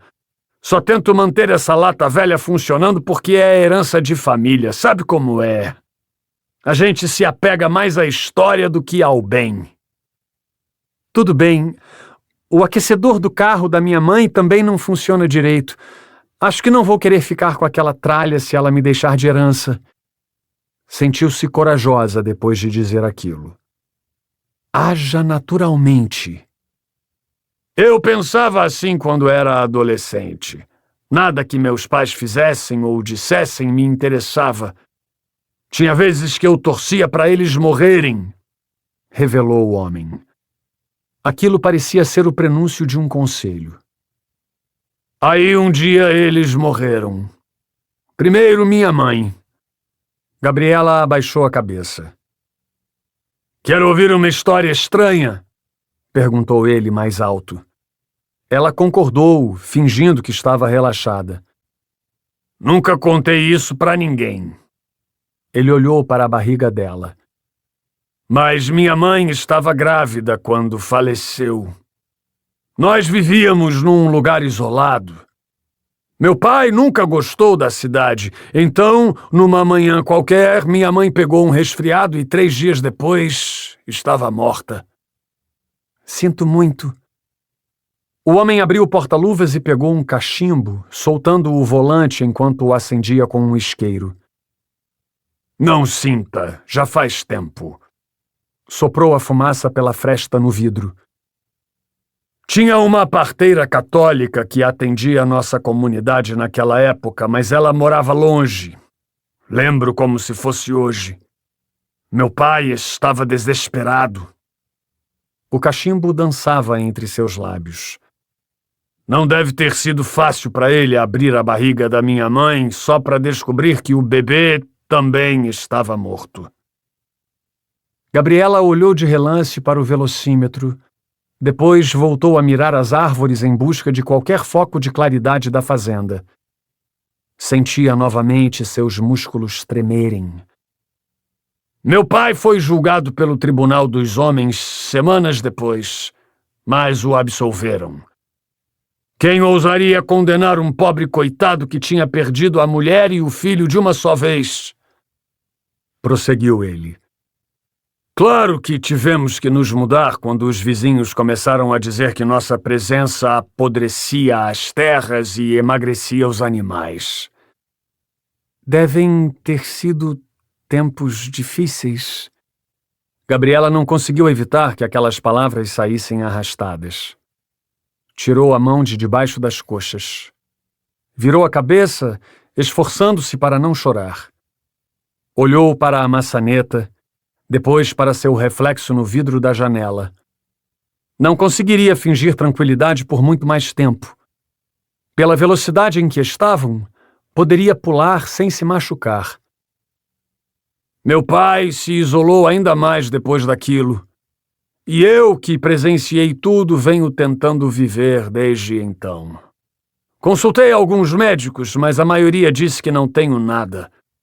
Tomei remédios, mas parei porque eles me fazem esquecer as coisas. Gabriela estava prestes a abrir a porta para fugir quando um portão iluminado apareceu 200 metros à frente. À distância, havia um celeiro e uma casa de 2 andares. A fazenda dos Watson, anunciou o homem. Eles têm telefone. Obrigada por ajudar, disse Gabriela novamente, torcendo para que seu salvador não mudasse de ideia. Não sei o que teria acontecido se eu não tivesse te encontrado. O homem sorriu. Tinha dentes bonitos. Reduziu um pouco a velocidade quando estavam a 100 metros do portão. Então, pisou no freio, fazendo a caminhonete derrapar no gelo antes de parar. Gabriela puxou a maçaneta, mas nada aconteceu. Tudo seria tão fácil se tivesse esperado na sala, disse o homem num tom tranquilo. Por que teve que entrar no quarto? Chorando, Gabriela envolveu a barriga. Por favor, não me machuque, suplicou. O homem recuou no assento, desarmando-se como se tivesse sido ofendido. Por que acha que eu te machucaria? Gabriela olhou para as luzes da fazenda. Acha que fui eu quem matou as mulheres? Perguntou o homem. Está enganada. Quem fez isso foi o mesmo que te trancou na caixa. Ele é que iria te matar e arrancar seu bebê, não eu. O que você viu naquele livro é o que eu faço. Corrigir o que ele faz. Deixá-las bonitas de novo. Me deixe ir. Gabriela forçou a maçaneta. Você está livre, garota. Só peço que não fale nada até que eu consiga pará-lo, completou ele. Sou inofensivo. E embora ele esteja no comando a maior parte do tempo, sou a melhor chance que esta cidade tem de fazer aquele maldito pagar por tudo. A armadilha está pronta. Sei que ele vai cair porque eu o conheço. E destravou a porta. Gabriela desceu tremendo-se inteira, com medo de que fosse impedida de continuar. Sentiu as lágrimas brotando, mas todo o medo a abandonou quando ouviu a caminhonete se afastando. Apressando o passo em direção à fazenda, ela olhou para trás e viu os faróis traseiros desaparecendo depois da curva.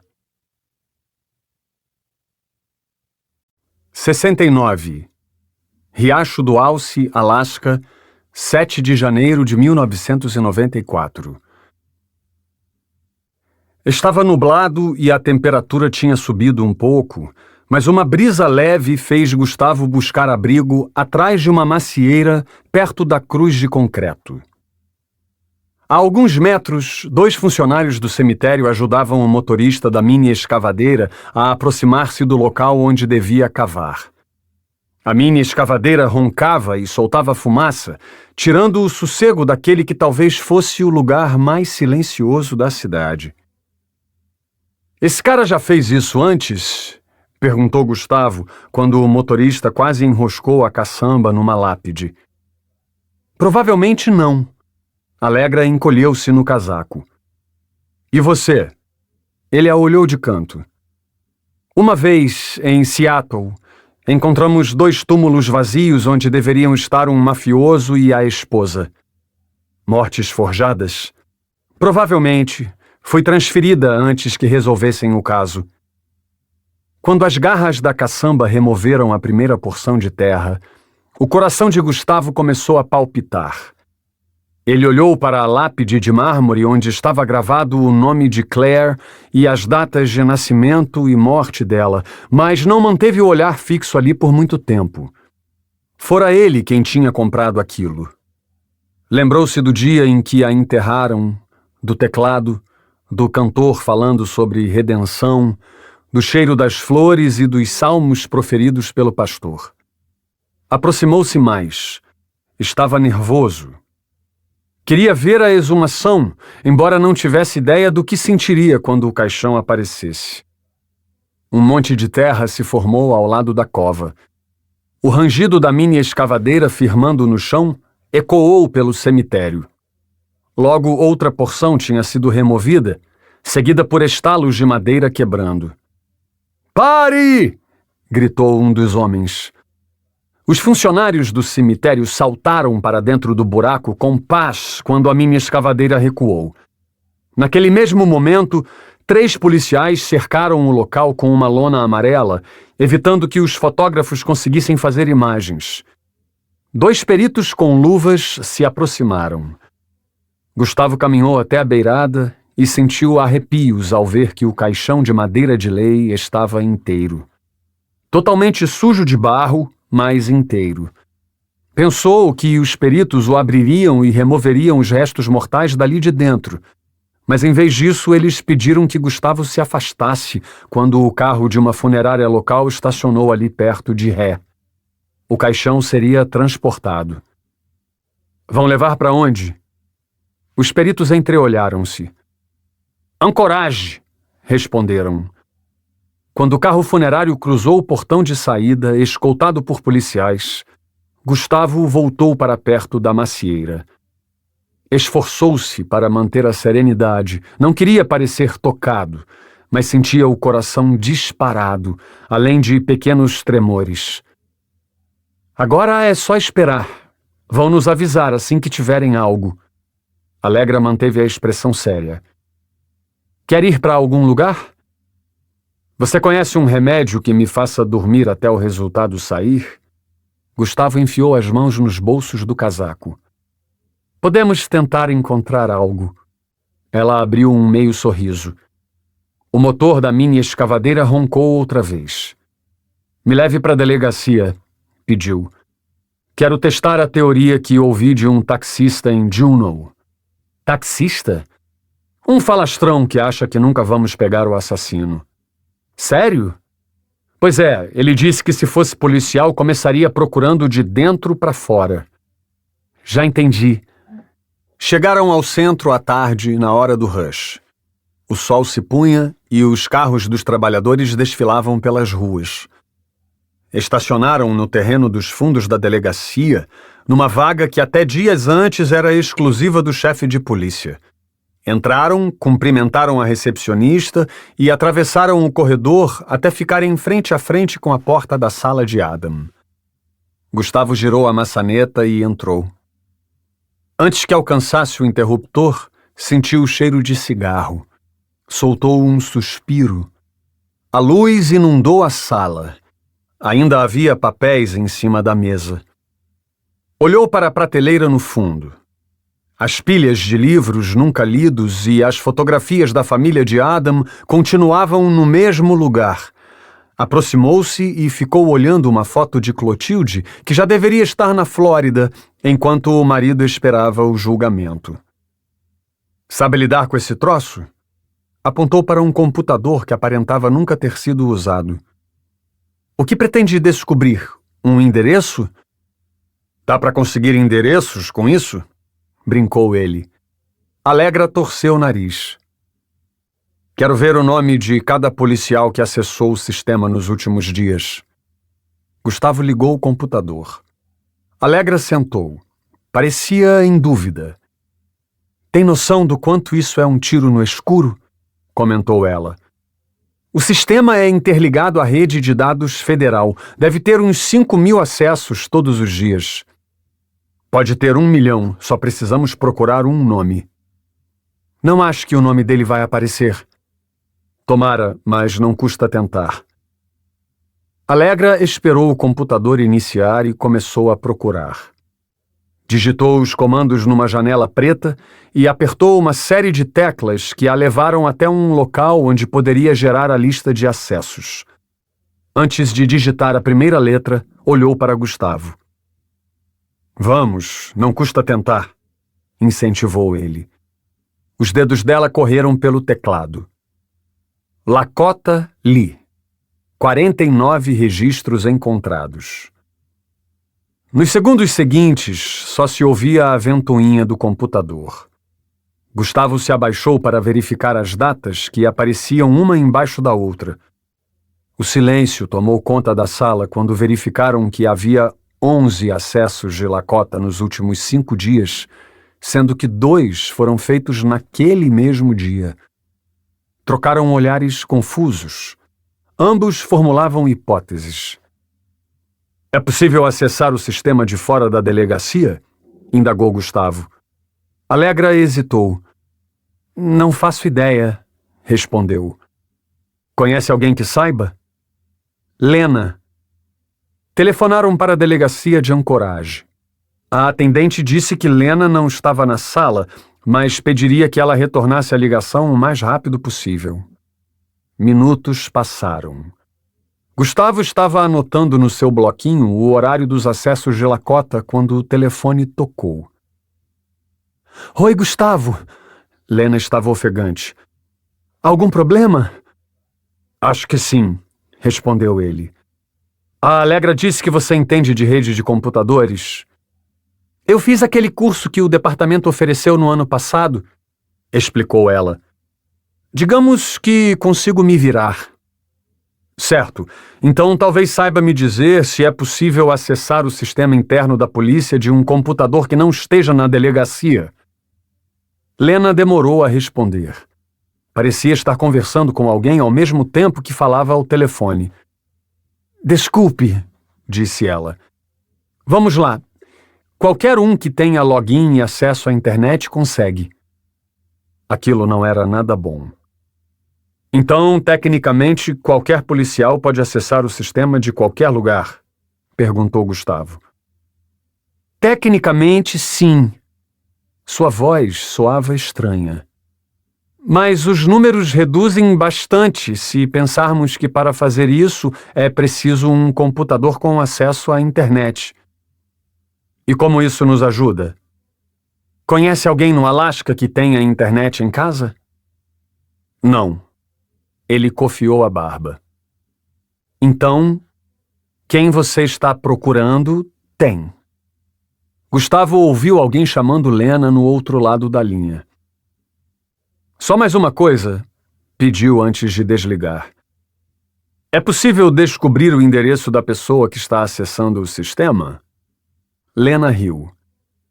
Talvez em alguns anos, mas hoje eu diria que não. 70. Fazia 15 minutos que eles não cruzavam com veículos na direção oposta. Apenas galhos e folhas secas farfalhavam no asfalto. Ou o Lakota está acessando o sistema ou alguém conseguiu os dados dele. Gustavo encarou a escuridão entre as árvores. Sei o que parece, mas o assassino não cometeu um erro sequer até agora. Alegra bateu os dedos no volante. Se fosse o Lakota, ele não seria estúpido de deixar esse rastro. Fazia sentido. A não ser que... Acha mesmo que é um rastro? Olhou Alegra de soslaio.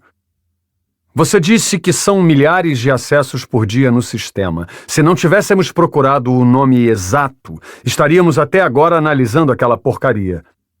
Pode ser. Pode ser o quê? Que você tenha razão. Alegra reduziu a velocidade ao ver um cervo e seu filhote atravessando o asfalto.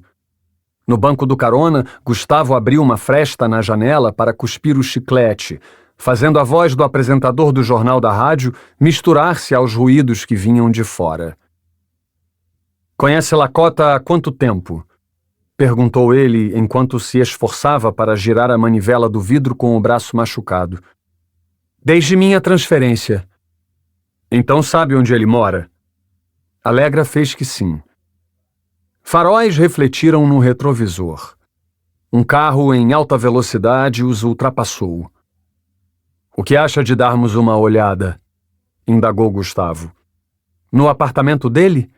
Replicou Alegra, inquieta. Sem um mandado? Quem se importa com mandados? O chefe do departamento. Eu não conto se você não contar. Em 40 minutos, chegaram a uma rua estreita de um bairro que ficava às margens da enseada em Anchorage. Gustavo e Allegra sentiram o cheiro de peixe e de água salgada quando desceram da viatura. Lakota morava num prédio de 4 andares, com um caminho de azulejos de cerâmica que levava até o portão ao lado da guarita. Quando chegaram, um homem de uniforme azul escuro colocou a cabeça para fora da janelinha. "Posso ajudar?" Ele tinha voz fina. Gustavo olhou para Allegra esperando que ela assumisse. "Somos da polícia." Ela estendeu o distintivo. "Queremos dar uma olhada no apartamento de Lakota Lee." O homem assentiu. "Não diga que o encontraram." Logo em seguida, o portão se abriu com um bip. "Não." Allegra entrou. "Sabe de alguma coisa?" "Só que não o vejo desde que desapareceu." O homem esfregou as mãos e voltou para dentro do seu cubículo aquecido. Seguiram para a entrada, atravessando um amplo corredor em cujas paredes estavam penduradas cópias das obras de um artista local que todos conheciam, mas quase ninguém lembrava o nome. Subiram o primeiro lance de escadas e cumprimentaram um menino que brincava com bonecos dos Cavaleiros do Zodíaco em frente a um apartamento. Pararam diante do 201. Allegra forçou o trinco. Gustavo olhou para o menino brincando ali perto, que os encarava como se julgasse o que eles estavam fazendo. "Somos da polícia, tá legal?" explicou Gustavo. O menino abaixou a cabeça e entrou em casa. Allegra empurrou a porta. "Quer que eu arrombe?" perguntou Gustavo. "Tem certeza? Todo o andar vai saber que estamos aqui." "O guarda sabe, o menino sabe", disse ele. "Daqui a meia hora a cidade inteira vai saber." Gustavo chutou o trinco com força. As primeiras coisas em que reparou ao entrar naquele pequeno apartamento foi o cheiro de cigarro e o quão limpo e bem arrumado estava. Na sala conjugada, mobiliada de forma simples e atrativa, não havia bagunça, restos de comida ou copos sujos como em qualquer apartamento de um jovem solteiro. A cor do papel de parede desbotado era clara, o que aumentava a sensação sufocante de limpeza. Na cozinha estreita não havia pratos esperando na pia. Aquela imaculada organização o fez pensar em tirar os sapatos antes de continuar. Deixaram a sala e atravessaram o corredor. Chegaram ao quarto, onde viram a cama com lençóis dobrados com tanta força que ficar embaixo deles requeria manobra acrobática. "Tem certeza de que ele mora aqui?" Gustavo não deixou de reparar nos 3 sapatos enfileirados ao lado do guarda-roupa. "A mesa dele lá no escritório é uma bagunça e não me lembro de tê-lo visto fumando." "Pois é." Allegra aproximou-se de uma mesinha de estudos para analisar algo em cima dela. Gustavo aproveitou para espiar o banheiro. A lâmina de barbear e a loção pós-barba estavam dispostas em ordem militar ao lado do sabonete. Uma guimba flutuava dentro do vaso, o que indicava que alguém estivera ali havia pouco tempo. De repente, soube o que todo aquele excesso de capricho lembrava. Seu próprio apartamento anos antes, quando Claire avisava que viria passar o fim de semana. Deu meia volta e chegou perto da mesinha. Havia uma fileira de livros organizados por tamanho e cor e papéis com o timbre do departamento rabiscados. "Dá uma olhada nisso", disse Allegra apontando para um dos papéis. "Parecem informações do caso Mary Aubameyang." Gustavo correu os olhos pelo papel. Ali estavam anotados detalhes como o dia da morte, o local no bosque onde o corpo foi encontrado e outras descrições que cabiam somente à polícia. "Tem algo estranho", ele ponderou. "Lakota está desaparecido desde antes do Ano Novo, mas Mary só foi encontrada esta semana." Allegra arrastou a folha com um polegar, revelando mais papéis com dados dos demais desaparecimentos e assassinatos creditados ao Homem de Palha. Junto deles havia recortes de jornais nacionais com artigos sobre o maníaco. Um dossiê? Supôs ela. Ou um caderno de recordações. Continuaram fazendo a busca nos cômodos, abriram armários, gavetas e pegaram tudo de relevante que encontraram. Quando terminaram, usaram o telefone de um vizinho para chamar reforço, ordenando aos curiosos no corredor que ninguém entrasse. Esperaram os policiais chegarem e disseram a eles que tinham entrado no apartamento porque pensaram ter ouvido gritos. Quando a perícia chegou, eles desceram ao térreo e pegaram a viatura. Pelo vidro lateral, Gustavo viu um homem alto parado na calçada, fumando e olhando para o prédio com o rosto escondido embaixo do chapéu. Tentou identificá-lo, mas Allegra acelerou pela rua naquele mesmo momento. Estacionaram na garagem subterrânea da delegacia 2 minutos depois do fim do expediente. Havia um estranho movimento de policiais na sala separada que usavam como cozinha. Logo, um grupo passou por eles, segurando pastéis fritos e copos de café. Em seguida, apareceu outro grupo carregando brownies e refrigerante. Será que fomos convidados? Cochichou Allegra com a mão na frente da boca enquanto subiam ao departamento. Gustavo ficou tenso ao entrar no escritório e ver Lena ao telefone. Não tinha certeza de que estava preparado para descobrir o resultado da exumação. Sentou no sofá e recostou-se. Na televisão, na parede, passava uma reportagem sobre a vida de Nelson Mandela, cuja manchete era: o primeiro presidente negro eleito na África do Sul. O volume estava no mudo. Ele parou de assistir quando Lena colocou o telefone no gancho. Não é o que está pensando, adiantou-se ela. É o resultado das digitais na arma que matou Ethan no barco. Gustavo relaxou.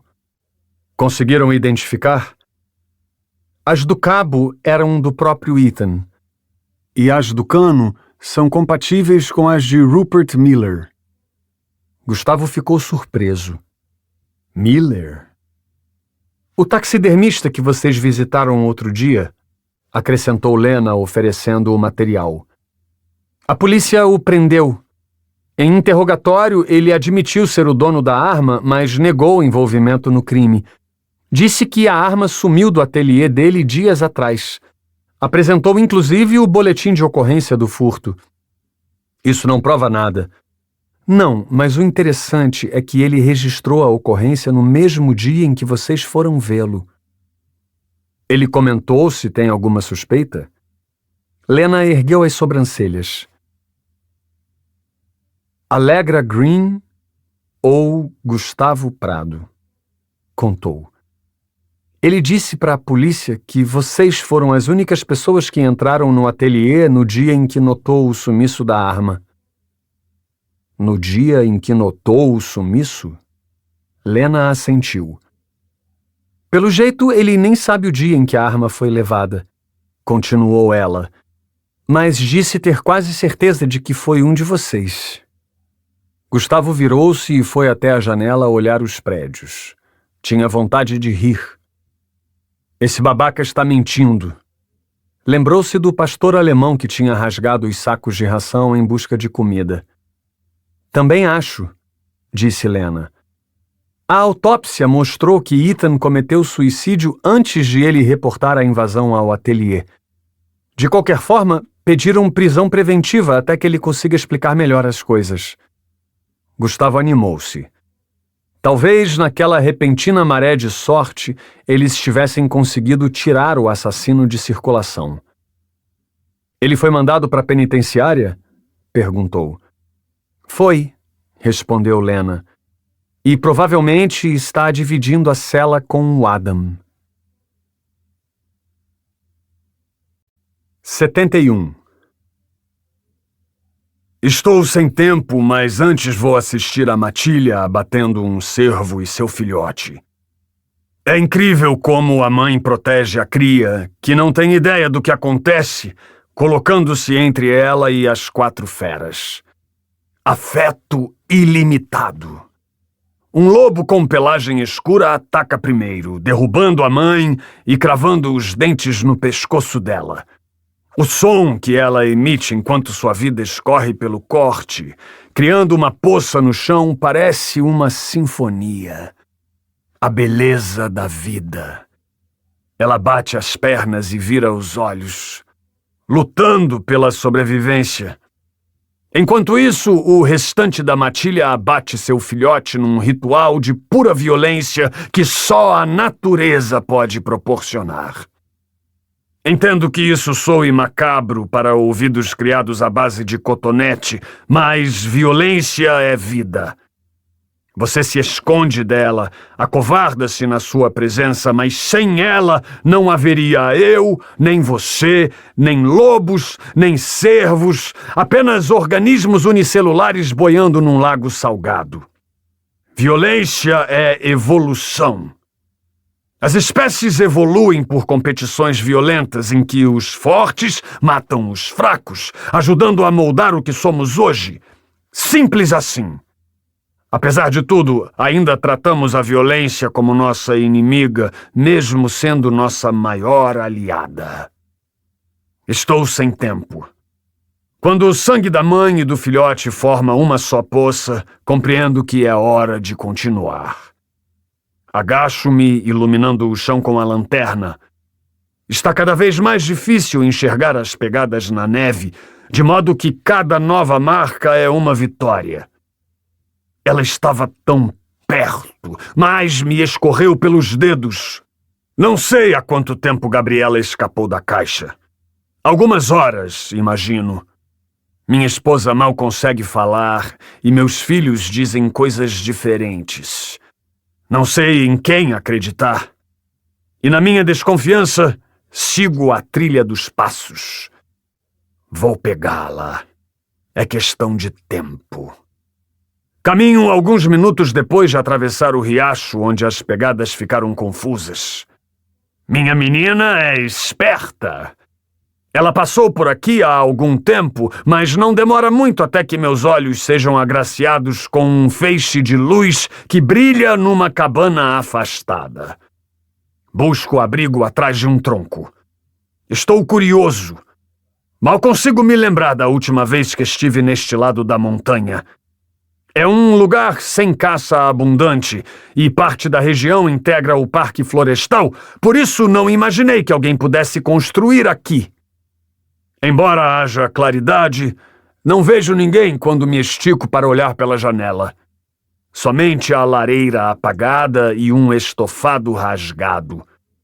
Do lado de fora, vejo marcas de pneus e a porta da frente encostada, me convidando a entrar. Ando pela sala com passos sorrateiros e atravesso o corredor que leva à cozinha. Não há nada de diferente. Dou meia volta e antes de ir embora entro em um quarto.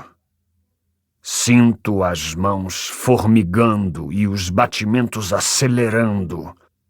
Uma onda de bem-estar se alastra por todo o meu corpo. Esperei muito tempo para encontrá-lo. Jamais imaginei que minha menina me traria até ele. Sim, agora tenho certeza de que ela esteve aqui, assim como estou certo de que ele a levou.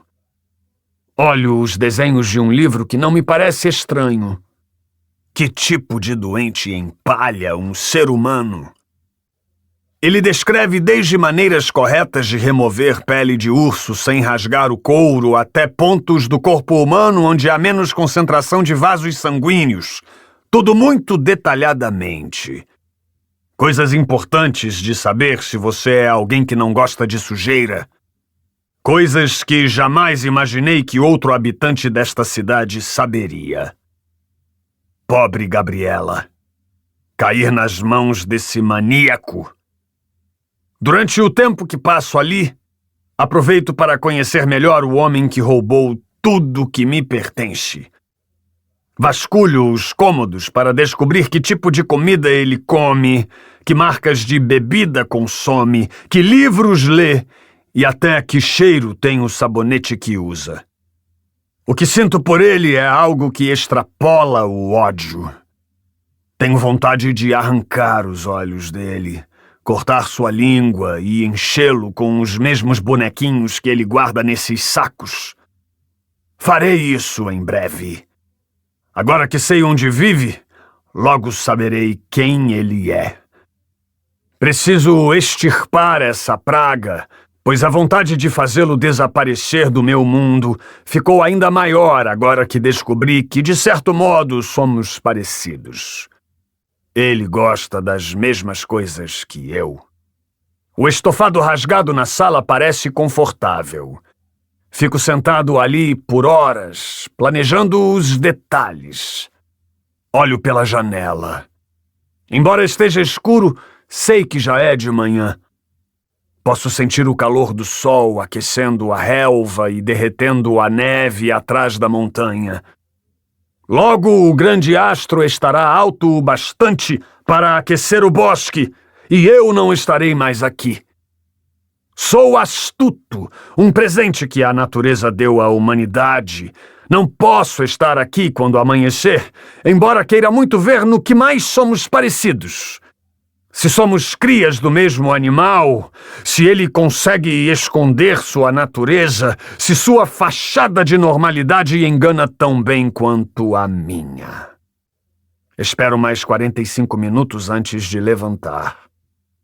Temo que ele não vá aparecer. Embora eu tenha sido cuidadoso, ele deve saber que estou aqui. Será que me observa? Volto ao quarto. Faço força para arrastar o saco com os bonequinhos até o pátio. O sol logo vai aparecer. Tenho que me apressar. Passo 15 minutos dispondo os bonequinhos num grande círculo, afastados não mais que 30 centímetros um do outro ao redor da cabana. Olho para o céu. A neve não voltará a cair tão cedo, de modo que quando todos chegarem, os bonequinhos ainda estarão visíveis. Encaro a cabana, então vou buscar o livro. Sinto a capa áspera roçando meu casaco quando me curvo para colocar fogo na cortina. Saio, pisando nas mesmas pegadas que minha doce menina deixou. Ninguém poderá me seguir. Interrompo o passo olhando para trás. Há marcas de pneu na neve, mas só quero olhar para a cabana. Quero ver tudo queimar. Quando vejo que o fogo toma conta das paredes, aperto o livro contra o peito e desapareço no meio das árvores, assim como um bom predador faz depois de devorar sua presa, deixando apenas ossos para trás. 72. Anchorage, Alasca, 7 de janeiro de 1994. Os raios de sol entravam pelas persianas erguidas até a metade. Aquela mesma claridade atingiu os olhos de Gustavo quando ele cruzou a porta de vidro da delegacia. Segurando um copo de café, ele parou assim que viu Allegra e Lena sentadas à mesa com Edgar, o chefe do departamento. Sente-se, Sr. Prado. Edgar quis parecer amigável. Gustavo olhou para Allegra, que franziu a testa e apontou a cadeira. Antes de sentar, viu que Edgar segurava uma pasta com folhas do Hospital Regional do Alasca. Sabia do que aquilo se tratava, só que ainda não tinha certeza se queria descobrir.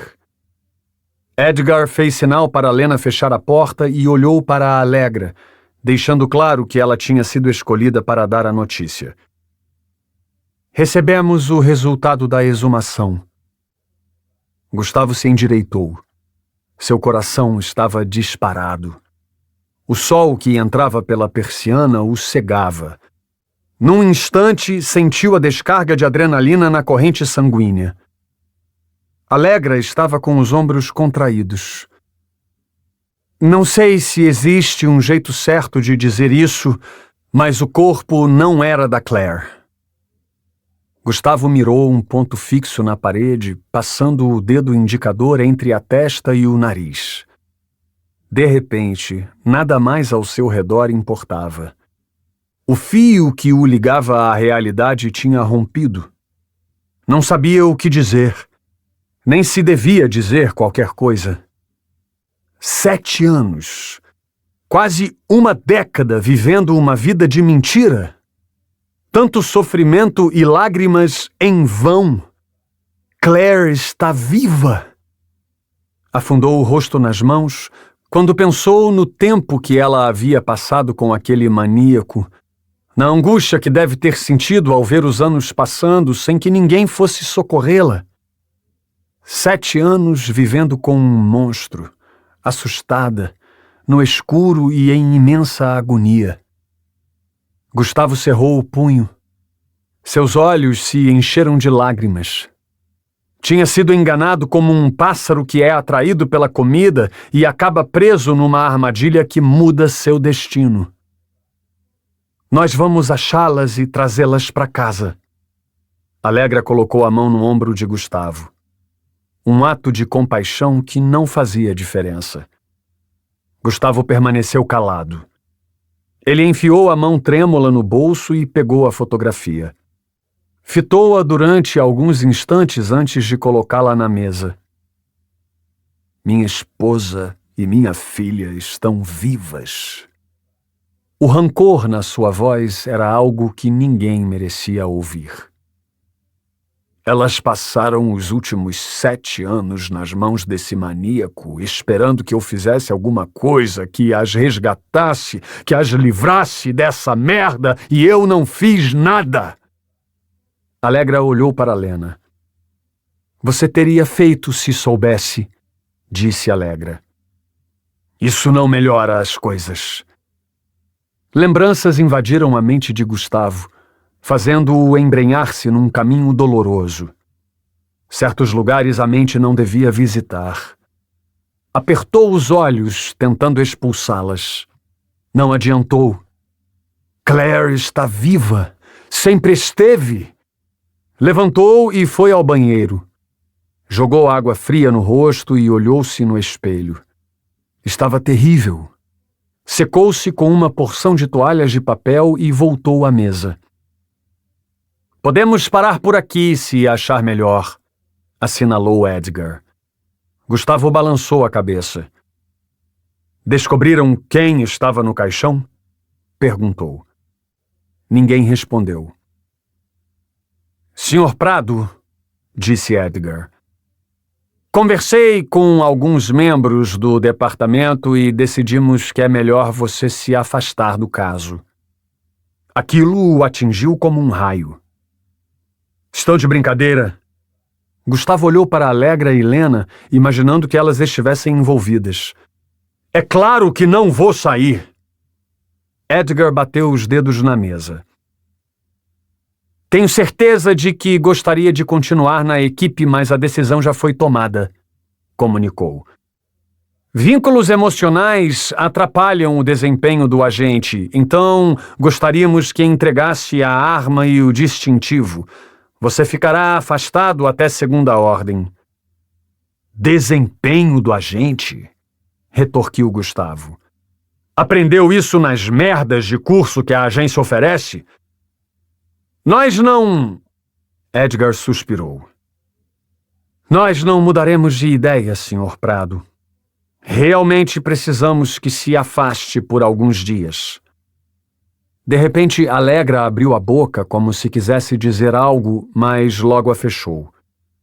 Havia uma faixa de sombra no seu rosto. Quanta baboseira! Gustavo socou a mesa. O departamento fez o check-out no hotel que estávamos te hospedando, continuou Edgar. Queremos que volte a Riacho do Alce, espere notícias e descanse enquanto a polícia faz o resto do trabalho. Sei o quanto deve ser difícil, mas faremos todo o possível para pegar o criminoso que está com sua família. Abrindo um sorriso debochado, Gustavo pegou o distintivo. Sabe que vou continuar investigando com ou sem essa merda, não sabe? atirou-o na mesa. Essa é uma decisão sua, senhor. Mas atrapalhar uma investigação é considerado crime. Pare de me chamar de senhor. Gustavo ficou em pé. Como preferir. Edgar fez um gesto de desarme. Só espero que entenda o que me levou a tomar essa decisão. Claro que entendo. Gustavo caminhou até a saída. Aliás, por que você não vai à merda? Por que todos vocês não vão à merda? Pelo reflexo no vidro, viu Edgar de cabeça baixa recolhendo os papéis e a fotografia. Esqueceu de entregar sua arma, disse Edgar um segundo depois. Vem buscar. Gustavo nem olhou para trás. 73. O sol refletia nas janelas quando Gustavo desceu do táxi em frente ao hotel. Os corredores do seu andar estavam desertos. Havia poucos hóspedes naquela sexta-feira. A maioria já havia saído para dar lugar aos que chegariam a partir das 2 da tarde para a próxima diária. Entrou no quarto e sentou na cama. Abriu o frigobar e pegou uma lata de Pepsi que bebeu num longo gole, apreciando o gás que entrava pelas fossas nasais. Apoiou o queixo na mão, imaginando que talvez devesse mesmo voltar a Riacho do Alce, mas não para descansar. O fato é que não iria deixar o caso. Não mesmo. Podiam ter-lhe afastado do departamento, mas ninguém o impediria de continuar trabalhando. Numa descarga de fúria, socou o colchão algumas vezes, imaginando que deixava o rosto de Edgar cada vez mais roxo. Filho da puta! Por fim, enfiou seus pertences numa sacola e saiu. Depois de entregar a chave para a recepcionista do turno, parou ao ver uma viatura estacionando no outro lado da rua. Alegra e Lena. Respirou fundo quando elas atravessaram a rua movimentada. Ambas estavam com o rosto fechado. Vai mesmo voltar para casa? Indagou Alegra. Ainda não sei, respondeu Gustavo. Não tivemos nada a ver com aquilo, explicou ela. Tentamos fazê-lo mudar de ideia, mas no fim é ele que decide. Agradeço, eu não devia ter me alterado daquele jeito. Alegra mexeu a cabeça no que pareceu um sinal positivo. Ainda quer saber de quem era o corpo enterrado? Quero. Certo. Então, que tal conversarmos em outro lugar?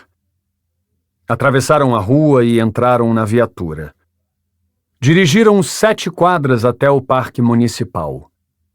Perto do lago congelado, havia inúmeras pessoas sentadas nos bancos, algumas lendo o jornal e comendo sua marmita durante o intervalo do trabalho, outras só buscando um pouco de vitamina D.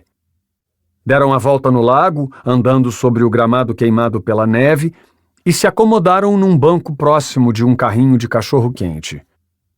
Antes de começar a falar, Lena abriu a bolsa que carregava a tiracolo e entregou uma resma de folhas para Gustavo.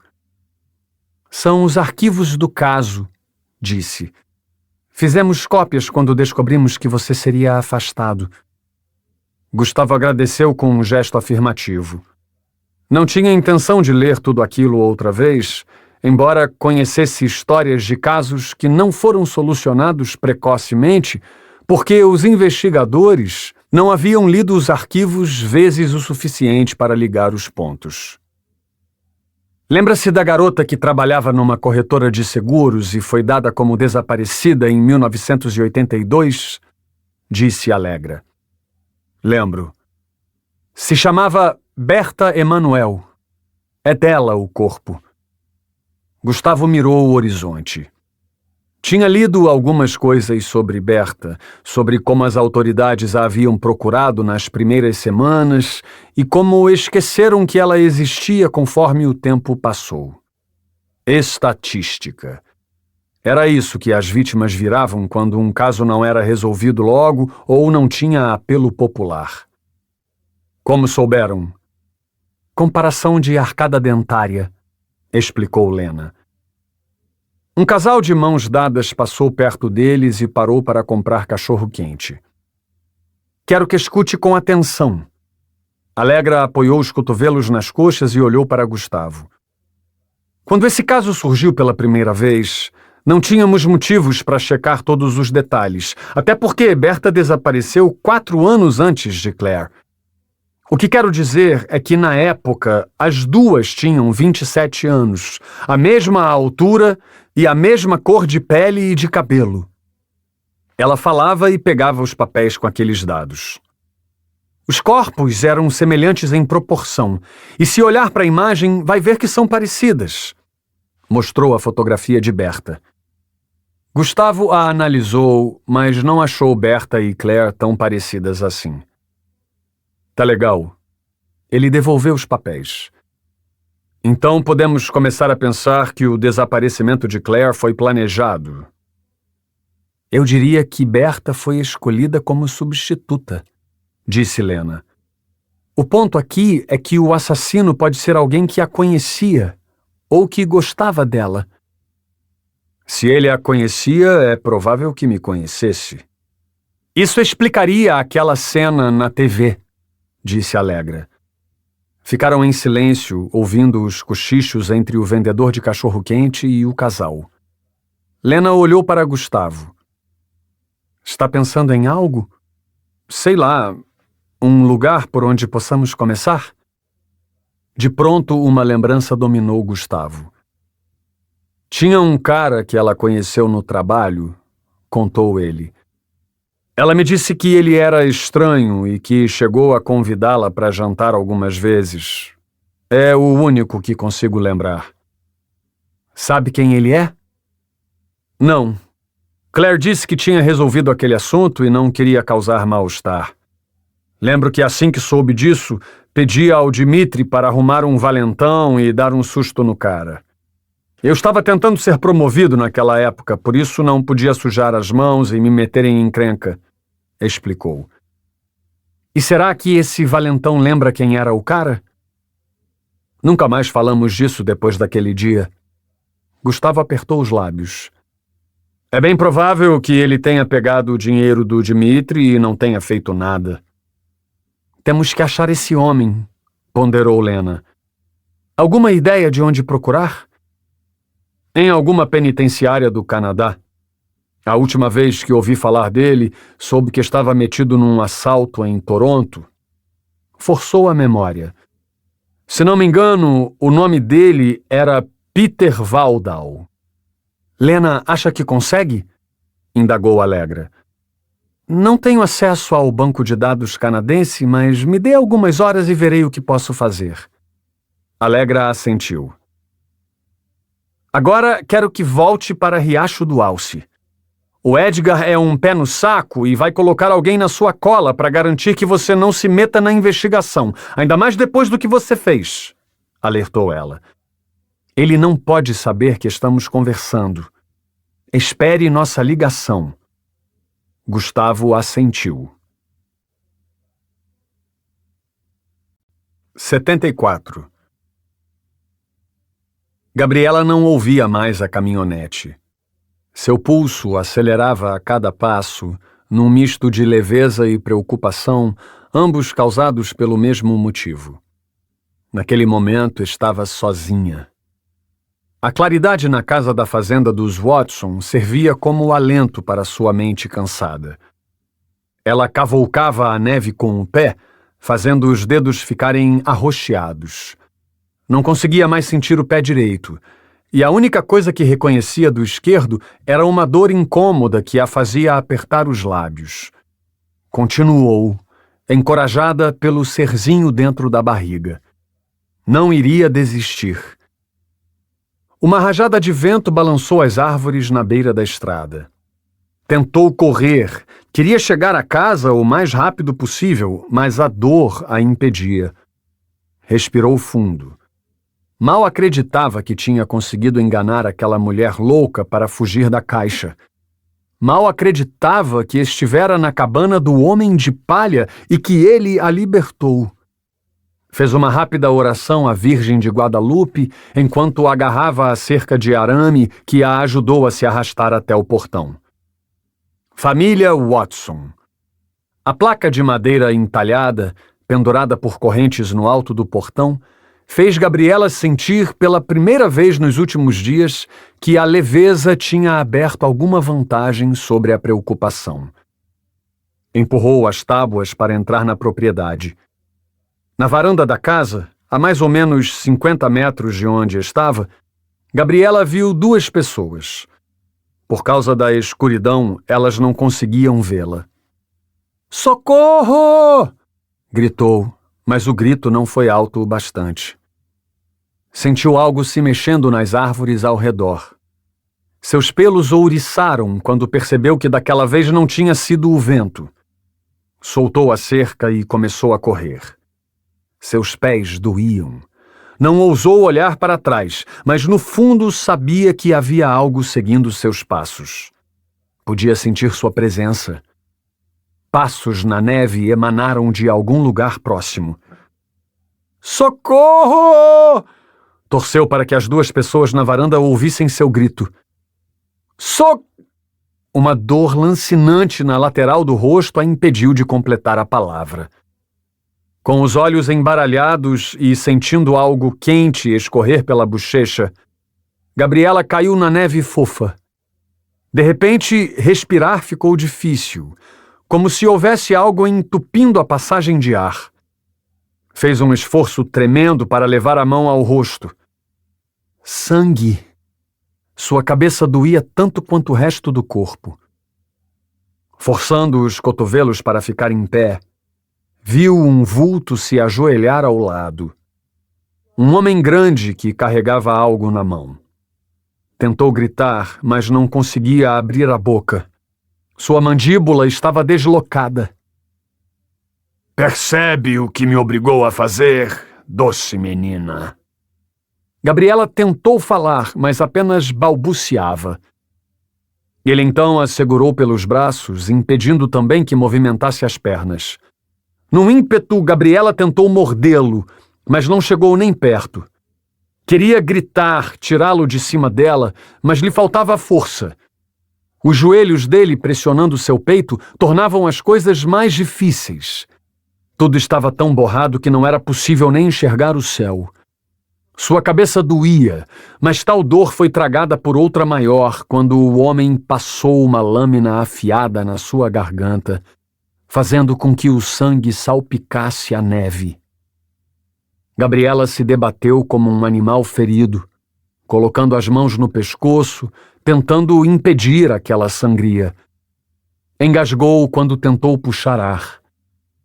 Então começou uma erupção de bolhas que estouravam antes de desgrudar da pele cortada.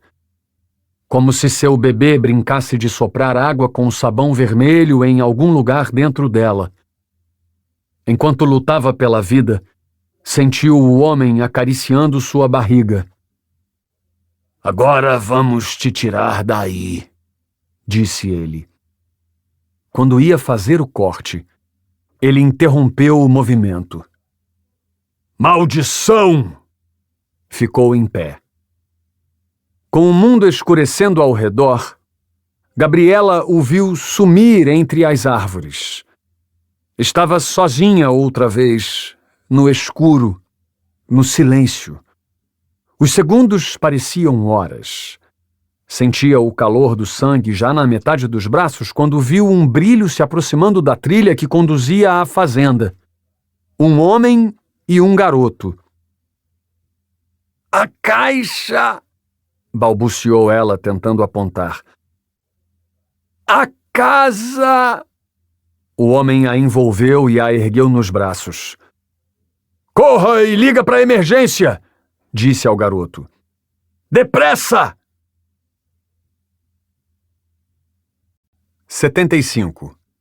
Riacho do Alce, Alasca, 7 de janeiro de 1994. Com a sacola de roupas numa mão e as correspondências na outra, Gustavo se escorou na parede, esperando o elevador.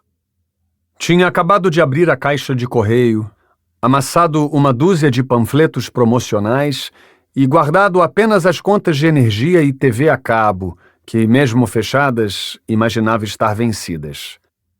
Chegando ao 5º andar, olhou para o tapete amontoado em frente à porta. Esticou-o. Fazia tempo que a faxineira não o deixava daquele jeito.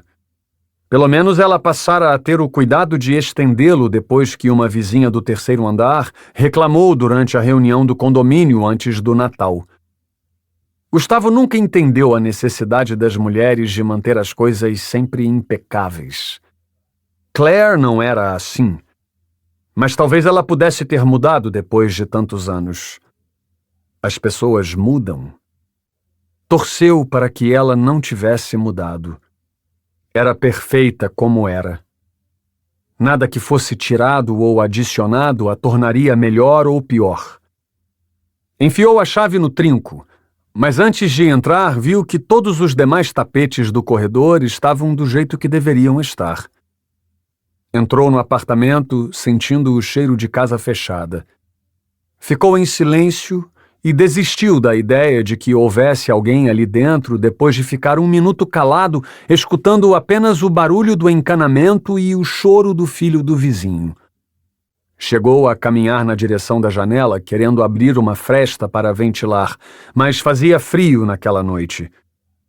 Largou a sacola no chão, colocou as correspondências na mesa e foi ligar o calefator. Sentiu a temperatura aumentar, tirou o casaco e foi ao quarto ouvir as mensagens na secretária eletrônica. Das 7 ligações, as últimas 5 datavam daquele dia. Ninguém tinha deixado recado. Apertou os botões para ver os números. Todas apareciam como número desconhecido. O banho que tomou em seguida não foi demorado, como de costume. Tentou aproveitar o momento, o calor da água aquecendo sua pele, mas sua cabeça estava em outro lugar. Claire. Deixou a porta do banheiro aberta enquanto se secava, temendo não conseguir ouvir o telefone no quarto caso tocasse.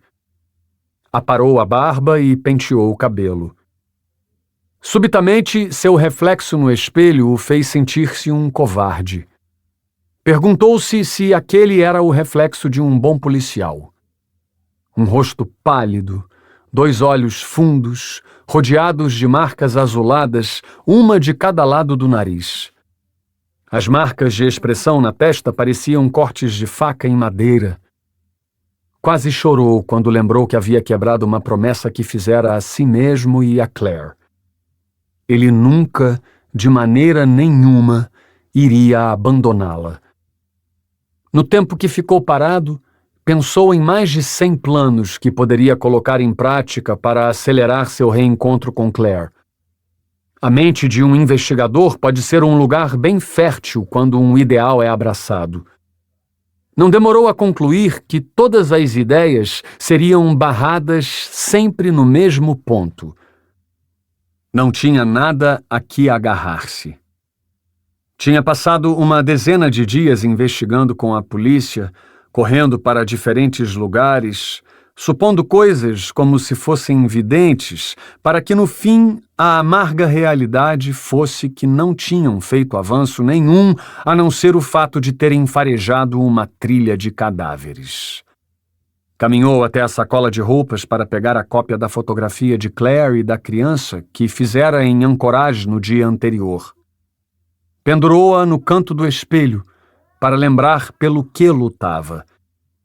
Foi para a sala e sentou na poltrona, mesmo sabendo que não ficaria na mesma posição por muito tempo. Ligou a TV, mas desligou antes de ver o que estava passando. A imagem encolheu e virou um pontinho preto no centro da tela. Levantou. Não tinha fome, nem sede, nem vontade de fazer coisa nenhuma que não fosse encontrar Claire. Encarou o telefone. Não conseguiria dormir se Allegra não retornasse com novidades sobre Peter Waldau. 5 minutos depois o telefone tocou. Gustavo levantou num salto. No display, No lugar do número de telefone de quem estava ligando, aparecia a palavra desconhecido. Tirou do gancho. Alô? Ninguém respondeu, embora ele soubesse, pela respiração ofegante, que havia alguém no outro lado da linha. Alegra? Quem fala? Alguém devolveu a pergunta. Gustavo sentiu o coração petrificar. Aquela era a voz de... Claire! Claire, é você? Ouviu estalos na linha. Claire! Chamou mais alto. Boa noite, Gustavo. Um homem assumiu a ligação. É bom poder falar com você de novo. Como vão as coisas no trabalho? Fiquei sabendo que te dispensaram. Aquela voz mascarada soava esquisita. Encoste nela e vou arrancar seus olhos, seu desgraçado. Gustavo fechou a mão com tanta força que achou que o telefone quebraria. Arrancar meus olhos? Sério? Pensei que fosse mais criativo. Riu o homem. Fique tranquilo, não farei com ela nada que já não tenha feito uma centena de vezes. Claire vem sendo uma boa esposa nestes últimos anos. Ainda não tenho certeza se quero devolvê-la. Gustavo não sabia o que fazer. Queria estrangulá-lo, mas estava de mãos atadas, vendado e amordaçado. Aquele homem estava com Claire. É ele quem comanda o jogo. Tentou manter a calma. Não queria continuar desafiando-o, mas também não queria parecer abatido. Me diga onde ela está, disse com calma, tentando escutar algum som que pudesse ajudá-lo. Não captou nada além da voz que vinha com um chiado baixo. Acho maravilhoso que queira se juntar a nós, mas isso não é o que me deixa mais satisfeito, disse o homem. Aceitação. É sobre isso que venho falando. Finalmente você entendeu quem dá as cartas. Era isso que você queria? Por enquanto é o bastante. Sabe que vou te encontrar, não sabe? Sei, claro que sei, concordou o homem. Você é muito bom em encontrar coisas. Encontrou a maioria das peças do quebra-cabeça que deixei? Fez uma pausa. O problema é que agora você tem uma dúzia de peças, mas não faz a mínima ideia de como elas se encaixam. Deve ser frustrante. Como pode ter certeza de que eu não as encaixei? Um riso baixo ecoou novamente. Eu não estaria no telefone se o quebra-cabeça estivesse montado, estaria? Ele parecia animado. Veja bem, Gustavo, pode não parecer, mas eu gosto de você. Gosto mesmo. Outra pausa. Só peço que não estrague tudo envolvendo a polícia quando a hora chegar. Nem pense em ligar para a Anchorage ou para qualquer outro lugar. Eu saberei se você fizer isso. Quando a hora chegar? Foi bom falar com você. Gostaria de poder te desejar uma boa noite, mas acho que ela não vai ser tão boa assim. E desligou. Dominado pela inquietação, Gustavo ficou mais alguns segundos com o telefone na orelha antes de ir até a janela da frente e olhar para baixo. Para onde quer que olhasse, via pessoas bem agasalhadas andando despreocupadas, olhando vitrines e atravessando a rua entre os carros. Pessoas normais, levando vidas normais com suas próprias rotinas. Qualquer um poderia ser o assassino. Voltou para a poltrona. Se o homem de palha batesse à sua porta pedindo ajuda, Gustavo provavelmente o deixaria entrar. Ele poderia ser qualquer um vizinho, um amigo, um desconhecido. Pensou em ligar para a Alegra. Ligar para contar o quê? Que tinha ouvido a voz de Claire? Que ela estava viva? Todos sabiam daquilo. desistiu. Quase meia hora depois, alguém tocou a campainha. Algo tão raro ali que Gustavo deu um pulo. Foi até a porta e a abriu. Boa noite! Era Jerry, o guarda do prédio. Vi pelas câmeras de segurança que o senhor voltou para casa. Boa noite. Pois é, acabei de chegar. Gustavo esticou o pescoço para o corredor. Algum problema? Jerry mantinha os olhos baixos. Nas mãos, um envelope vermelho que acabara de tirar do casaco. Deixei cair algo do correio quando subi? Indagou Gustavo. Na verdade, não. Posso entrar? Qualquer um. Pode. Claro, fique à vontade. Vou ver se encontro algo para a gente beber. Enquanto Jerry se acomodava no sofá, Gustavo foi à cozinha servir uma dose da única bebida que havia ali. Rum. Ao mesmo tempo que o líquido escorria para o copo, ficou pensando no que tinha levado Jerry a bater à sua porta. Problemas? Embora parecessem amigos, só trocavam algumas palavras enquanto um vigiava e o outro esperava o elevador. Quando retornou à sala, ofereceu um copo. Jerry aproximou o copo dos lábios, mas não bebeu nenhuma gota. Colocou-o sobre a mesinha. Como está o trabalho? Perguntou ele. Ouvi que prenderam um empalhador de animais de Palmer. Estamos progredindo. Acha que ele é o assassino? Talvez. Gustavo bebeu um gole do rum e olhou o relógio. Está com algum problema, Jerry? Quero dizer, você nunca veio aqui antes, isso está cheirando a problema. Não sei como explicar. Jerry entregou o envelope vermelho. Mas agora há pouco peguei um garoto entrando na recepção com esse negócio. E? Murmurou Gustavo. E o moleque disse que pagaram uns $5 para ele colocar embaixo da porta do seu apartamento. Continuou. No começo achei que ele estava querendo roubar algo dos corredores. Você sabe que isso já aconteceu antes. Então peguei o envelope e falei para ele ir embora antes que lhe enchesse de supapos. Gustavo começou a sentir a palma das mãos suando. E aí, quando abriu o envelope e viu o que tinha dentro, você percebeu que o garoto estava falando a verdade. Resumiu, notando que o lacre estava violado. Desculpe por isso. Jerry abaixou a cabeça. Não imaginei que ele estivesse falando sério. Tudo bem, não tinha como saber. Gustavo ergueu o fecho do envelope.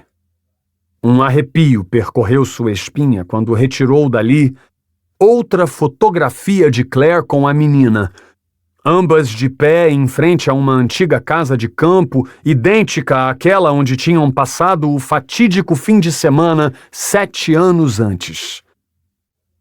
Conhecia o garoto que entregou? Nunca tinha visto. Dê uma olhada no que está escrito atrás. Gustavo olhou o verso.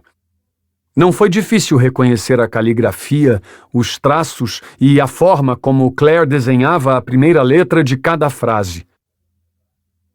Agora que estou viva, venha buscar seu prêmio. 76.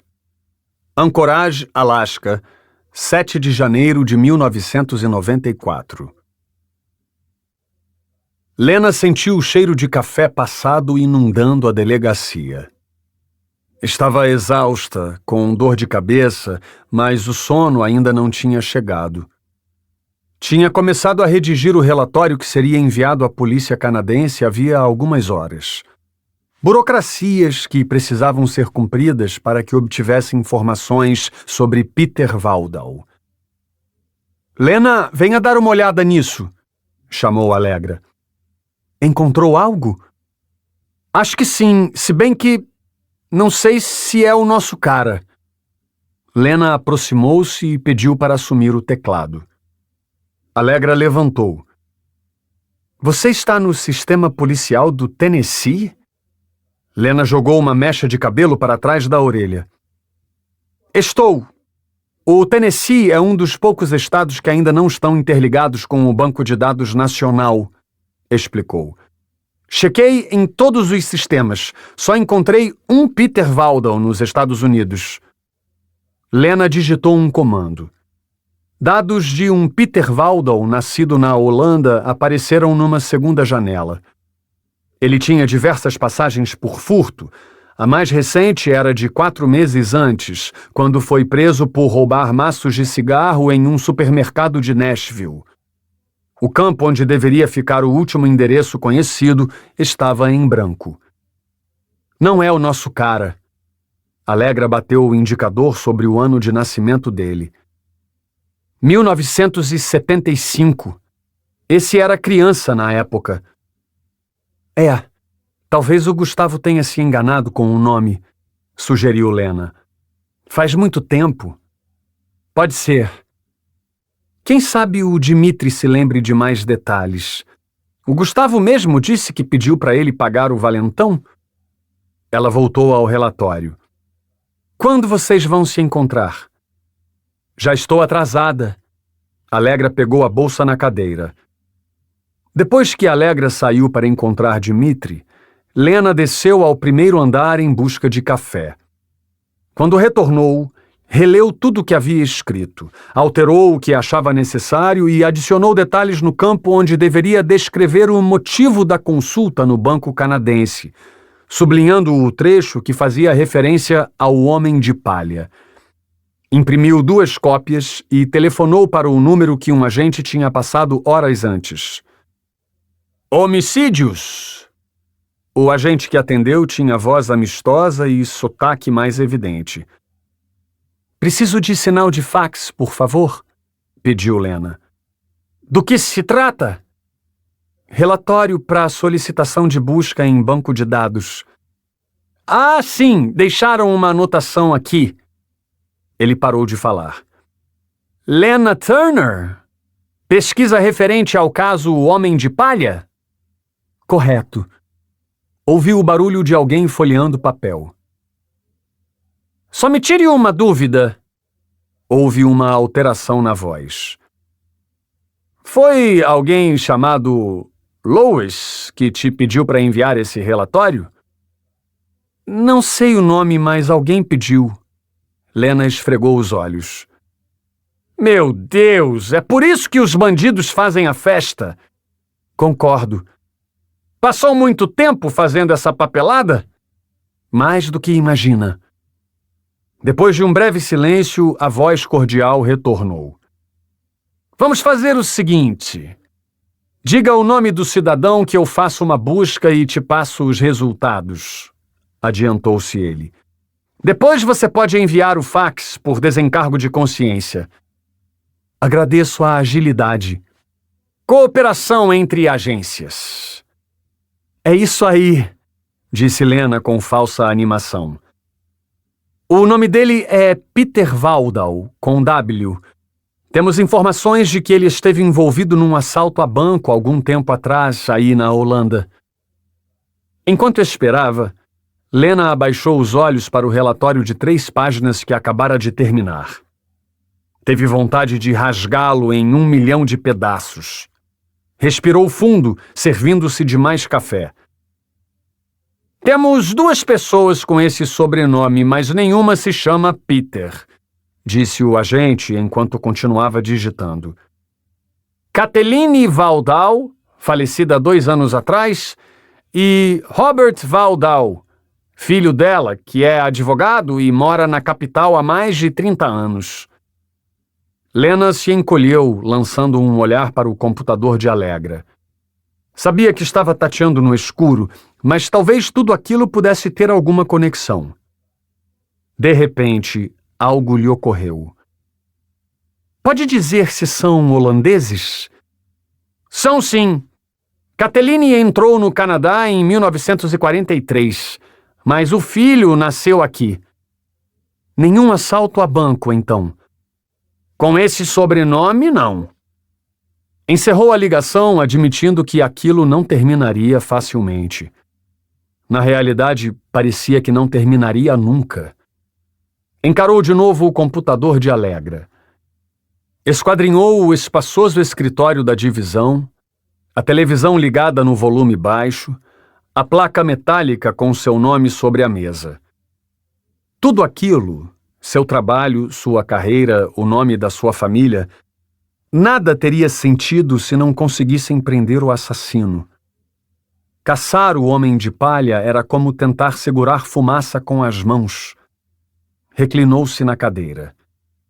Não podia acreditar que todo aquele tempo investido em Peter Waldau seria inútil. Depois de alguns minutos, decidiu que manteria contato com a polícia holandesa. Não podia ser coincidência. Obtivera informações sobre 3 Waldau. A origem de todos conduzia ao mesmo lugar, a Holanda. Procurou no mapa do mural a diferença de fuso horário entre os 2 países. Olhou o relógio e discou o número marcado na Bíblia. A lista com os contatos de todas as agências do planeta. Contou 6 toques antes que alguém atendesse falando holandês. Matt? Era uma mulher. Aqui é a agente Lena Turner, apresentou-se Lena em inglês. Falo do Departamento de Homicídios do Alasca, Estados Unidos. Prossiga, agente Turner. Estou em busca de informações sobre um homem chamado Peter Waldau. Não temos certeza, mas acreditamos que nasceu no seu país. De repente, a mulher começou a cochichar com alguém. 20 segundos depois, ela passou o telefone para outra pessoa. Olá, aqui é o detetive Dan Rutger. Sua fluência era invejável. Por que está interessada em Peter Waldau? Lena debruçou sobre a mesa, estranhando aquela abordagem. Então o nome não é estranho, insinuou ela. Nem um pouco. Temos um palpite de que essa pessoa pode nos levar à identidade de um assassino em série que vem agindo na região, explicou. O homem de palha? Indagou Dan. Ele mesmo. Certo. Voltei anteontem das férias e deparei com essa história nos jornais. Fazia tempo que não ouvíamos boatos de um maníaco que conseguisse virar notícia no outro lado do Atlântico. Torçamos para que seja o último, emendou Lena. Dan pigarreou. Duvido que seja, comentou ele. Está sentada, agente Turner? Estou. Lena coçou a cabeça. Quer ouvir uma história interessante sobre o Peter? Por favor. Ela se acomodou. Dan deu uma tossida. Peter Waldau, disse como se tentasse expurgá-lo. Eu o procuro há muito tempo, desde que foi acusado de matar a ex-mulher em 1980 na França. Acho que é importante citar que ela estava grávida quando foi assassinada. Lena sentiu um nó na garganta.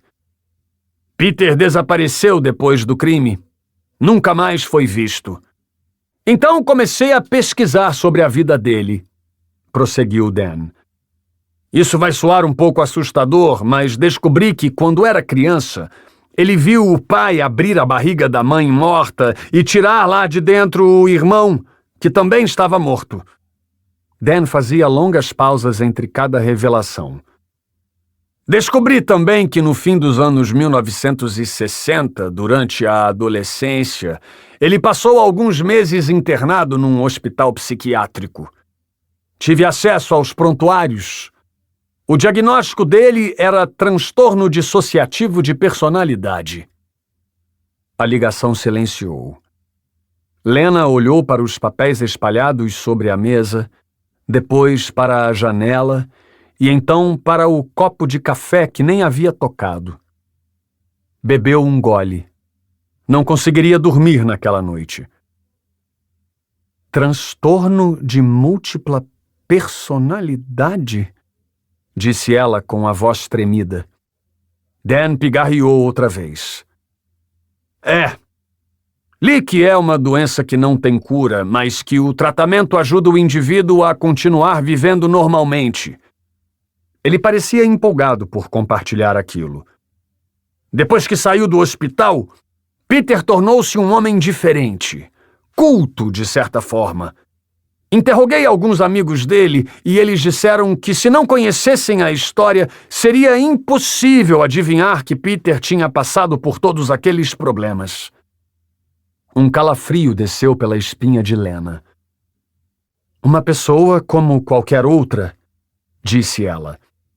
Foi o que os amigos dele me disseram na época, continuou Dan. Quase um ano depois do crime na França, a polícia de Paris descobriu que Peter e o pai fugiram num navio de carga que ia para os Estados Unidos. As investigações esfriaram depois daquilo. Então é possível que eles tenham vivido aqui? É mais do que possível, respondeu Dan. Aposto que não há registro de nenhum Peter Waldau no sistema do seu governo, certo? Nenhum que seja o nosso homem. Isso comprova nossa teoria de que ambos mudaram de nome quando chegaram à América do Norte, acrescentou ele. Lena pensou que também mudaria de nome se estivesse naquela situação. Era instintivo. Pelo jeito, vocês não descobriram que nomes eles adotaram, disse ela, olhando para a escuridão na janela. Peter estaria preso se tivéssemos descoberto. Pelo silêncio, Lena imaginou que a história tinha acabado. Por acaso vocês têm alguma fotografia dele? Indagou. Dan suspirou. Temos. Está no arquivo. Vou descer ao porão e procurar a caixa do caso. Envio para você em seguida. Obrigada. Lena levantou e deu uma volta na sala. Olhou para a televisão e para a plaquinha na mesa. Tateando no escuro. Sentiu um mal-estar, mas não daqueles que acompanhavam um resfriado ou coisa do tipo. Um mal-estar de alguém que estava prestes a avançar um passo num terreno onde qualquer movimento poderia cobrir a distância entre o início e o fim. Voltou para a mesa, pensando que pouquíssimo tempo havia passado desde que desligara o telefone. Tamborilou na mesa, ansiosa, encarando o aparelho de fax, torcendo para que a luzinha dele acendesse. Alguns minutos depois, o fax começou a tocar, e Lena nem se preocupou em atender. Ela apertou o botão verde que dava sinal ao remetente e uma folha foi puxada para o dispositivo de impressão. Uma imagem em preto e branco começou a ser impressa. Cada segundo parecia uma hora. Primeiro apareceu um homem grande e barbado. Ela olhou mais de perto. Era Landon Clay, o eremita. A impressão continuou. Havia mais alguém ao lado dele, outro homem alto. Peter Waldau. Mais alguns segundos e o fax cuspiu a folha. Lena segurou a foto perto dos olhos. Seu sangue congelou. Era Dmitri. 77. 8 de janeiro de 1994. Cristais de gelo cobriam o para-brisa quando Gustavo estacionou no início da trilha que o levaria até a casa na floresta.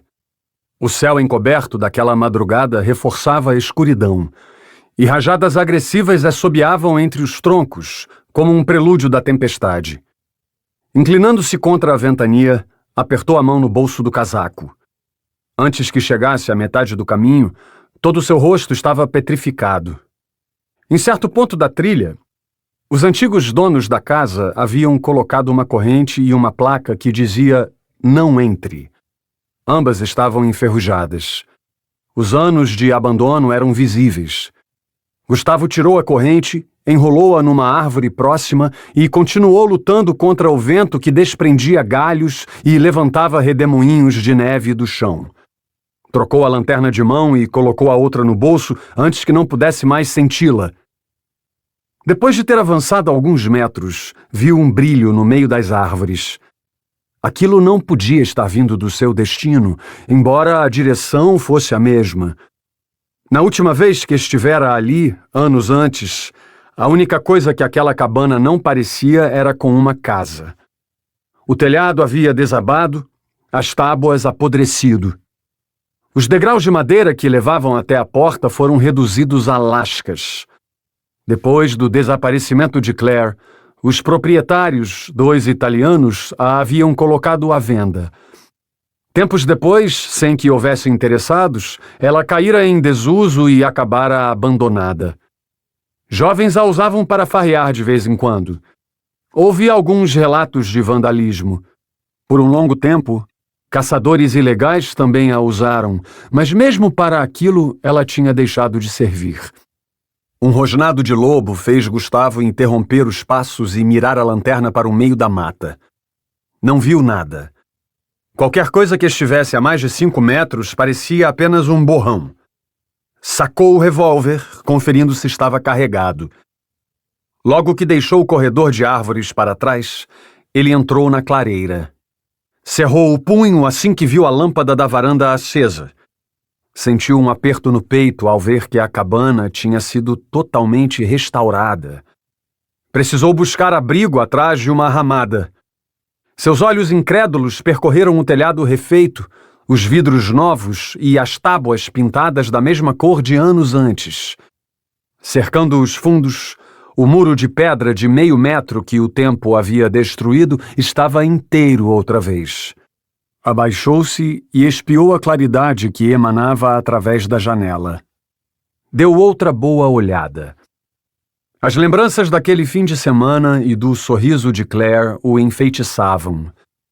Foi naquele lugar que ele a viu pela última vez, que a beijou, que a abraçou, que trocaram palavras de carinho.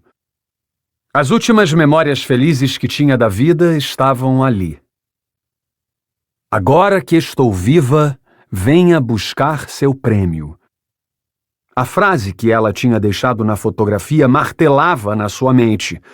Engatilhou o revólver e se aproximou. A madeira da varanda rangeu quando Gustavo subiu os degraus e parou em frente à porta. Olhou para o chão. Mesmo o tapete era igual ao do passado. Sentiu uma alteração nos sentidos. A nevasca impedia que escutasse bem, mas apurando o ouvido, conseguiu escutar um som bem baixo vindo ali de dentro. Burning Heart? A mesma música que seu radinho tocava na manhã em que Claire desapareceu. Entrou. In the burning heart, just about to burst. A voz do vocalista do Survivor ficou mais alta. Olhou para a cozinha e viu um radinho a pilha idêntico ao seu tocando a música com o volume no máximo. O cheiro de panquecas e café se espalhava no ar. Chegou a dar um passo, mas seus músculos travaram quando viu a velha mochila de Claire em cima da poltrona xadrez na sala. Não pode ser! Aquela mochila marrom tinha sido encontrada junto ao corpo, perto da barraca. Ele mesmo a viu toda ensanguentada dentro do saco de provas. Não é a mesma. Deu um passo e abriu o zíper. Dentro havia biscoitos de avelã, garrafas d'água, corda, canivete, pederneira, spray para ursos e uma barraca. Tudo que Claire sempre levava nas caminhadas. Com o coração pressionando os ossos do peito, Gustavo enfiou a mão no fundo até encontrar o que procurava. O revólver calibre 32. Olhou para ele. Era a mesma arma que insistia que Claire levasse consigo quando entrava na floresta. Tentou se lembrar de detalhes específicos que pudessem revelar se era o mesmo revólver daquela época, mas fazia muito tempo. Calibre 32, o que mais poderia saber? Colocou-o de volta e olhou ao redor. A lareira estalava no canto da sala. Voltou no tempo. Foi na frente daquela lareira, diante de uma fogueira como aquela, que ele e Claire haviam bebido vinho e conversado pela primeira vez sobre o nome que dariam aos futuros filhos. Claire puxara aquele assunto, talvez em busca de uma brecha para contar a novidade. Em seguida, atravessou o corredor e foi ao quarto. O cheiro de shampoo e perfume feminino penetrou seus pulmões. O cheiro dela. O quarto, arrumado de maneira impecável, o fez voltar mais uma vez ao passado. Os lençóis eram os mesmos, assim como as cortinas e o abajur. Entrou, deixando música para trás, trocando-a pelo som do chuveiro ligado no banheiro. Claire, chamou. Apesar do frio, Gustavo estava suando. Olhou para o vão embaixo da porta, tentando identificar algum movimento. Queria vê-la, tocá-la, ouvir sua voz. Sabia que atrás daquela porta poderia estar tudo o que queria, mas também sabia que poderia ser uma armadilha. De todo modo, uma armadilha na qual não se importava em cair. Forçou o trinco. Seu coração explodiu. Claire estava ali, sentada numa cadeira, olhando para a água que saía do chuveiro. Parado no batente, Gustavo não conseguiu se mover, nem falar. Permaneceu imóvel, contemplando o rosto dela, que, apesar de mais magro, continuava com os traços de sempre. Seu cabelo estava diferente, mais curto, mas tinha a mesma cor. Lembrou-se então de sonhar com momentos como aquele, quando acariciava o rosto dela outra vez, sempre consciente de que aquilo não era de verdade e logo seria jogado de volta ao mundo real. Então, o medo de que tudo aquilo não passasse de outro devaneio o dominou, deixando-o sem ar. Foi na direção dela, sentindo o perfume de flor de sândalo. Só queria que aquilo fosse verdade, que durasse. Claire, chamou de novo. Ela não respondeu, nem se mexeu. Gustavo ajoelhou-se. Os lábios dela estavam azulados, o rosto pálido, e havia marcas de dedo no seu pescoço. Estava morta. Teve a sensação de estar caindo num abismo. Estremeceu. Um nó se formou na garganta. Segurou-a, apertou-a com força, cheirou sua pele, seus cabelos. Fechou os olhos, sentindo uma dor tão forte quanto a vez que a perdeu. Enterrou o rosto dela contra o peito. Ainda encaixava. Seus corpos continuavam se encaixando com perfeição. Claire! Beijou-a na testa. Desesperou-se. Deitou-a no chão, soprando ar para dentro dos pulmões dela e massageando o coração para que voltasse a bater. Contou 30 massagens antes de soprar mais. Repetiu tudo 4 vezes. Cãibras lhe fustigavam os braços. Não se importou. Não iria parar até que ela acordasse. Forçou os músculos a trabalharem. Mais 3 repetições. Suor começou a escorrer por baixo do casaco. 1, 2, 3, 4. Cada vez que afundava o tórax de Claire, uma lágrima escorria. 5, 6, 7. Não podia perdê-la de novo. In the burning heart, just about to burst. Quando sua força se esvaiu, ele a envolveu com os braços, acariciou seu rosto pálido e chorou como nunca havia chorado. As lágrimas não paravam de escorrer. Gustavo não conseguia contê-las. Sua lucidez estava abalada. Era como se toda a angústia tivesse encontrado uma saída. Tudo desmoronava. Todas as luzes estavam apagadas. Porque passara os últimos anos preso num poço escuro.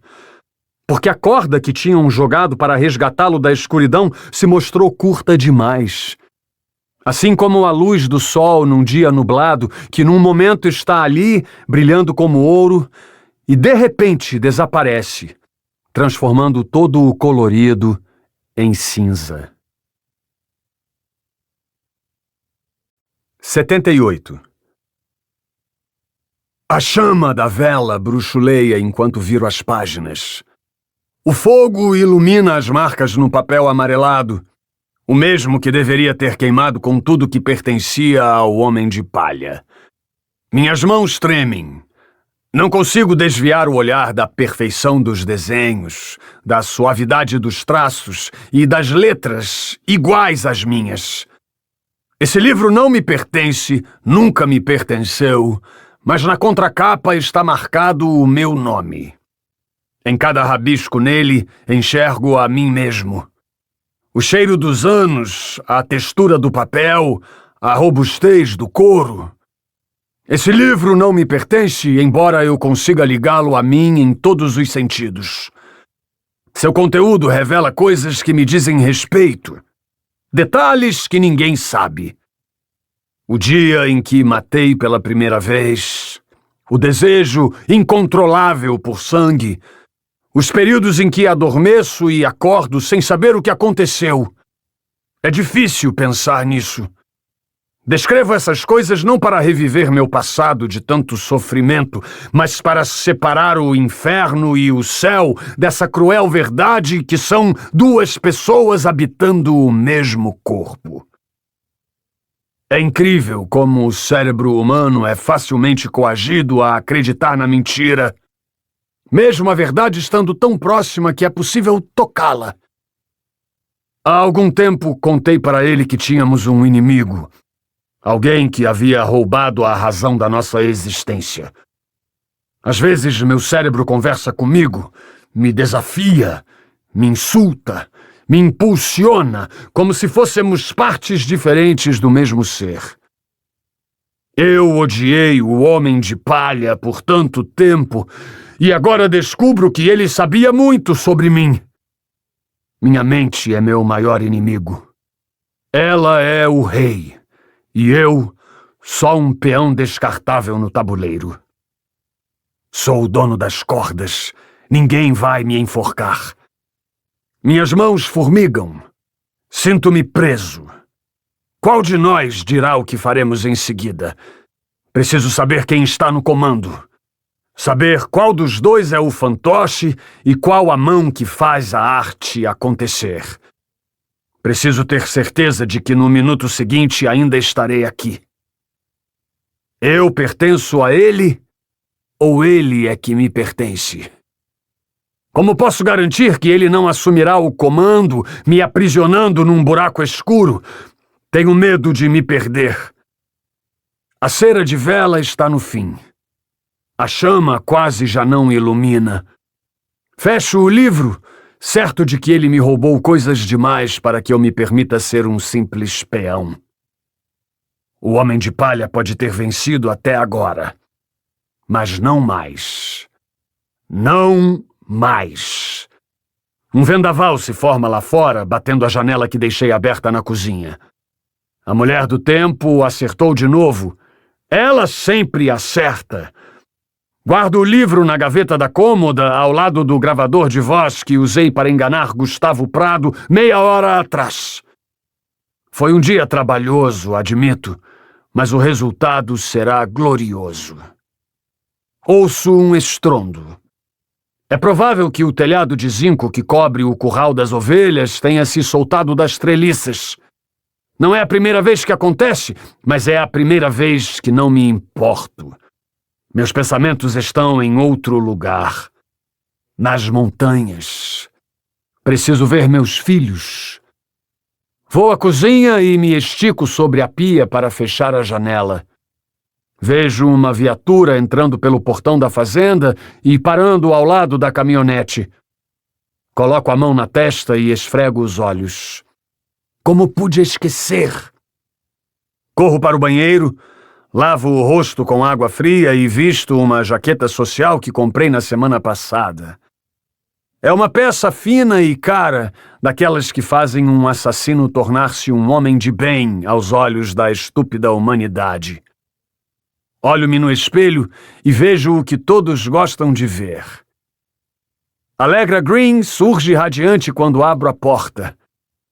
É incrível como as mulheres ficam atraídas por qualquer um que tenha um rosto bonito e vista roupas caras. Boa noite, cumprimento-a. Cada vez que a vejo, tenho mais certeza de que o que me dizem é verdade. Ela se comporta diferente quando estou por perto. Desejo. É isso que ela sente. Peço que entre e sente no sofá. Antes de fechar a porta, olho para fora. O zelo é uma dádiva do caçador. Que droga de tempestade! Sento na poltrona de frente para ela. Adivinhe o que comprei no mercado hoje cedo? Bolacha recheada? Brinca ela, mexendo nos cabelos. Se soubesse que você gostava, teria comprado. Mostro-me animado. Na verdade, foram 2 garrafas de vinho do Porto, em promoção. Enfatizo, como se tivesse ganhado na loteria. Alegra ri. Não vai rir quando descobrir de que ano é a safra. Levanto, pego 2 taças do armário e vou à cozinha. Não costumo beber vinho, de modo que é difícil usar o saca-rolha. Arranco a rolha com certo esforço, deixando derramar um pouco de vinho no balcão e quase derrubando uma das taças. Precisa de ajuda? Grita a Alegra da sala. Vou ficar bem, respondo. Sirvo o vinho nas taças, sentindo o cheiro dele e analisando a cor escura da uva portuguesa que tinge o cristal. Da gaveta dos talheres pego um frasco âmbar e pingo 12 gotas de uma solução insípida e inodora que uso quando não consigo dormir. Agito o vinho e pingo mais na garrafa. Se adivinhar qual a safra, juro que saio na chuva para comprar suas bolachas. Volto sentindo um nó na garganta. Entrego uma taça para ela e levanto a minha numa espécie de brinde tímido. Eu não saberia dizer nem que isso é vinho do Porto se você não tivesse dito. Ela bebe um gole. Meu pai dizia que é possível descobrir pelo sabor. Bebo tudo de uma vez, induzindo-a a fazer o mesmo. E é o que ela faz. Encho novamente as taças e fico bebericando o vinho enquanto ela começa a fazer perguntas sobre um antigo admirador de Claire Rivera. Digo que me lembro daquela história, mas que os detalhes há muito foram esquecidos. Minto, pois é isso que faço melhor. Sentado na poltrona, consigo ouvir o ferro aquecido da fornalha rangendo no porão. De modo geral, não costumo usar o sistema de aquecimento, mas esta noite exige que eu abra mão das minhas preferências. 10 minutos depois da primeira taça, Alegra passa a mão no rosto. Não está se sentindo bem? Mostro-me atencioso.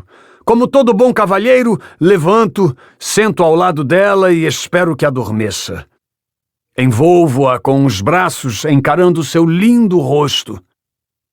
Meus filhos precisarão de uma nova mãe quando eu não estiver aqui para protegê-los. 79. 8 de janeiro de 1994. Gustavo gritou. Não para se fazer ouvir, mas para expulsar toda a angústia. Claire jazia nos seus braços. Ele a tinha perdido pela segunda vez. Fazendo esforço para tirá-la do banheiro, ele chutou a porta e a levou ao sofá, onde a deitou, tomando cuidado para que a cabeça ficasse mais alta que o corpo. Num lampejo de esperança, pensou que os paramédicos pudessem trazê-la de volta.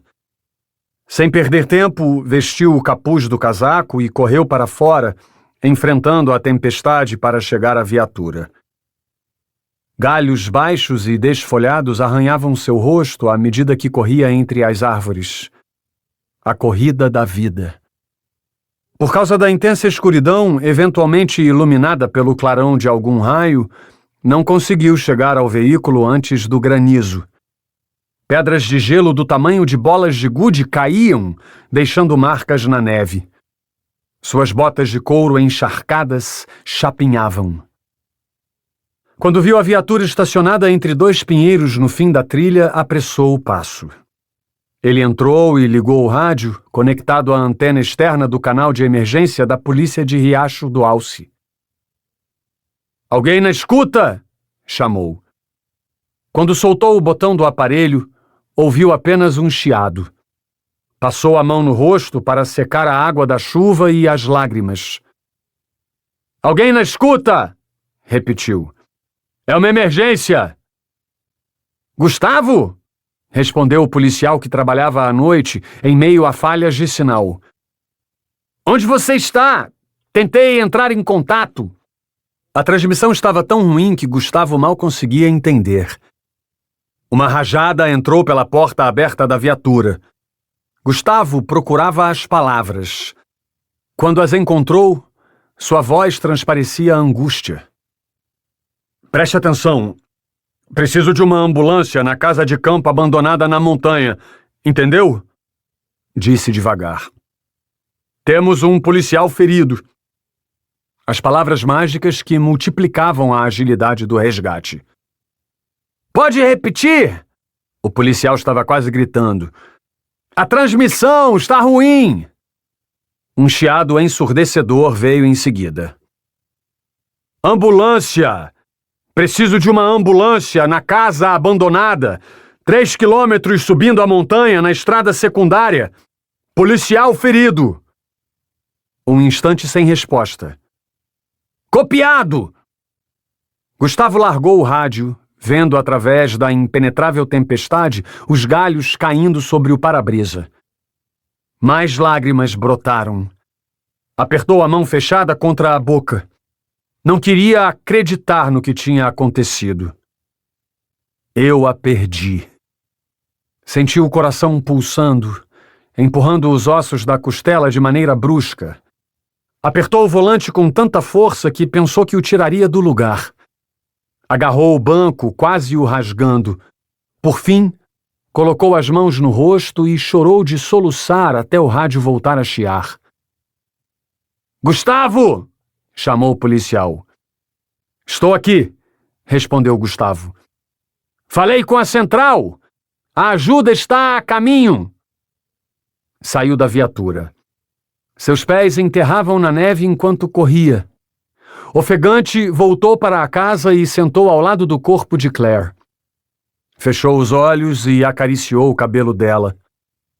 Custava a ele acreditar que a tinha perdido de novo, mas acabaria acreditando como na primeira vez. Queria poder abraçá-la, contemplar seus olhos castanhos e ouvir sua voz macia mais uma vez. Aquilo, sabia bem, era tudo de que precisava para voltar a ser feliz. 80. Alegra abriu os olhos ao ouvir um choro. Estava deitada em um colchão macio. O gosto estranho na garganta e a cabeça dolorida indicavam que a droga continuava fazendo efeito. Sentou com as costas na cabeceira e examinou o ambiente. Uma lâmpada presa por um fio pendia sobre a cama, mas não era dela que vinha a luz. Havia um abajur do Pernalonga aceso em cima da estante. Virando a cabeça, viu brinquedos dispostos numa mesinha com cadeiras cor-de-rosa, daquelas em que crianças sentavam para servir chás imaginários. Passos leves crepitavam no piso de madeira fora do quarto, e ela ouvia o barulho de uma televisão ligada.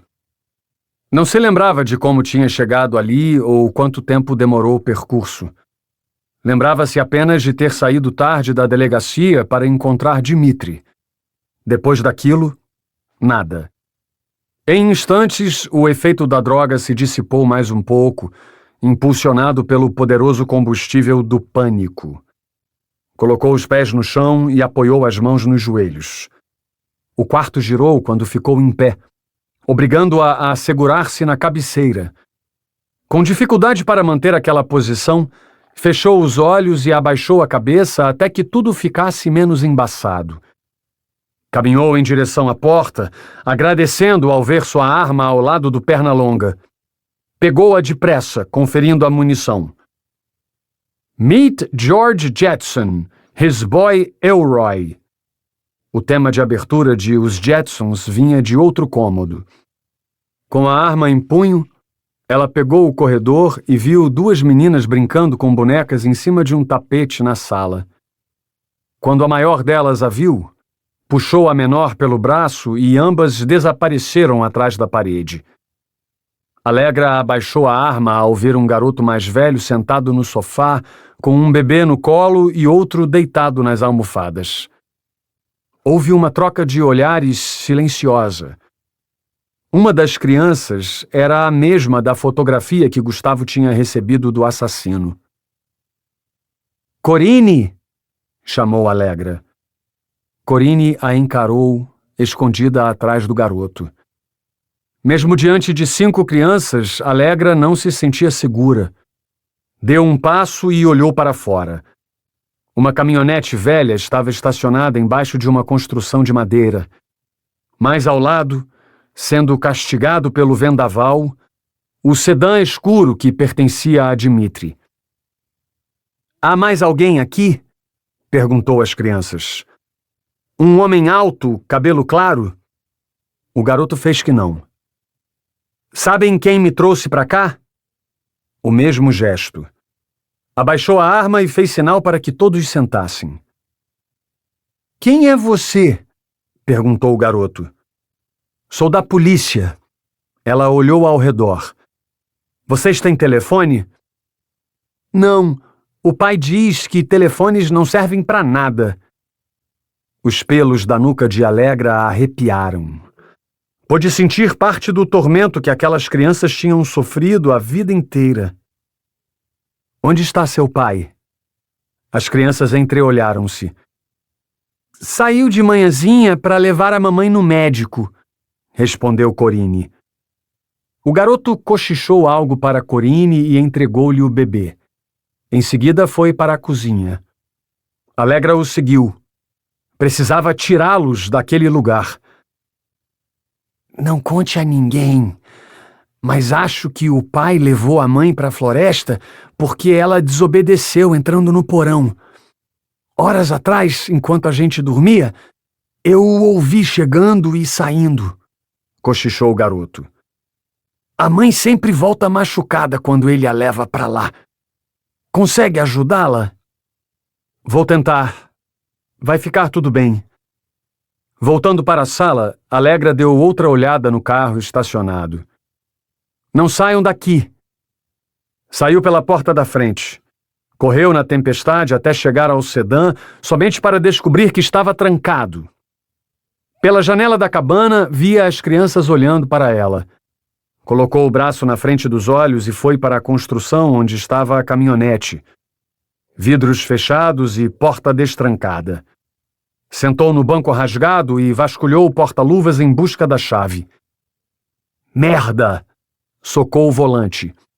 Voltou para procurar na cabana. "Por que você quer as chaves? Não vai conseguir entrar com o carro na floresta", disse o garoto. "Está indo ajudar minha mãe, não está?" "Primeiro preciso das chaves. Depois ajudamos sua mãe."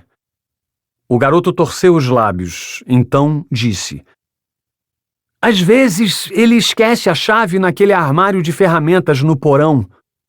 Mostrou onde ficava o alçapão. "Pode ser que esteja lá." Alegra puxou a argola de ferro. Um ruído estridente veio das dobradiças.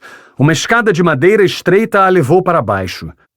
No caminho, torceu para que o garoto não visse sua hesitação entrando naquele porão escuro, silencioso, úmido e com cheiro de terra. Interrompeu o passo ao ouvir um estalido e ver que uma das tábuas estava cedendo. Olhou em volta. Estava assustada, mas determinada. Esticou o braço e apertou o interruptor. A luz acendeu atrás de outra porta que ela teve que fazer força para abrir. A porta abriu com um estalo seco. Antes de continuar, olhou o garoto parado no terceiro degrau. Com a arma em punho, caminhou com cuidado, passando por uma caixa de madeira, uma bicicleta enferrujada e um sofá coberto com uma manta antes de parar na frente do armário. Assim que viu as correntes presas com cadeado, concluiu que não havia chave nenhuma ali. Sentiu a respiração acelerar. No chão, em frente, viu uma mancha branca que parecia cal virgem, como se tivesse vazado dali de dentro. Abaixou para analisar. Tornou a olhar o garoto, parado no mesmo lugar. Tentou abrir puxando a corrente. Inútil. Quando chegou bem perto e espiou o que havia dentro, sentiu um cheiro estranho, quase putrefato. "Sabe o que seu pai guarda aqui?" perguntou. "Ferramentas", disse o garoto. Engatilhou a pistola e disparou 2 vezes. A corrente enfiada em 2 furos na madeira escorregou e caiu no chão, mostrando que havia algo pesado empurrando a porta por dentro. Um corpo nu, coberto de cal, caiu aos pés de Allegra, fazendo-a recuar. Ela se ajoelhou ao lado e deu um grito. O corpo de Lakota estava amolecido. Na sua garganta havia um corte limpo que ia de uma orelha à outra.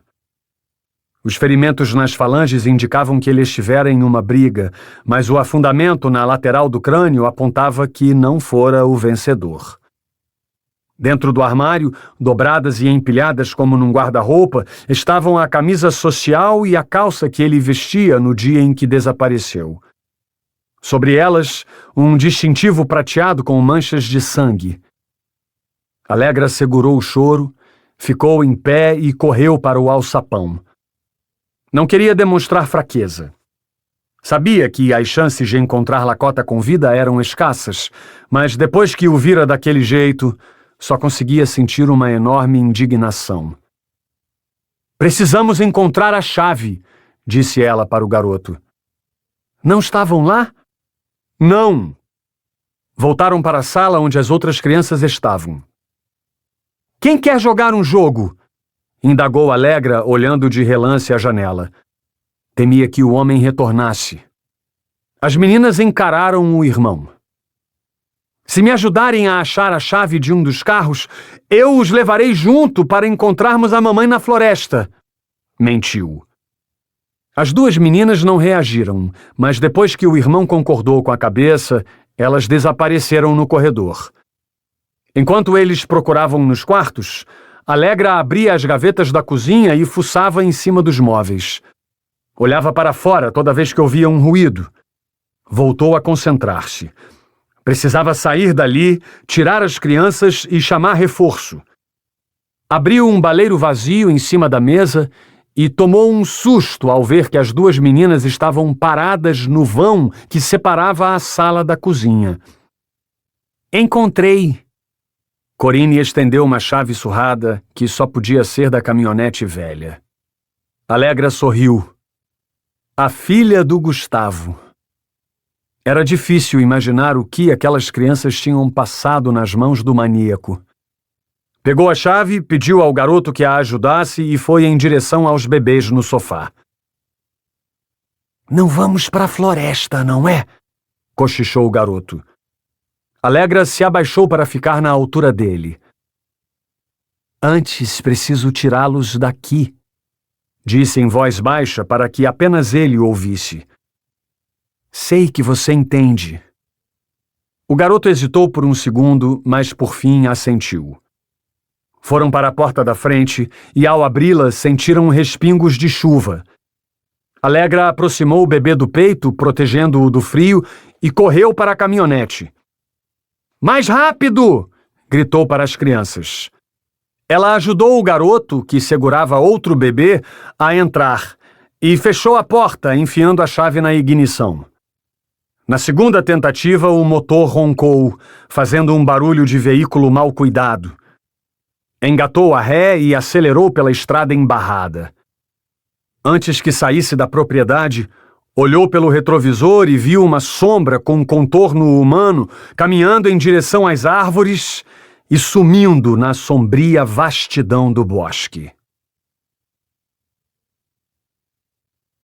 81. Encaro a neblina e tento em vão encontrar uma razão para desistir. Eu pertenço a ele? Mantenho os olhos abertos. Ele pertence a mim? Escorado num tronco do bosque, vejo o movimento pela janela da cabana. Tudo que eu queria agora era poder voltar, ver meus filhos se preparando para sua nova vida e ouvir a voz irritante do locutor fanho que importunava minhas manhãs. Tudo o que eu queria era olhar para a caixa de madeira arranhada. Qualquer coisa que me devolva, mesmo que por um minuto, minha razão de ser. Não mais. Isso já não me pertence. Preciso seguir em frente. Quando me viro para entrar na mata, vejo a porta da casa abrindo e meus filhos correndo para a garagem com Allegra Green. A ovelha e os filhos do lobo. Allegra, Allegra. Fecho os olhos, lembrando-me da voz dela, doce e decidida. Não preciso de mais nada além disso. Conheço seu cheiro e o brilho da sua pele. Carregarei essas lembranças dentro de mim aonde quer que eu vá, até o fim. Meus filhos ficarão bem. Isso é tudo o que importa. Afivelo a mochila e entro na floresta. A tempestade engole o barulho dos meus passos. Tenho uma lanterna comigo, mas não preciso dela para caminhar na escuridão. Um predador não precisa de luz. E caminho, imaginando até quando estarei no comando. Talvez ele volte no próximo passo, ou no breve intervalo entre pegar o macarrão com o garfo e levá-lo até a boca. Talvez ele volte e não me deixe mais sair. Talvez ele tenha uma caixa de madeira pronta para mim, agora que sabe que eu sei. Respiro fundo. Queria compartilhar os segredos que tenho guardado, mas não posso. No momento, o que posso lhes dar é a minha obra, como um ator esperando os aplausos ao fim de um espetáculo. Talvez em outra vida. As copas das árvores ficam altas quando chego ao ponto mais belo do meu parque de diversões. Não há lugar melhor que este para o último ato. Sento e observo. É difícil escolher qual árvore merece o destaque. A bétula, o pinheiro. Concluo que pouco importa. Em seu pequeno universo, todas são deusas. Uso uma pedra como apoio para amarrar a corda num galho. Dar o nó é a parte fácil. Predadores sabem dar nós. Não seguro as lágrimas enquanto enrolo a corda em torno do pescoço, permitindo que ela me sufoque quando pulo da pedra. Consigo sentir a pressão na carne. Minha visão fica turva. Estou balançando. É difícil respirar, mas me reconforta saber que vai terminar logo. Continuo balançando, certo de que quando a mão da morte me tocar, serei mais do que jamais imaginei ser. Por quê? Meu subconsciente fala comigo pela última vez. Por que não posso deixar que ele viva em mim? Quando enfim morremos, um silvo lento escapa do nosso lábio. Os holofotes se apagam e o espetáculo chega ao fim. 82. Anchorage, Alasca, 10 de janeiro de 1994. Gustavo desligou a TV logo depois que a mulher do tempo disse que a tempestade que assolara a região nos últimos dias tinha ido embora para o sul. Através da janela do hospital, observou o céu escuro e as poucas nuvens remanescentes. O pior passou. Seus joelhos fizeram um barulho quando se posicionou para olhar o movimento na rua. Carros aceleravam pelo asfalto e pedestres com a gola do casaco levantada desfilavam nas calçadas. Um cheiro de sopa de legumes invadiu o quarto, fazendo seu estômago embrulhar. Ele vestiu a jaqueta de couro e parou no espelho do banheiro para arrumar o cabelo, desgrenhado por causa da noite mal dormida na cama dos acompanhantes. Beijou a testa de Corinne e se preparou para descer à cafeteria, pensando em comprar iogurte e rosquinhas de chocolate para quando a filha a acordasse. Queria agradá-la de todas as formas. Entrou no elevador e esperou. Chegando à cafeteria, viu Allegra comendo um sanduíche numa mesa de canto. Foi até ela. Como ela está? Indagou Allegra ao vê-lo.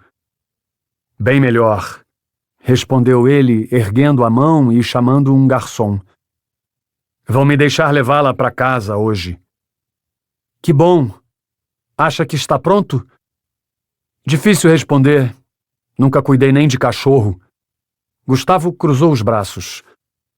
Mas uma psicóloga fará visitas periódicas nos primeiros meses. Acho que vamos nos dar bem.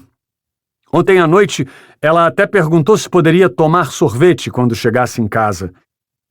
Sorvete neste frio? Pois é. Ambos riram. Você vai ser um ótimo pai. Foi impossível não se lembrar de Claire. Ela falava a mesma coisa sempre que conversavam sobre ter filhos. Abriu um sorriso embaraçado, mas logo o fez sumir. Imaginou as duas, uma ao lado da outra, felizes. Deu outro sorriso quando compreendeu que Claire não havia partido totalmente. Ficaram em silêncio quando o garçom chegou recolhendo a xícara suja de outro cliente. Passou um pano úmido na mesa de mármore e anotou o pedido sem pressa. Enquanto ele escrevia, Gustavo observava as outras 5 pessoas espalhadas entre as inúmeras mesas vazias da cafeteria. Uma mulher de meia-idade chorava com as mãos no rosto, enquanto um jovem a consolava.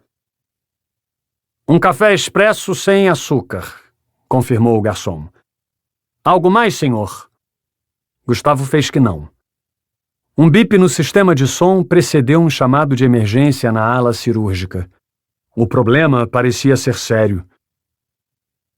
Me conte como estão as coisas no departamento? Gustavo voltou a falar quando o chamado terminou. Tudo quase normal, Allegra respondeu. A Lena tirou uns dias de folga, merecido, e o Edgar continua enchendo o saco de todo mundo, dessa vez sobre o funeral do Lakota. Já sabem quando vai ser? Depois de amanhã.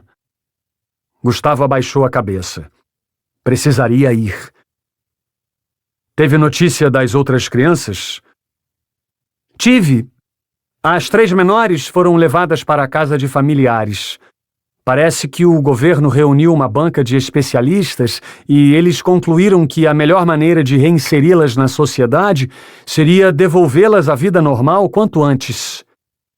Allegra limpou as mãos no guardanapo. Mas parece que o menino mais velho terá que ficar no hospital mais um tempo. O filho da Elsa Ruger? Ela assentiu.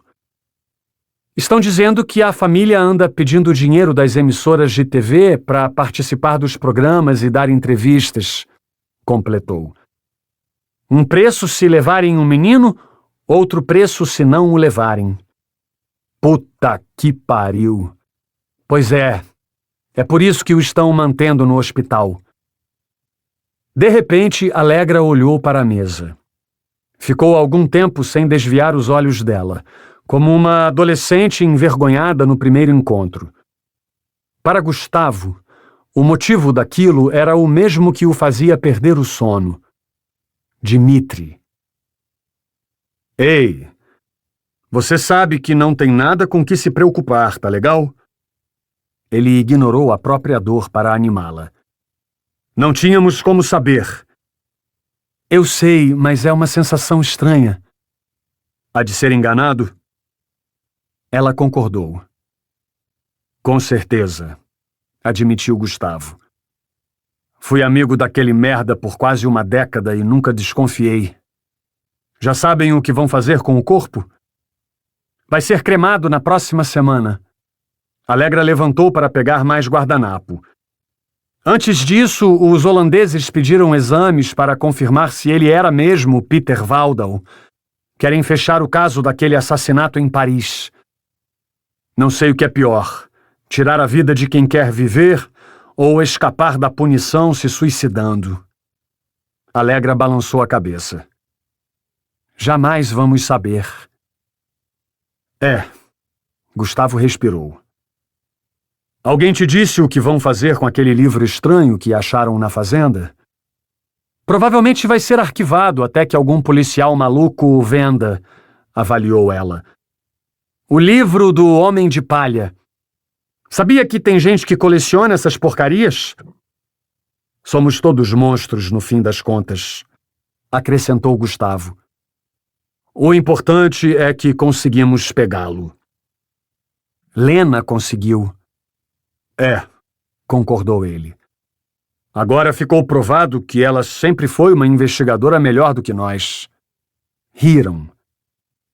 Estou pensando em indicá-la para o meu lugar quando eu voltar a Seattle, revelou Allegra.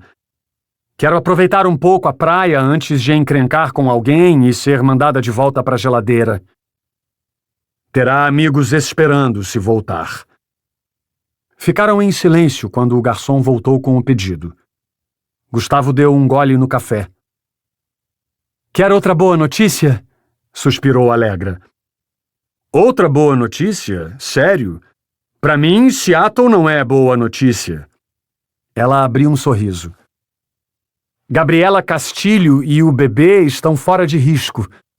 Os médicos disseram que em alguns dias ela conseguirá falar com a polícia. Isso é bom.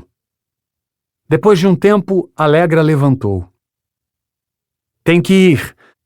Prometi ao Edgar que ia ajudar a escolher flores para o funeral, explicou ela. Mas volto ao meio-dia. Quero estar aqui quando vocês forem para casa. Vamos te esperar. Gustavo soprou o café fumegante e bebeu outro gole. De repente, lembrou que a partir daquele dia haveria sempre alguém o esperando pelo resto da vida. Queria estar na poltrona do quarto quando a filha acordasse. Queria levá-la para a escola todos os dias e beijá-la no rosto antes que descesse do carro. Queria dançar com ela no baile de formatura e vê-la se tornar a melhor pessoa do mundo, assim como a mãe. Claire ficará orgulhosa. Levantou e caminhou até o quarto. Pela primeira vez em anos, não se sentia sozinho. Olá, obrigado por assistir até aqui. Se você curtiu o conteúdo, não esqueça de deixar o seu like, se inscrever no canal e ativar as notificações para não perder nenhum vídeo novo. Seu apoio faz toda a diferença e me ajuda a continuar trazendo conteúdos incríveis para você. Um forte abraço e até o próximo vídeo.